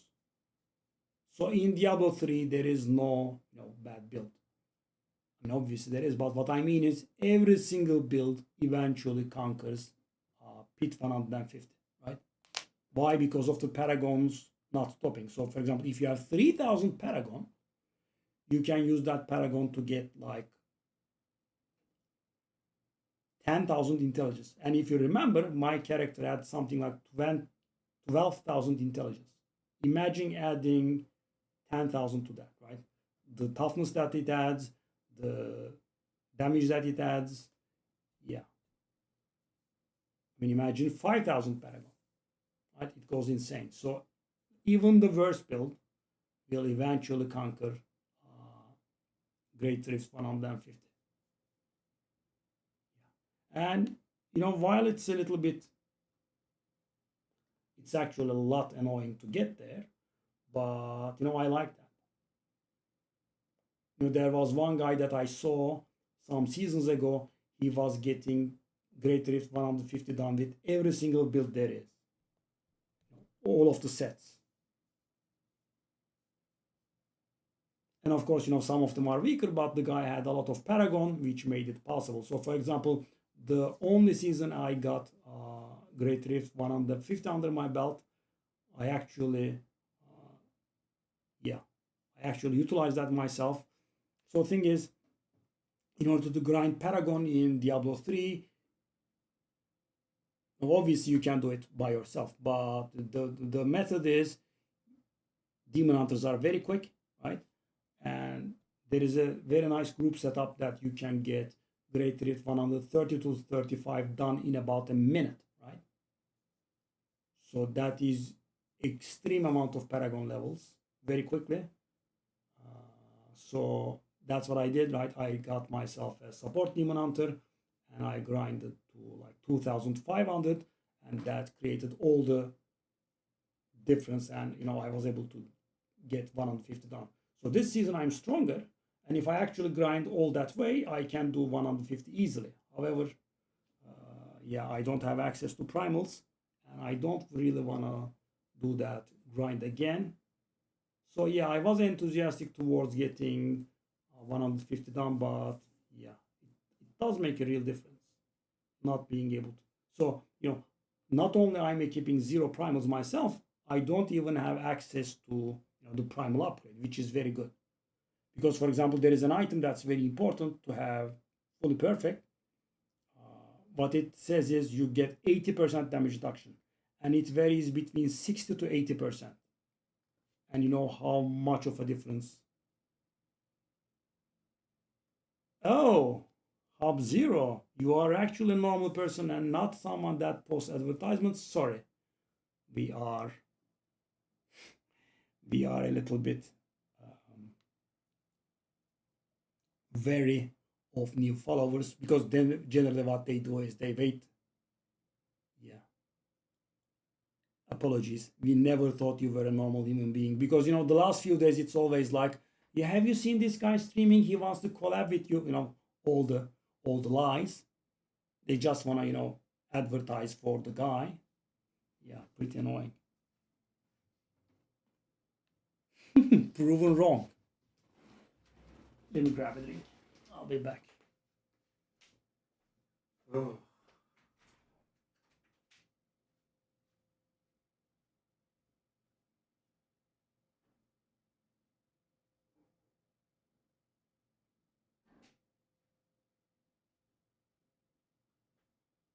The other day we had like 4 or 5 guys in here and they were all doing the same, right? They wait the 5 minutes and then they post about some streamer. I think it was the same guy. Yeah. So, when I first made the channel, we were really getting blasted with a lot of bots. So I put up the 5-minute follow timer. And yeah, that did seem to solve the issue. But these days they are patient. They follow you and wait for 5 minutes and then they post their garbage. Oh, hello. Sure, so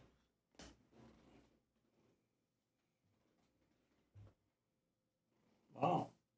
Feel free to ask everything. So I don't know if you know, have you come from the YouTube? So you did stumble on me on Kick, or do you know the YouTube? Because I have a rather comprehensive YouTube with hundreds of videos in it. Oh, nice. Wow. Wow, very nice. Hello, buddy. Okay, I mean, you can ask me anything and I will try to answer to the best of my ability. I like sharing my knowledge. YouTube is the same handle, youtube.com/BasharJoshN. By the way, that's my name. Bashar is my name. But you don't need to go right now, but there is a lot of stuff going on there. I am closing my temple. Yeah.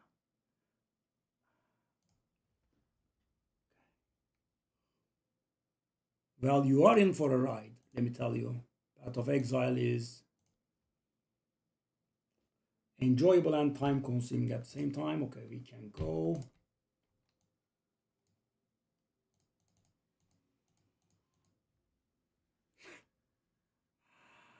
Talking about banning the guy and actually he's a normal viewer. Who would expect? Hey, proximal tangibility is crap again.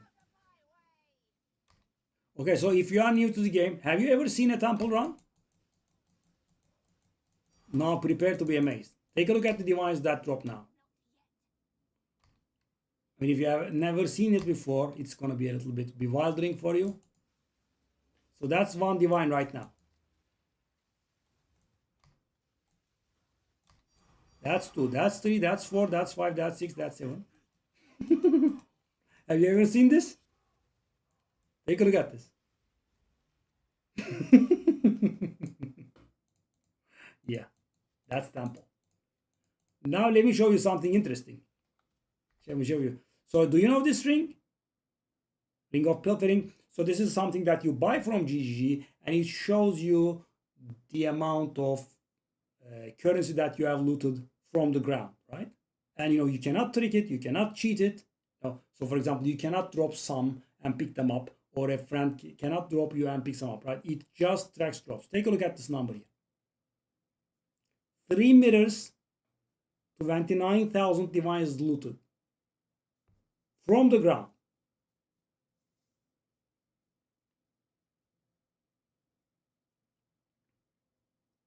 Yeah.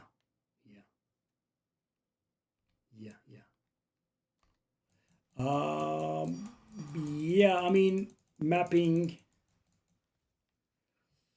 Yeah, so I mean, this is, as you know, early access. It's been in early access for 1.5 years, but it's still early access, and the amount of content is a little bit low. Now we have Temple this season, so it's an extremely complicated mechanic. I would recommend that you skip it, right? because as I said, it's extremely complicated and learning it will take a lot of time. But if you are curious, I do have tons and tons of guides on this, because as I said, it's extremely complicated. So I have been gaming all my life, right? And this is probably the most complicated and also very unnecessary mechanic that I have ever seen, but it does, drop currency like there's no tomorrow.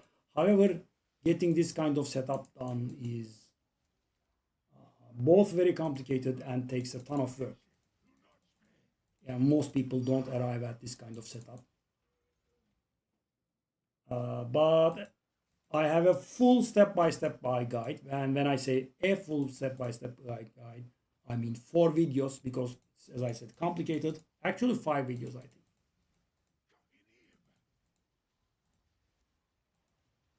You can try your hand at it, but it would be a bit of a wasted investment, because I'm guessing we would be getting a new season in maybe 1.5 months or something like that.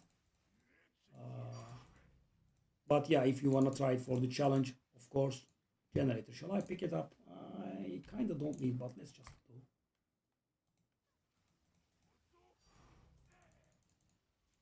So if you are curious, take a look at my step-by-step guides, right?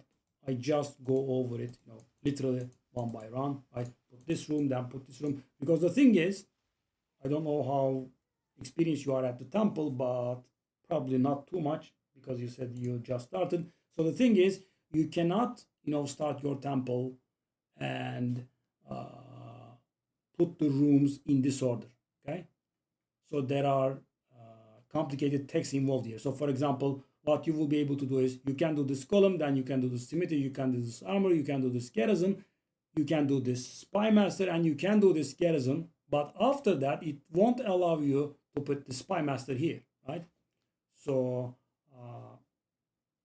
you have to do something called Russian tech to do that. So you have to put something in here, right? I don't want to get too complicated, but so it does take a lot of work. And all of this takes a huge amount of work.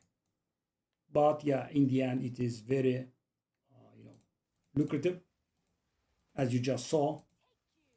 Yeah.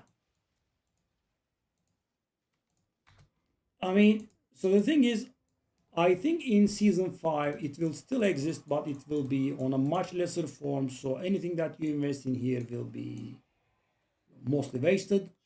So I would just suggest just leave it alone at this point. Which character did you start with? Deadeye? Yep. Exactly. That's what I did at the beginning as well. Because as I said, it's so complicated. Most of the time you will be running around like headless chicken, just like you described, right?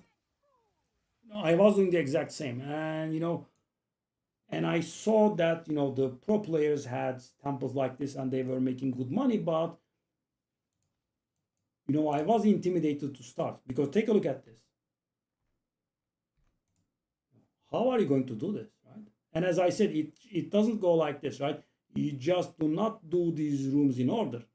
After some point, you will start needing complicated text to arrive at this build, and yeah, it does take a Deadeye, yeah, Ranger. I guessed it. It's a very nice starter. Yeah. So do you want to try your hand at it?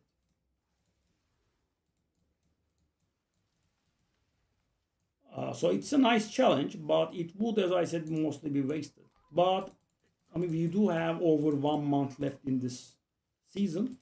No, I'm guessing, because we have one more race coming in 3 days, and a few weeks after that, they will probably announce the new season, and then I think a few weeks after they will release. So I'm guessing middle of May, end of May, sort of thing. Yeah.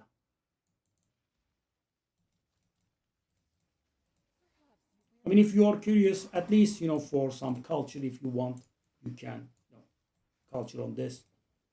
You can take a look at videos, and see how it goes. If you don't feel like doing it, you can. It's not too late, I think.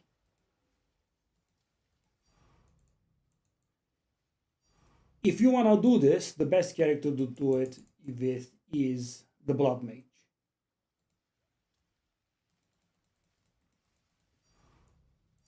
Deadeye used to be the love child of GGG up until this very season. Right? Last season it was very powerful, the best character.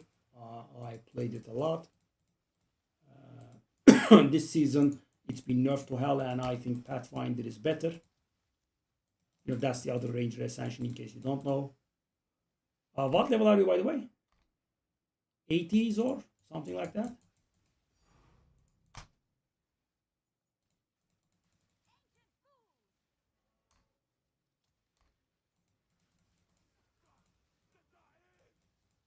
Oh, you played quite a bit. Okay.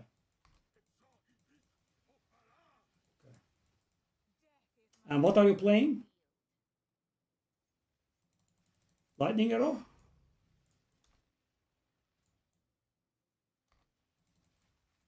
That was the classic build for a long time.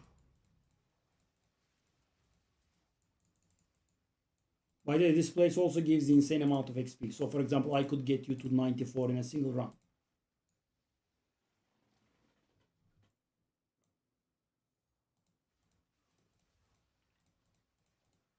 If not 95.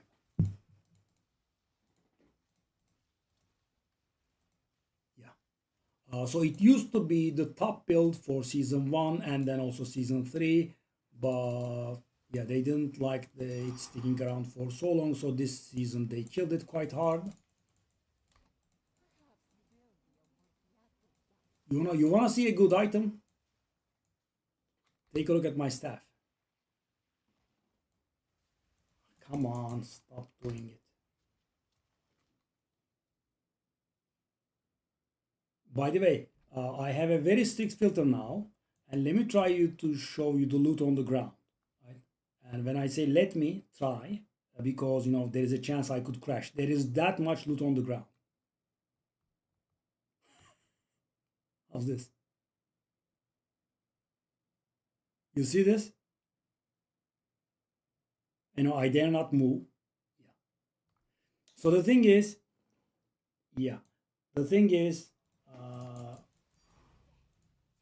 there are so many modifiers in here. So I have 40 times more rares, all with 11 or 12 modifiers in here. They have 700% increased rarity, you know, with 800% more effectiveness, etc. It's all insane, right? Everything. That's why we are getting so many divines.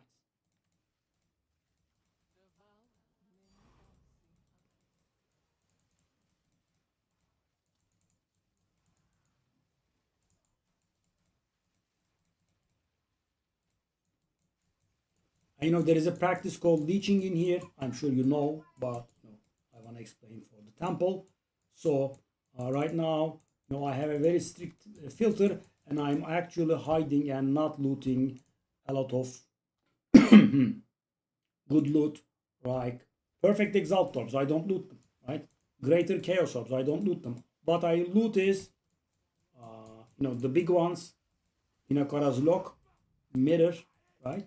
Divine orb, and perfect chaos orb. I loot nothing else in terms of currency, and I loot only 3 unique items and nothing else. I loot the vertex, I loot Wrathpith Globe, and I loot Headhunter, and as I said, nothing else. So when you come along with me, you get, first of all, tons of loot. Take a look at my gold. 4.3 billion, and that's capped.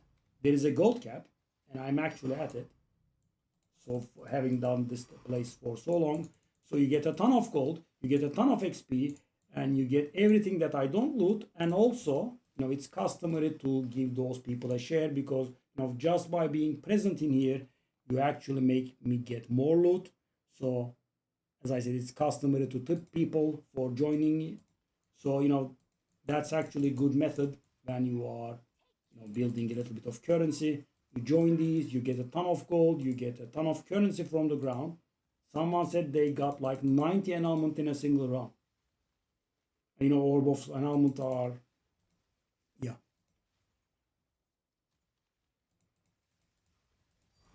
it valuable. Okay, that's another vertex. That's 10 divine, by the way, unidentified. So we are right now on 39 divine, 1 perfect chaos, 2 vertex, and 1 rot pit. Funny thing is, by the way, guys, vertex is actually a term that is used in astronomy, and the actual plural is not vertexes but vertices. Right? It's also a mathematical term. But I feel like if I say vertices, most people wouldn't understand. So that's why I keep saying vertexes. But it also, bugs me every time I say it because it's wrong. So for example, the vertices of a triangle. It means the edges, the corners.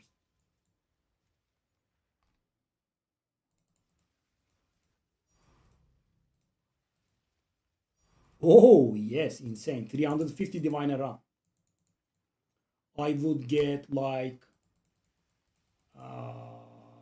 1 lock of Hinekora every 4 rounds or so, and 1 mirror every 20 rounds or so, approximately. Obviously, these are not rock solid, right? I could get them in my first round, and I could not get them for 50 rounds, but the average dictates that it is so. Yes, yes, yes. The in Path of Exile, every additional person makes the game a lot harder, but also it's very rewarding. So, for example, at the end of this run, I will have something in the neighborhood of about 80 divines, right, in a single run. And if I had a leecher with me, it would go up to like 130 or so, minimum.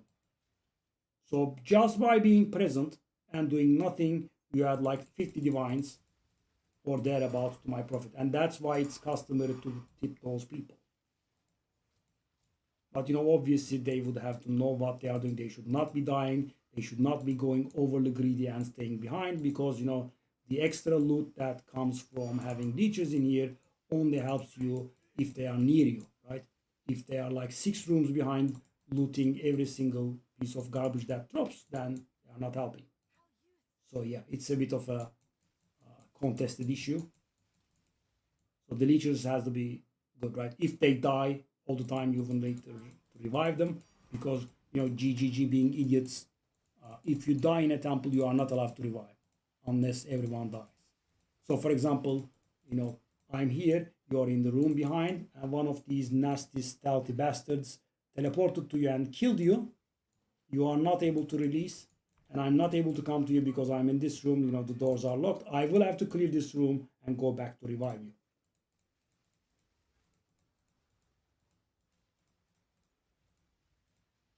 Even when you are a room behind, they can still gank you though. So especially in the spy room, some of these bastards are pretty nasty, right? They jump in the previous room to kill you. So what are we on? We are on 51 divine. So this is a somewhat above average run at this point.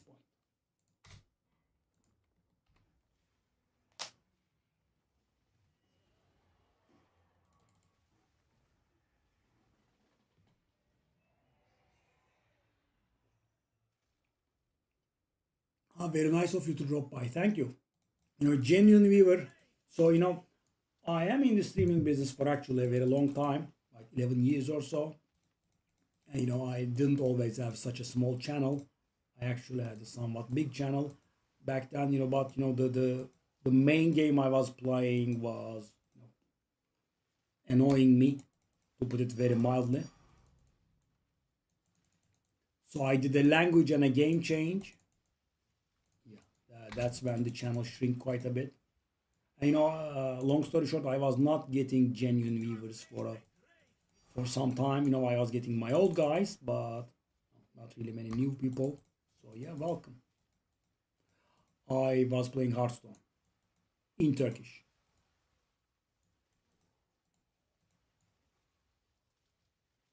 But yeah, I was getting on my nerves by huge amounts.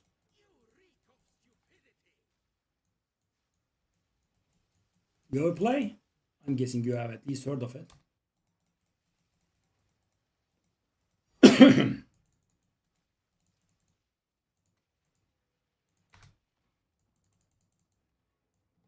Yep, Hearthstone.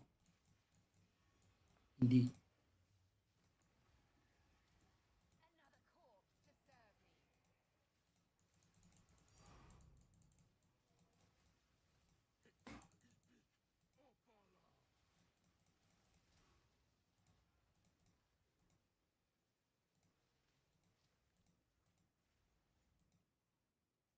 Yeah.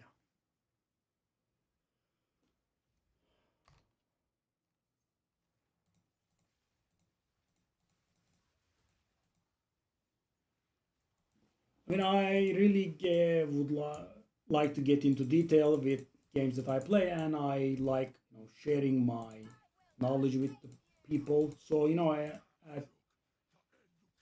it was quite popular for a decent amount of time,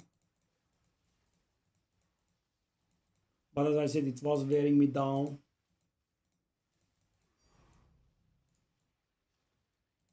So these days, I have very few viewers, but I'm playing the games that I like. So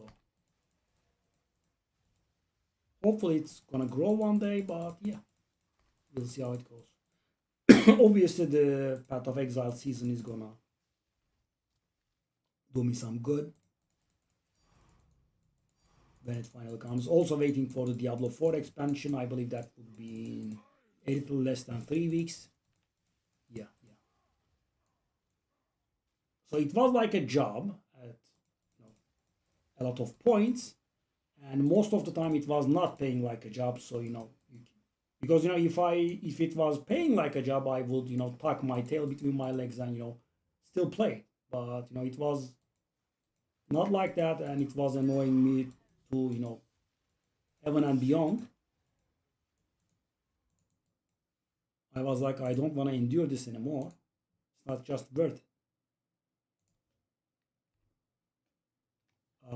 So yeah, let me explain that.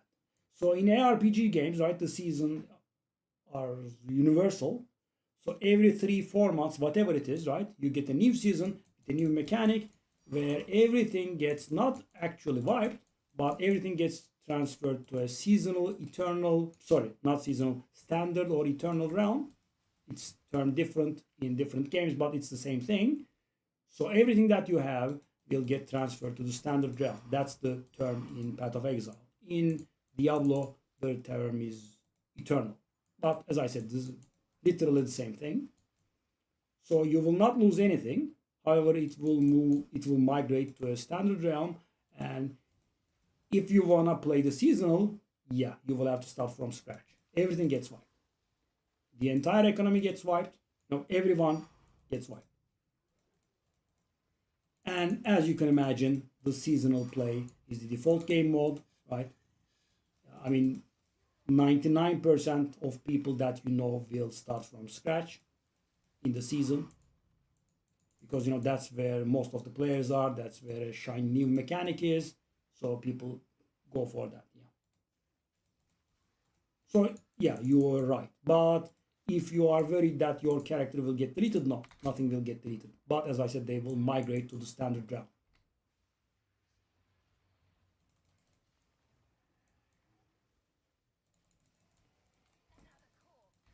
So yeah, actual awful run. 64, eh?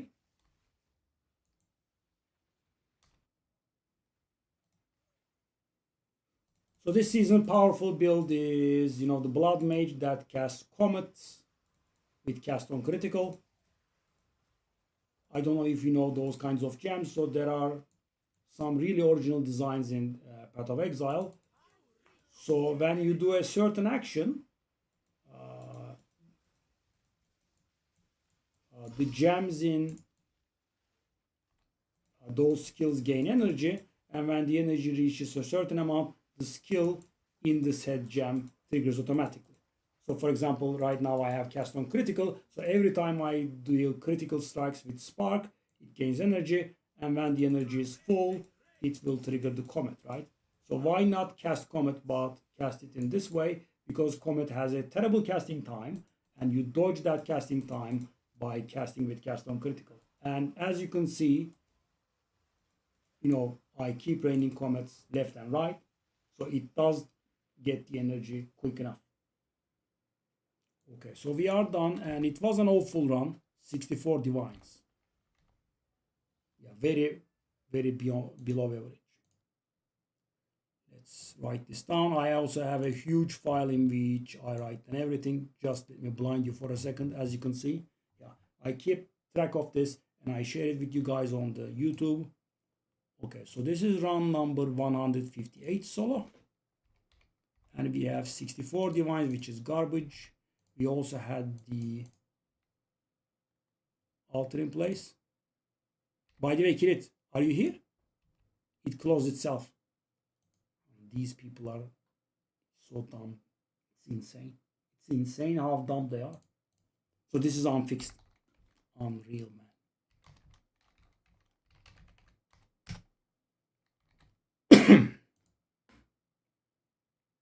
Oh, no. That's not, that doesn't work like that. No. Not every time you crit. No, it's very different. It's a complicated mechanic. Let me show you. It's much more complicated than that. But so now let me show you. So every time you crit, you gain power. You gain energy on the cast on critical. However, the target that you crit on makes a difference. So if you are critting against normal monsters, you will be getting just 1 energy per. If you are critting on magic monsters, you will be getting 2. Right? If you are critting on rares, you will be getting 5 energy, and I have to save up to 300 energy to get a single comet. So how is it possible that I was raining comets like mad there? So the thing is, the spark that I cast actually remains on screen for a while. Imagine, and as you can see, they are traveling a lot, right? And so these will hit enemies multiple times, right? And I will have many sparks at the same time, which means I will be getting tons. So I'm getting tons and tons of crits with the sparks, which deal, little amounts of damage.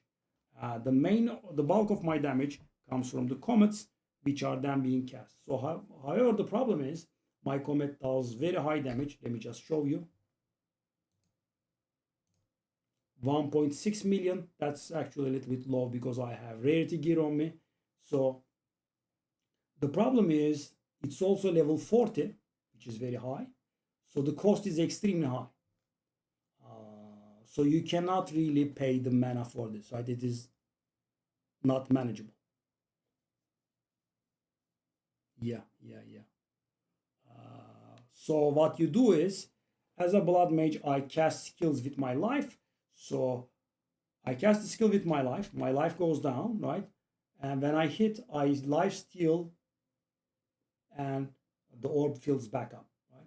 So that's how you sustain it. As you can see, I have no mana whatsoever, right? I have 0 mana. I get a keystone called Blood Magic, which converts all of my cost into mana. All of my cost into life.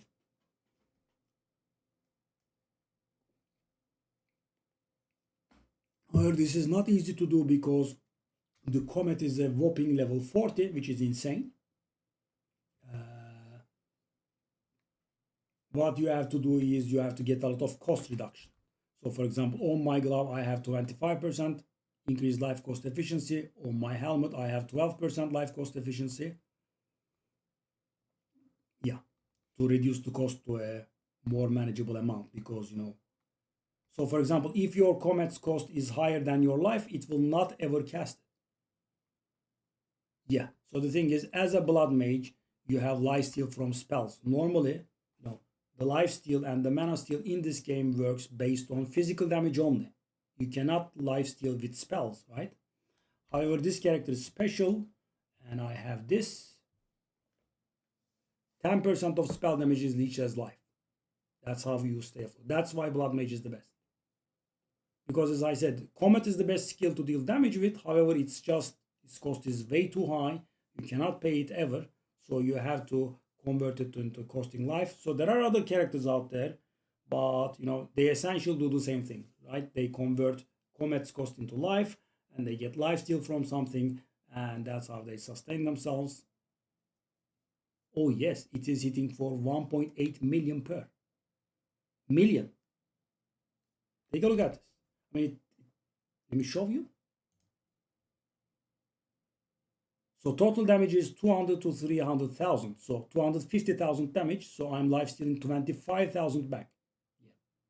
And all of my leech is instant thanks to this claw. Because I have 100% crit chance, so I crit at all times. And also that damage is low. Let me just fix that. Yeah. I mean, watch my HP bar in fights. It will go down when I cast to commit, and it will come back up in its entirety. What did we have? Oh, it's the things that sold.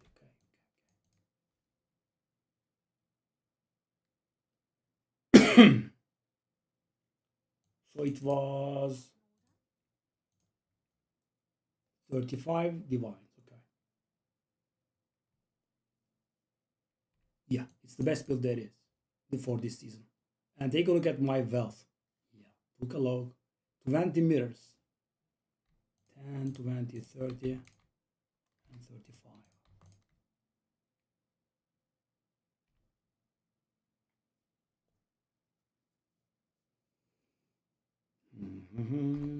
Yeah, it's the best build for this season. Next season, we'll see. Yep. 9,000 or so. Yes.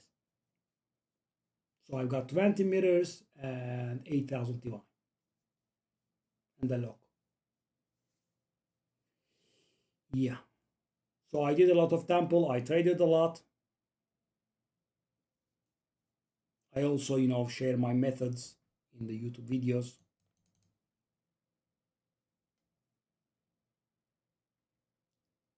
No, I basically did a lot of stuff.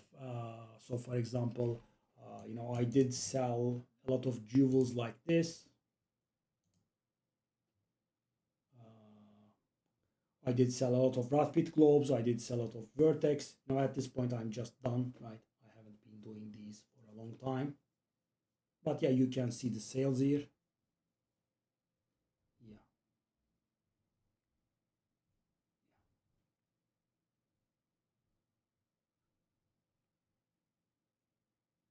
See, a lot of jewels. My big sales aren't here, eh? Okay, that's somewhat big. So for example, I did buy this for much lower. I don't recall how much. I think I bought this for like 1,500 or so. So that's 1,000 divine profit or so. All of these jewels were much cheaper than... Oh, yeah. So this was my try at making a nice profit here. Sadly, couldn't. So I bought this for 2 mirrors and I couldn't flip it for 3. So I had to sell it back for 2. This one, I think... Yeah, this one I got for cheap, I think. Maybe like 7,500. Yeah. These are mostly the loot from the temple. Oh, yes. So let me tell you, you have just seen how profitable this is, right? It doesn't even compare to trading. If you are good at trading, this is nothing compared to trading, right? I would just go buy some stuff that would profit like 1,000 divine. How's that? How's Temple gonna keep up with that? But yeah, I mean, learning takes a long time. All right, so we are done with our temple and we are going to close this. Oh, okay, we put the new one in. So I lock these. If you have any questions regarding temple, feel free to ask, but as I said, this would be rather too overwhelming. There is a lot of data going on here.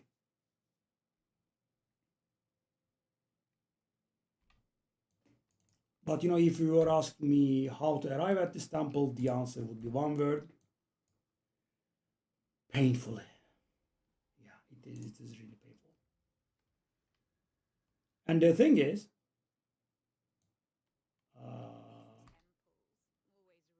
the guides about the temple are generally, if I might, this my fellow content creators, rubbish. Right? A lot of steps skipped, not proper explanation provided, and so on. That's sadly how I had to do my own, right? But I have step-by-step guides, and you can just imitate them and arrive at the same temple that I have. But mind you, I'm not gonna say it's gonna be easy, but you will never be puzzled at any one point, right? Because as I said, I go literal step by step. So there are people out there that go step by step, that claim that go step by step, but there is always an omission here and there. For me, it's as I said, not a single step, not a single explanation skipped, and the price of those is generally me being scolded by my community because the video was too long. I mean, so not everyone is knowledgeable on the same level. So I wanna keep my videos fully comprehensible for even the starting player. So that's why I explain sometimes a little bit too much for some people, but for some people it's the right amount of explanation. Yeah. And sadly, people have no tolerance these days. So yeah.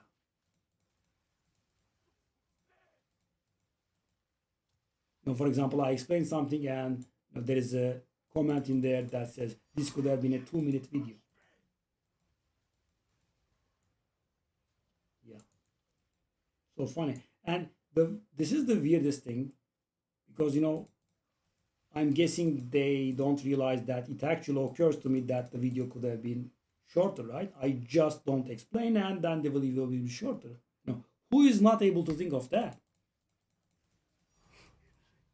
I'm able, but I just wanna make it foolproof, right? Everyone understands what's going on because the thing is, I generally explain the stuff that that puzzled me, right? And sadly, you will have to go take a look at a lot of videos. You have to do a lot of experiments to understand that stuff yourself. And I'm giving it to you in a single video. Yeah, which I think should be valuable, but yeah, sometimes some people are sadly rude.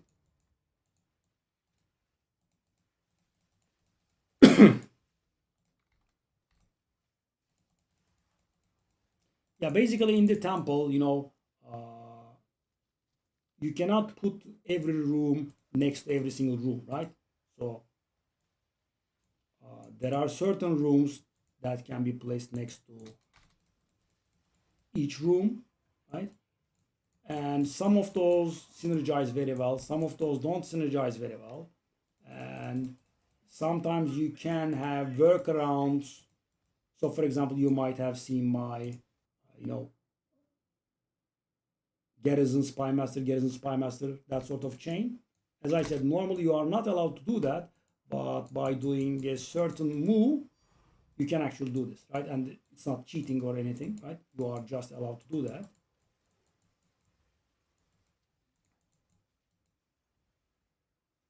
So that's what you utilize to get the maximum yield from your temple. So you can go for a simpler build, but then the yield is going to be lower, right? So this is the absolute maximum yield possible. This is the best layout possible. And also, obviously, the one thing that takes the most effort. Oh yes, oh yes. Yeah. So the same channel, Bashar Josh and yeah. I have hundreds of Path of Exile videos in there. Hundreds, literally. And whenever you are puzzled, always feel free to ask. I am live every day. I think I can say that. Right? Maybe one day off, and that's because of the wife wants me to take her out or something like that. Right? Normally, I'm live every single day. So I might not always be playing Path of Exile. However, you can, as I said, always ask. Even if I'm not playing Path of Exile, it's no big deal. Because as I said, the proper information is really too hard to come by most of the time, sadly, in this game.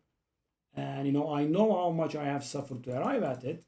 And I will try anyone and everyone to prevent from that suffering, right? Because I did, and it was very unpleasant. And if I can save one person from that pain, yeah, That's good for me. So for example, arriving at this temple was a huge pain for me because it's not properly explained.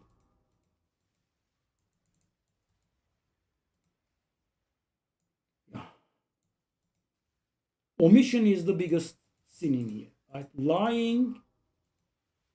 Sadly, there are some people out there that provide misinformation a lot, but most of the time, what my fellow content creators do is omission. Right? They omit stuff. They leave stuff out, either on purpose or unknowingly. And if you are, just trying to learn how it works without being very knowledgeable, then that's a problem because you can't really fill in the gaps. Right? Happened to me multiple times. And that's how I actually started doing the videos myself because I was doubting myself. I'm like, I'm not knowledgeable enough. I shouldn't do videos, right? I should leave it to the professionals. And I was seeing such terrible guys. I'm like, I don't really know much about the game still, but at least I can provide clear and concise information that is fully understandable, that has not any untruths in it, right? Half truths in it, just pure fact, simple video. Yeah, that's how I got started. Yeah, I try. And the thing is, you will never find clickbait in my videos, right? You will never find misinformation in my videos. And you will never find omissions in my videos, right? I can personally guarantee you every single one of these, right? At least if I don't know anything about the stuff that I'm explaining, let's say I'm not very clear on some part of it, right? I will just tell you, right? I'm not very sure about this part, but do it like this. That's it, right?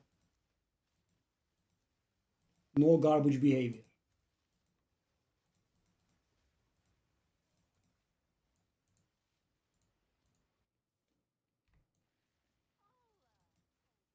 It's also that also is the same logic, the same thinking behind it, right? Because when people do it, I dislike it very much. So I'm like, no, I shouldn't do this kind of crap, right? I will just explain everything. And normally I try to make videos about stuff I'm really knowledgeable about. But sometimes a video is really necessary, but I'm not fully knowledgeable. Then I will just say that this part should be done like this, but I'm not very sure about the origin, but do it like this, right? Because I also normally try to explain the reason, right? Because without understanding, it's not really very good. And sometimes, if you understand it, you can improve upon it. But if you are blindly following something, then improving upon it is not really very possible. So that's why I try to understand everything.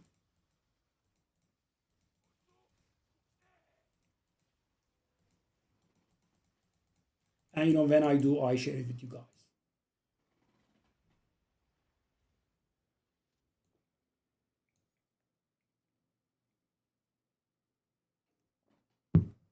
Now, let me give you a very simple example. If you are playing a caster, people will tell you to use Sigil of Power, but people will not tell you how and where to get the Sigil of Power, right? And I was getting a little puzzled about this myself. And then I was like, I found it, right? But as I said, it was not very properly explained. So I made a video about it some time ago. And it is one of my most watched videos, right? Because as I said, it's left out so much. And thing is, it's actually the implicit on a staff. A staff called Chiming Staff has the Sigil of Power. So Sigil of Power is this, right? It makes a large area, and in that large area, you actually deal more spell damage. And when you spend more and more mana in there, it actually gives you more and more. Take a look at this. And it makes quite a rather large damage difference. 923k, let me go out. Take a look at this. Almost double damage. But as I said, most people say, get Sigil of Power. Where and how? And the thing is, for example, on a video, it just will add 30 seconds to your video, right? On a guide, it will add like 3 lines. Get a chiming staff. Its implicit will give you Sigil of Power. That's it. Okay, here goes nothing. Please don't bug out. Yeah, thank you.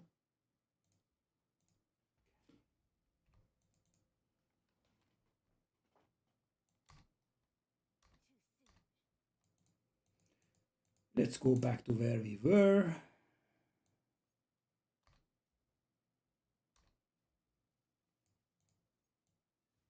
Okay, we lost our headhunter stacks, hopefully. Okay, it's clean. We are back on our feet. Off you go, buddy.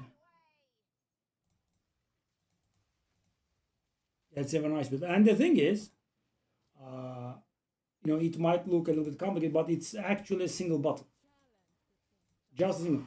I cast sparks, and when the sparks crit, the comets will fall from the sky. And you know, I don't even do it's smart targeting. I don't do anything. You know, they will just hit the enemies in the face.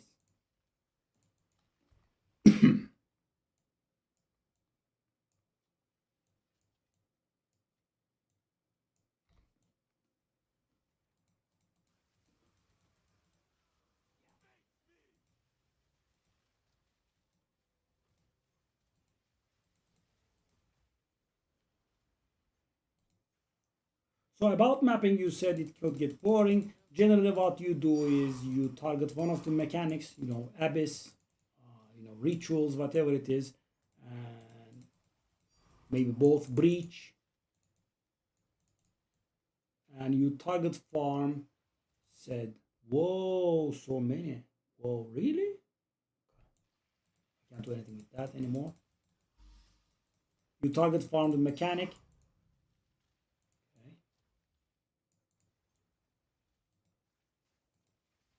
You could also farm the essential mechanics. You could farm Trial of Sekimas or Trial of Chaos.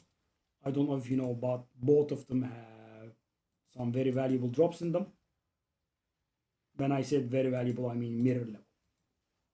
They are, of course, extremely rare, but they do exist. You know, you could just hit the jackpot and be rich.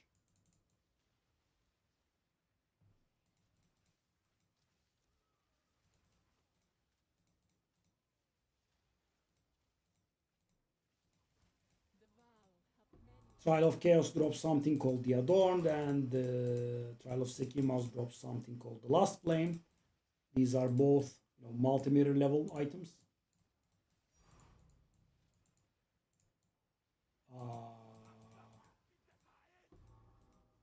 But they are really rare. So Trial of Sekimas, it's about 0.2% to get the, wow, really? That's many vertexes, okay? Whoa, okay, sure.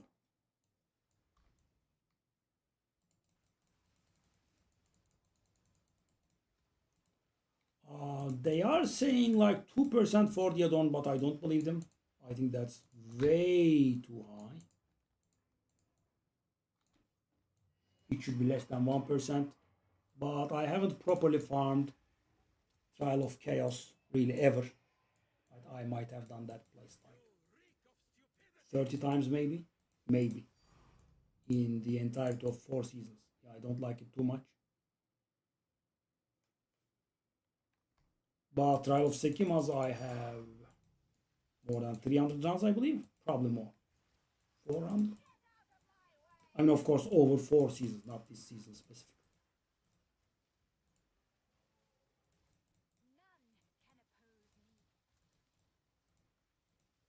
Yeah, it's a pretty good money maker.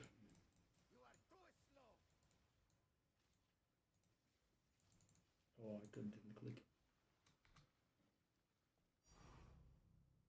Okay.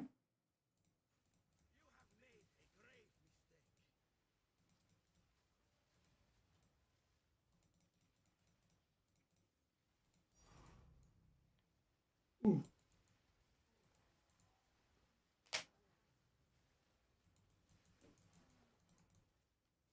Okay. So 30,000 today might be a little bit stretching it too thin, but yeah. So I got like 6 rounds left. Yeah, can handle it later on. Maybe one more YouTube video. Um, Depends, about 80 to 85 divine in row of divines on average. Single run. And if I'm focused, I can make the runs in about 14 to 15 minutes. When I'm streaming and in a casual chilling way and I chat a lot, I think it goes up to like 18, 19 minutes per. But my record is I managed to achieve 12 minutes just once.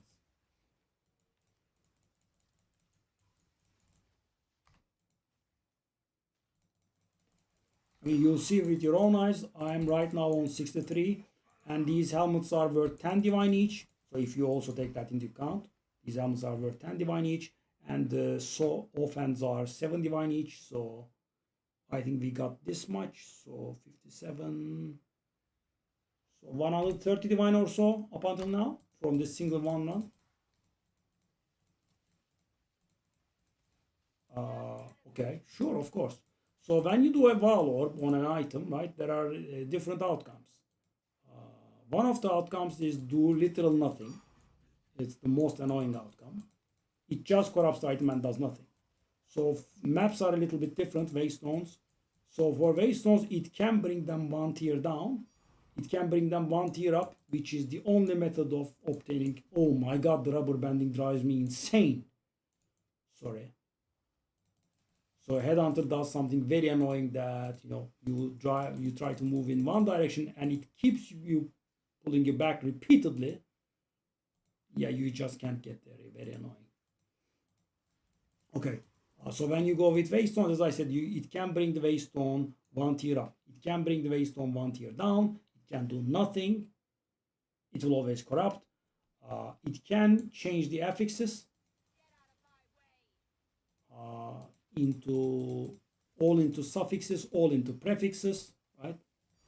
I believe that's the dim sum of available options. So one of these will happen, right? Multiple cannot happen at the same time. So if it gets leveled up, nothing else will happen. Every single affix on your map will remain the same, right? So that is important to know. Why? Because, for example, if you are looking for high waystone drop chance, right? You get a high waystone drop chance tier 15 map, and then you corrupt it, and then if it becomes tier 16, then it's gonna be high waystone map that's tier 16, and that's gonna be valuable. Why? Because waystone find is important in I'm gonna find the word, in citadels, right? The multiple divine stuff that drops from the citadels, they actually count as waystones. So increased waystone find actually affects them. So if you min-max it very properly, you can get 3 from a citadel, right? And right now I believe they are like 15 divine or so. Imagine getting 45 divines from a single citadel. And actually you can get it to 90 even by using the tablet that allows you to do the map twice. Yeah. Okay, so we are on 72 row of divines and like 5 vertex. Wow, unreal.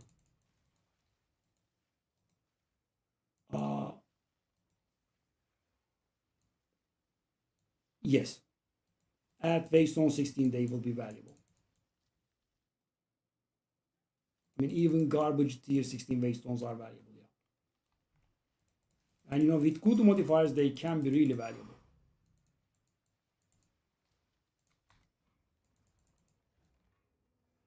Because mapping is not something people can avoid. I mean, everyone will have to get their maps, and if they are running short, they will have to buy them. I mean, they can be worth multiple divines, if not even more. So last season, for example, we had maps worth more than 10 divines. Single map, imagine. But we had a season mechanic called the Abyss, and there were abyssal special maps which don't exist anymore. You could desecrate the maps. So I'm sure you have heard the desecration.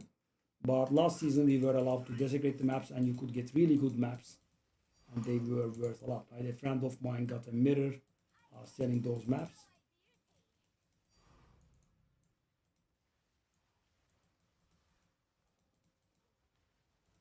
I normally generally run tier 15 maps with 6 modifiers mostly. I don't bother corrupting.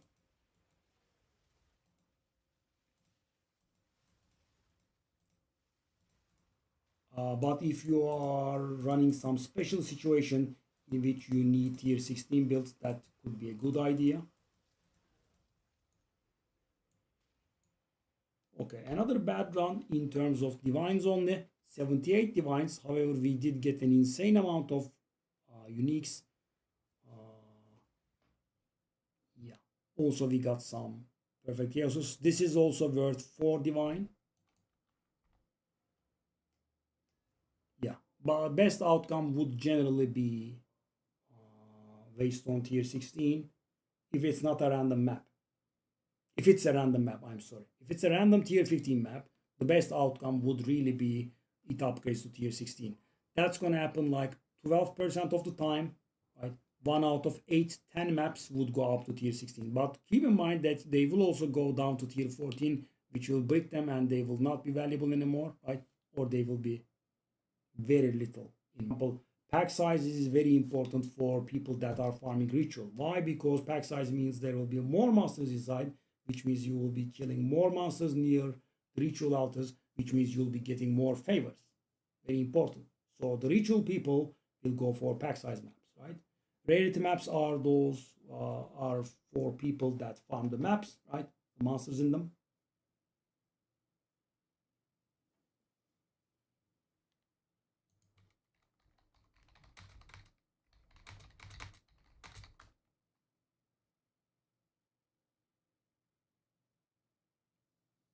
Is there a problem? Can you? I didn't see anything. Okay. So I didn't have a problem on my end. And you said that I took a look, but OBS doesn't even show any skip frames. Okay.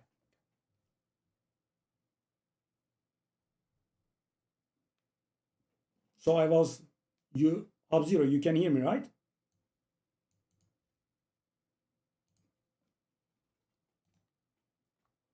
Okay.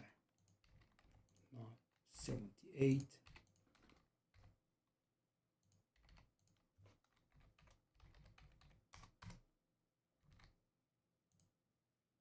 Yeah. So what I was saying was sometimes you can. So generally, the best outcome that you can get is the map upgrades to tier 16. But sometimes you can get, nice stuff in, having the map have a lot of rarity. Rarity will be used by players that, farm the map, they farm the breach, right? They farm delirium, etc. So a high rarity means they will be getting, better quality loot from them. So there is that. So there could be maps with high pack size. Those are used by the people that farm rituals. Why? Because the map will have more monsters in it, right? And that means you will be killing more monsters near the ritual altars, which means you will be getting more favors out of that. So pack size maps are meant for ritual people. So whatever it is on the map, it's going to be valuable one way or the other. If it's very high on one thing. Magic monsters is not really very valuable, but rare monsters is also valuable. I mean, normally the people that farm the map for the drops will be going for a combination of item rarity and increased number of rare monsters. Based on drop chance is important for people that farm citadels, because as I was saying, the fragments that you use to engage the arbiter that drop from the citadels are actually classified as waystone.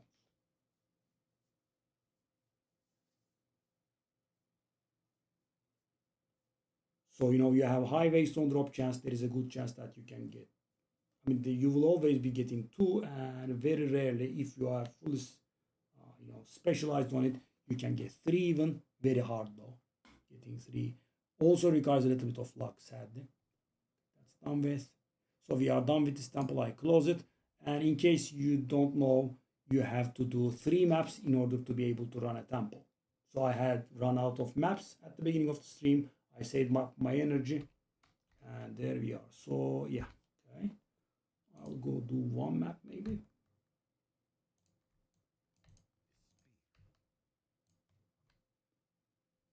Okay.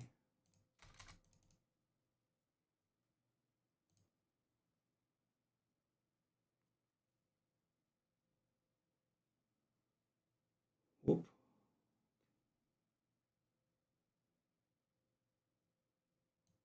So for the energy farming, what I do is what? Why can't I click on that? What? It's bugged? Okay. Yeah. But what I do is I have blink to move around faster, and I don't even finish the map. Let me show you how I go about it.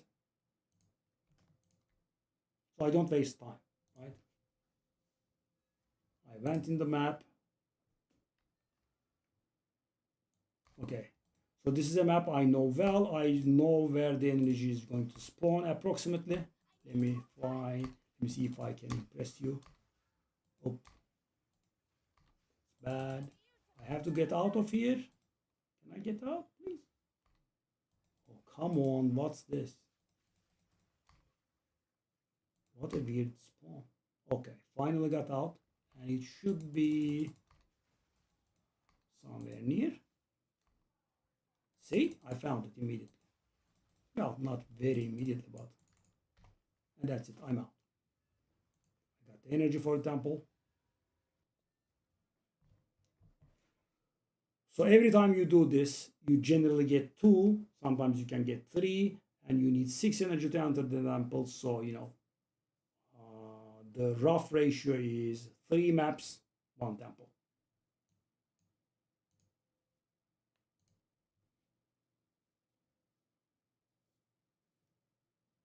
Nope, not at all. You generally want to complete the map in order to get the map back, right? But if you don't need the map, you just need to find the energy and get out. I have specific videos for temple energy farming as well.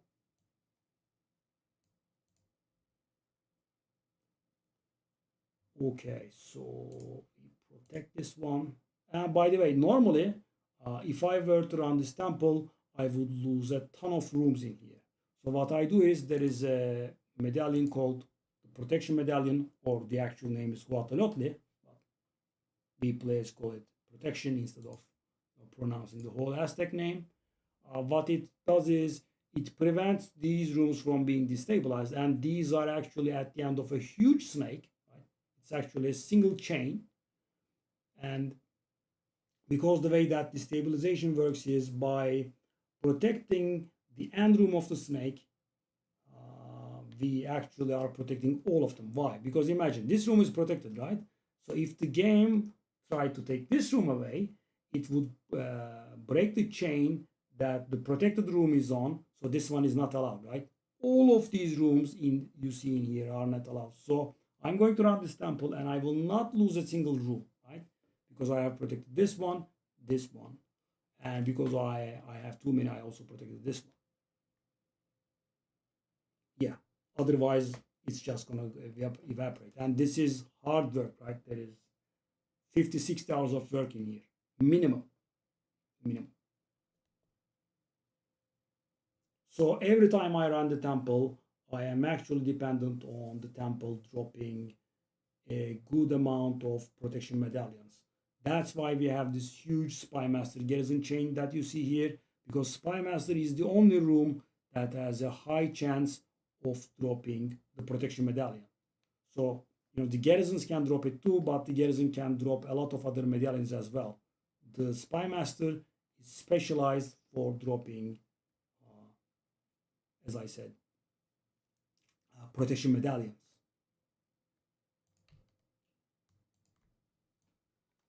Let me do one last.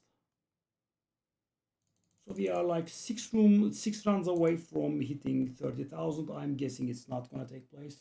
Yeah. And I'll get it done and do the video on YouTube, I guess. Let's go.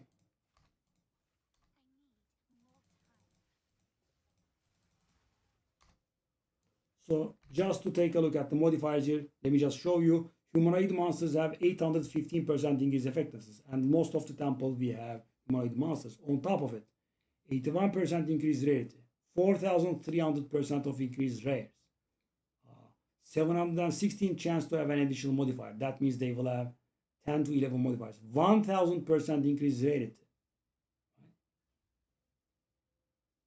And when you add all of these up, that's what you get. And the funny thing is, especially in smithies, where we have the biggest monster density, if you press Alt to view the loot on the ground, you will crash to desktop. That's how much loot there is, right? Especially in someone else's temple. So for example, if I were to press Alt right now, I would have a, let's say, 30% or so chance to crash the desktop. So that's why a proper filter is very important.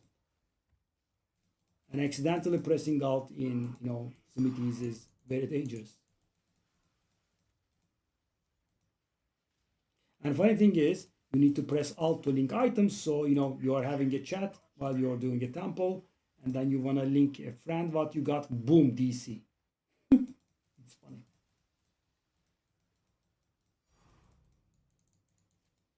So, what I'm thinking is, I don't think it ever occurred to them, it would be optimized to this level, and they are pretty surprised by this.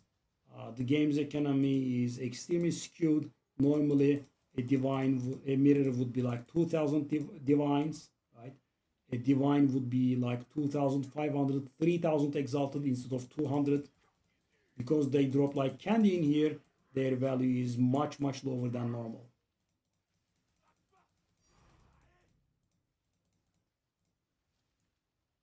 Okay, Vertex sold for 10 divines.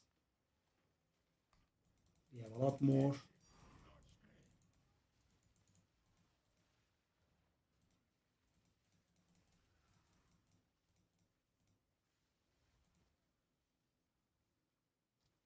By the way, if you are looking for a guild, we do have a pretty nice guild.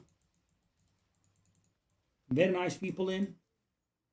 Not too many experienced players in, right, if I'm being honest. But very nice people, and when you ask for help, you will generally get it.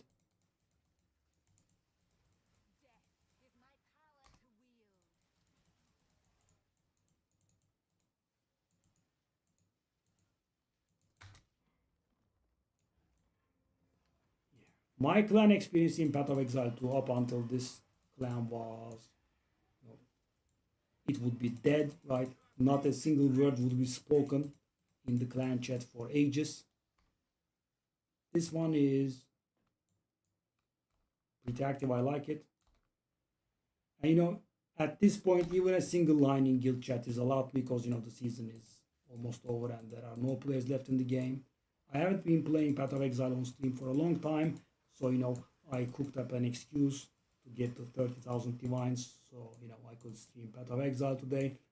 These days, I normally play Diablo 4, Diablo 3, a game from a different genre called Slay the Spire. I don't know if you've heard about it. Yes. And also, you might have mispriced them. There is also that. But yeah, you should be undercutting very hard to make stuff sell. So, for example, right now, the vertexes, etc., that you see me selling, right? I take a look at the person that is selling for the cheapest, right? And I match them. Unless, they are doing some sort of stupid extreme undercutting. So, for example, the Wrathpit gloves I have been getting are 7 divine, I put them for 7. The vertexes are 10 divine, I put them for 10.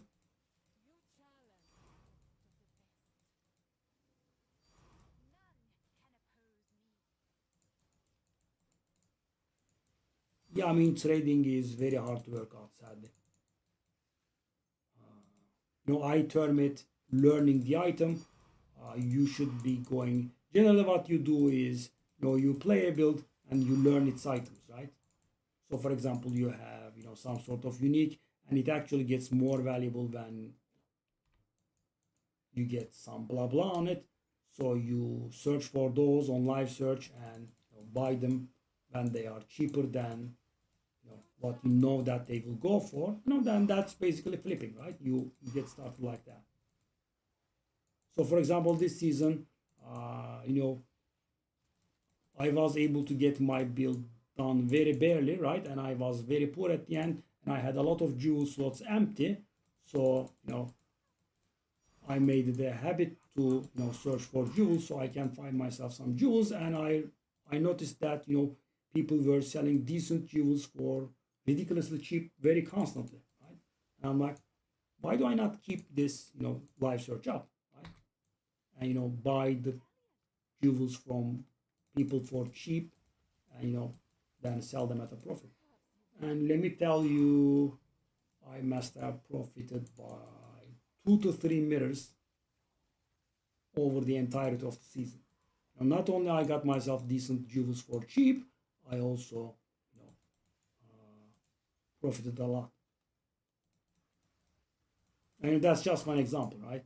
You are playing a Deadeye, you could flip bows, you could flip the quiver. But generally the profit is gonna be in live searches though. And I'm not saying you won't be able to profit from regular stuff. It can be done, but it is going to be a little bit less likely, right? Because there would be thousands of people doing that. But late in the season you can. For example, let me tell you a bit of an interesting sale. So when I was leveling, I was using the druid. Well, not the druid, but the shape shifting, right? So even if I was leveling a witch, I was using the shape shifting tricks, right? And a lot of people were doing that. And so when I was leveling, I got myself a talisman, the druid weapon. And after a while, I was like, this actually is a really good one, right? It was level 16, but it had over 100 DPS with +3 melee skills, right? And it was pretty nice, right? When I took a look at it in the market, there was nothing that compared. I'm like, this is the end of the season. People are, acting very spoiled. I could sell this at a really nice price. And thing is, I did get it for like 20 exalted, maybe 20 exalted mine, 30 exalted maybe. No, I don't even remember, right? It was cheap. And guess what I sold it for? 800 divine. Level 16 weapon.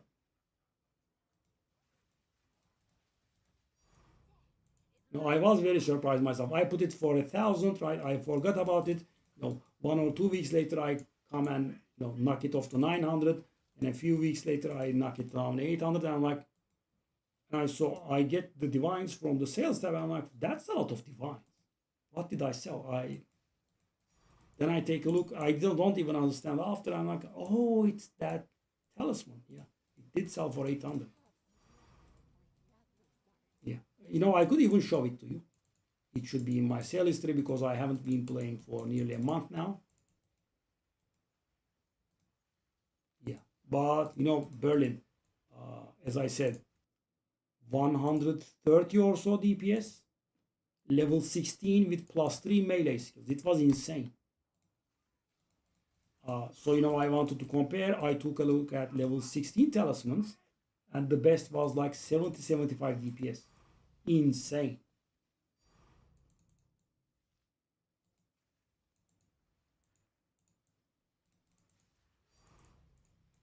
It was the end of the season for me, right? I was not going to level any different character, so I'm like, I could just sell this because I don't think it would be worth a lot in the non-season. But I'm guessing it was very near perfect. By the way, uncorrupted. I could have still gotten another socket for another iron rune.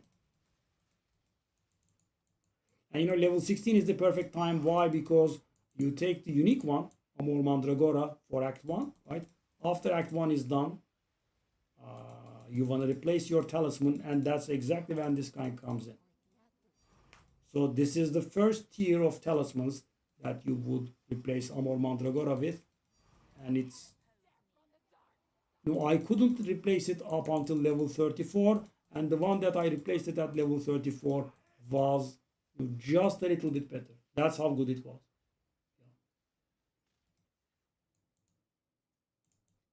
Yeah.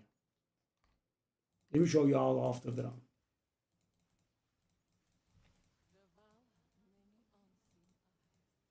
I think I was going to do a video and I entered the shop and I'm like, wow, that's a lot of divines. I don't know what sold.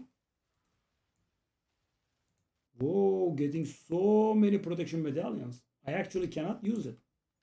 Because, you know, my main chain is protected, side chain is protected, this generator is protected, and I have 6 protection medallions anyway.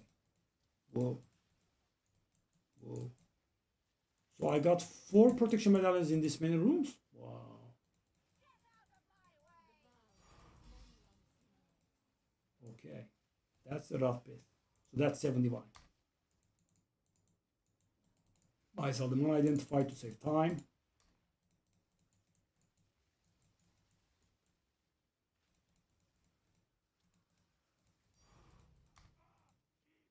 I'm guessing we are not hitting anything big. Yeah.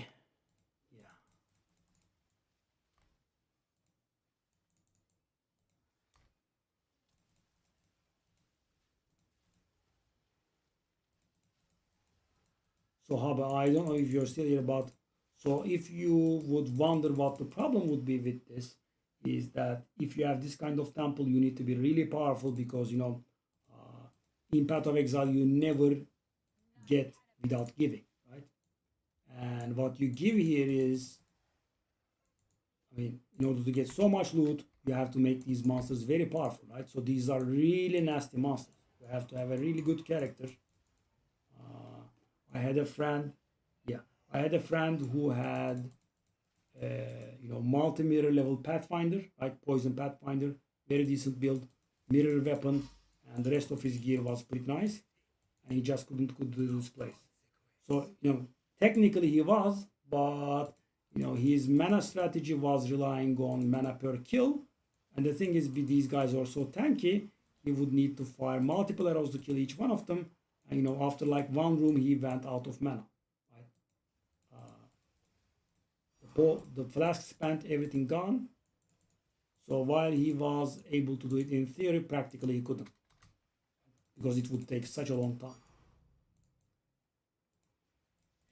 So you would need to be able to handle to do this place.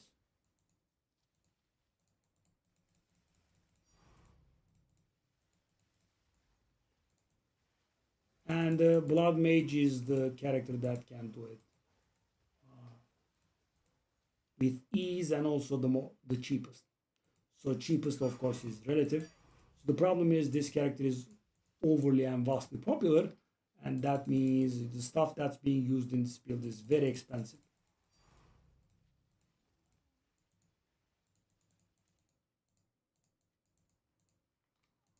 And the thing is that this helmet is just absolutely insane, and is almost everyone is using it. And there are only very few builds that don't use it, and those are mostly, you know, the Spirit Hungry builds that use the Wolf helmet, Star Conja's head for Spirit, and there are a few builds that use the, you know, that use rare helmets that give a lot of energy shield, but still, you know, +4 or skills is just insane. Yeah. Nothing compares with this helmet. Also, nothing compares with this chest piece, which is my most expensive piece. This is about 3 mirrors or so. Yeah, beautiful item. 1380 energy shield. So this is really silly, right? Take a look at this. So it has energy shield that rares cannot ever reach, right? You know, if you were to hand design a rare, right, you would be able to enter all stats with your hand. You wouldn't be able to get there to 1380 energy shield, right? On top of this, this provides all resistances and +1 to all gems, because corrupted skill gems, every single gem that you have should be already corrupted. So it adds damage, it has resistance. Yeah, 6 sockets inside. Yeah, an absolutely insane item.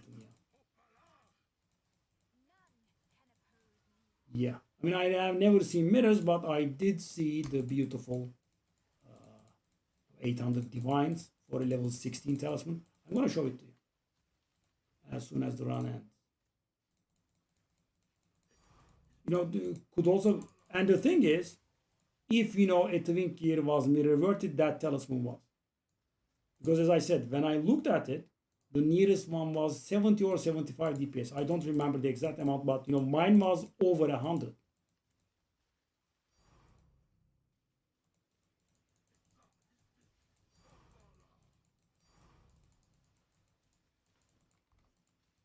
Okay. Well, these runs are somewhat dry actually. How much is this? It's 60? Come on. So if you're curious about my personal best, it's around 105 or so. Yeah. And there is a lot of variance involved here. And I do these runs with 215 rarity. That's the beauty of it. So I'm doing this in rarity gear. I have a lot of rarity. Normally the character is a little bit more powerful, but I have found a sweet spot in here. Without sacrificing too much from the power, I can bring in the rarity, so that gives me more. Okay, good. So this round's total yield is again gonna be above 100, I think. Yeah. So we have 63 in Raw Divine, 3 Wrath Pits, that's 84, 86. These are worth 2 each, 92, and this is worth 4, that's 96. 96 right now. Nintendo. 97.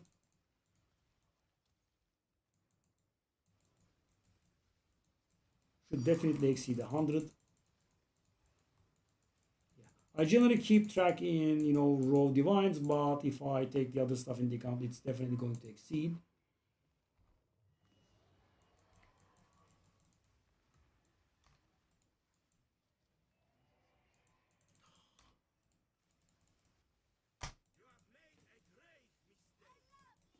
Lovely creature.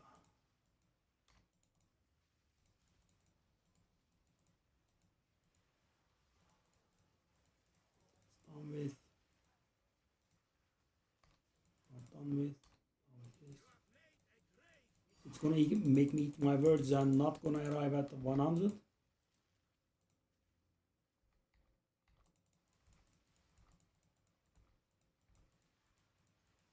I think we did, or we should be very close, approximately. Yeah, that should definitely be above 100 now. But still, drop wise, these are very low. Normally, I should be averaging 80 to 85 or so. Yeah, never gotten it. These last few rounds. This is the last room. So 17 raw divines. 3 perfect chaos of that's 76. There are 2 divines each. These are 7 each. That's 97. And that is 4. We just get one of these, 101.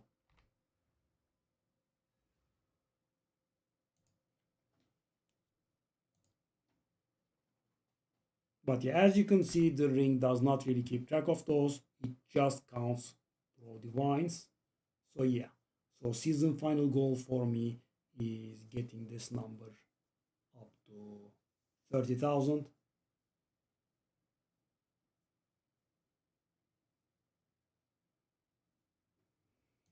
Okay, so everything is done. Close and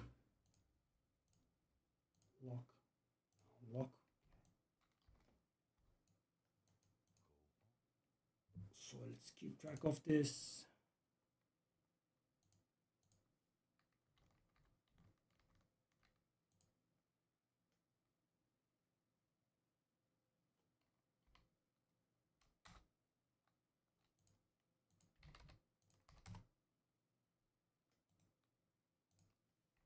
number 160, 70 divines.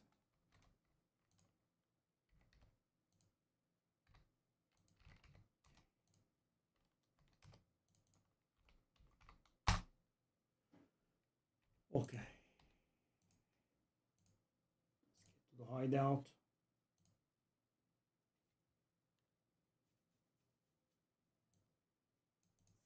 We have a sale. What was it? It was the vertex? Yes, it was the vertex. Okay.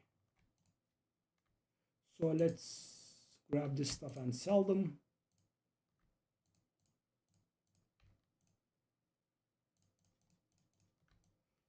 So these are 7 each. Let's do the vertexes first.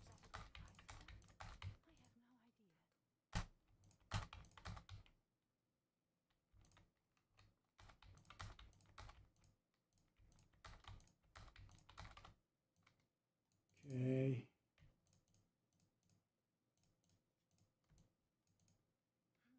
Okay. Bang.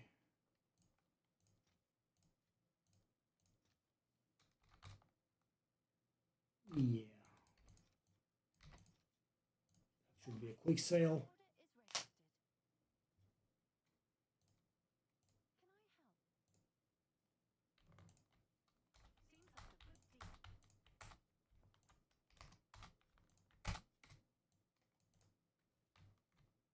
So what's the situation?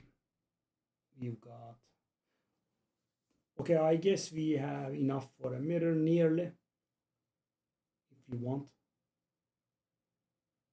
But I am thinking about waiting for them to announce the new season, so because at that point it should drop a lot. Because guys, in the non-season, in standard, a mirror is worth like 2,000 divine or so, and in here it's worth 9,000 or so. So that gap is going to close at some point. But we have gotten so many divines this season. I think it's going to be able to increase the price by a lot in standard, and it will eventually die down over the course of multiple seasons.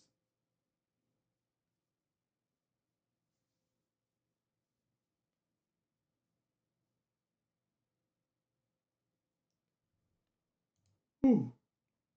Okay, let me show you the thing.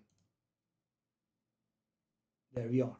Take a look at this. Level 16 talisman for 800 divine, guys.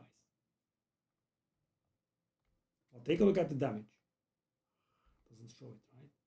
We can calculate it by ourselves. So 75 to 137. That's gonna be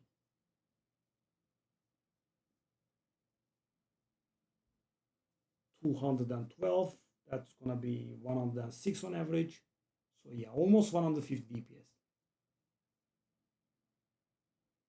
on a level 16 talisman with +3 melee. That's actually pretty insane.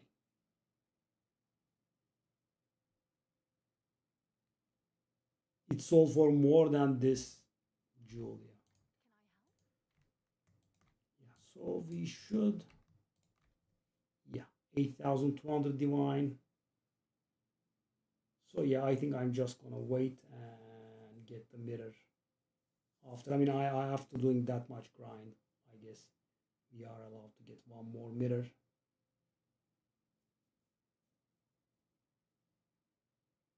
When I quit, I had kind of nothing in the form of divine, because my personal goal was to hit 20 mirrors, and I had done just that.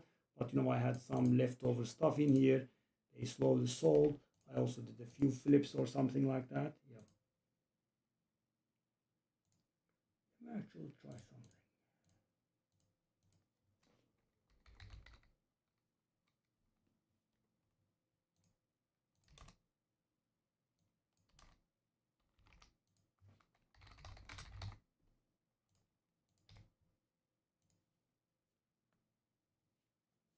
Ooh.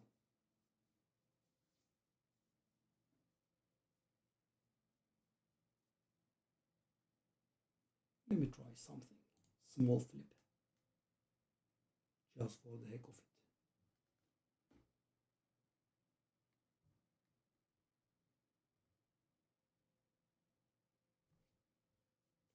I'm guessing this is China or something. The load time was terrible.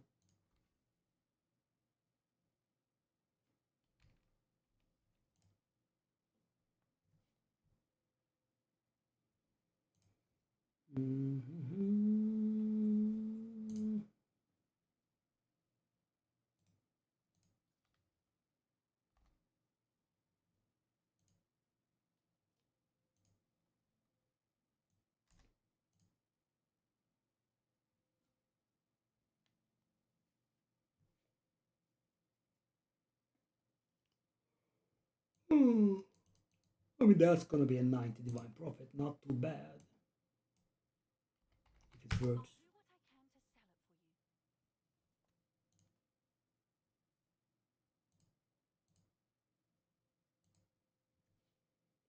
All right. Thanks for watching, guys. So tomorrow, I'm not very sure if we'll be, streaming Path of Exile. I just invented an excuse to stream Path of Exile today.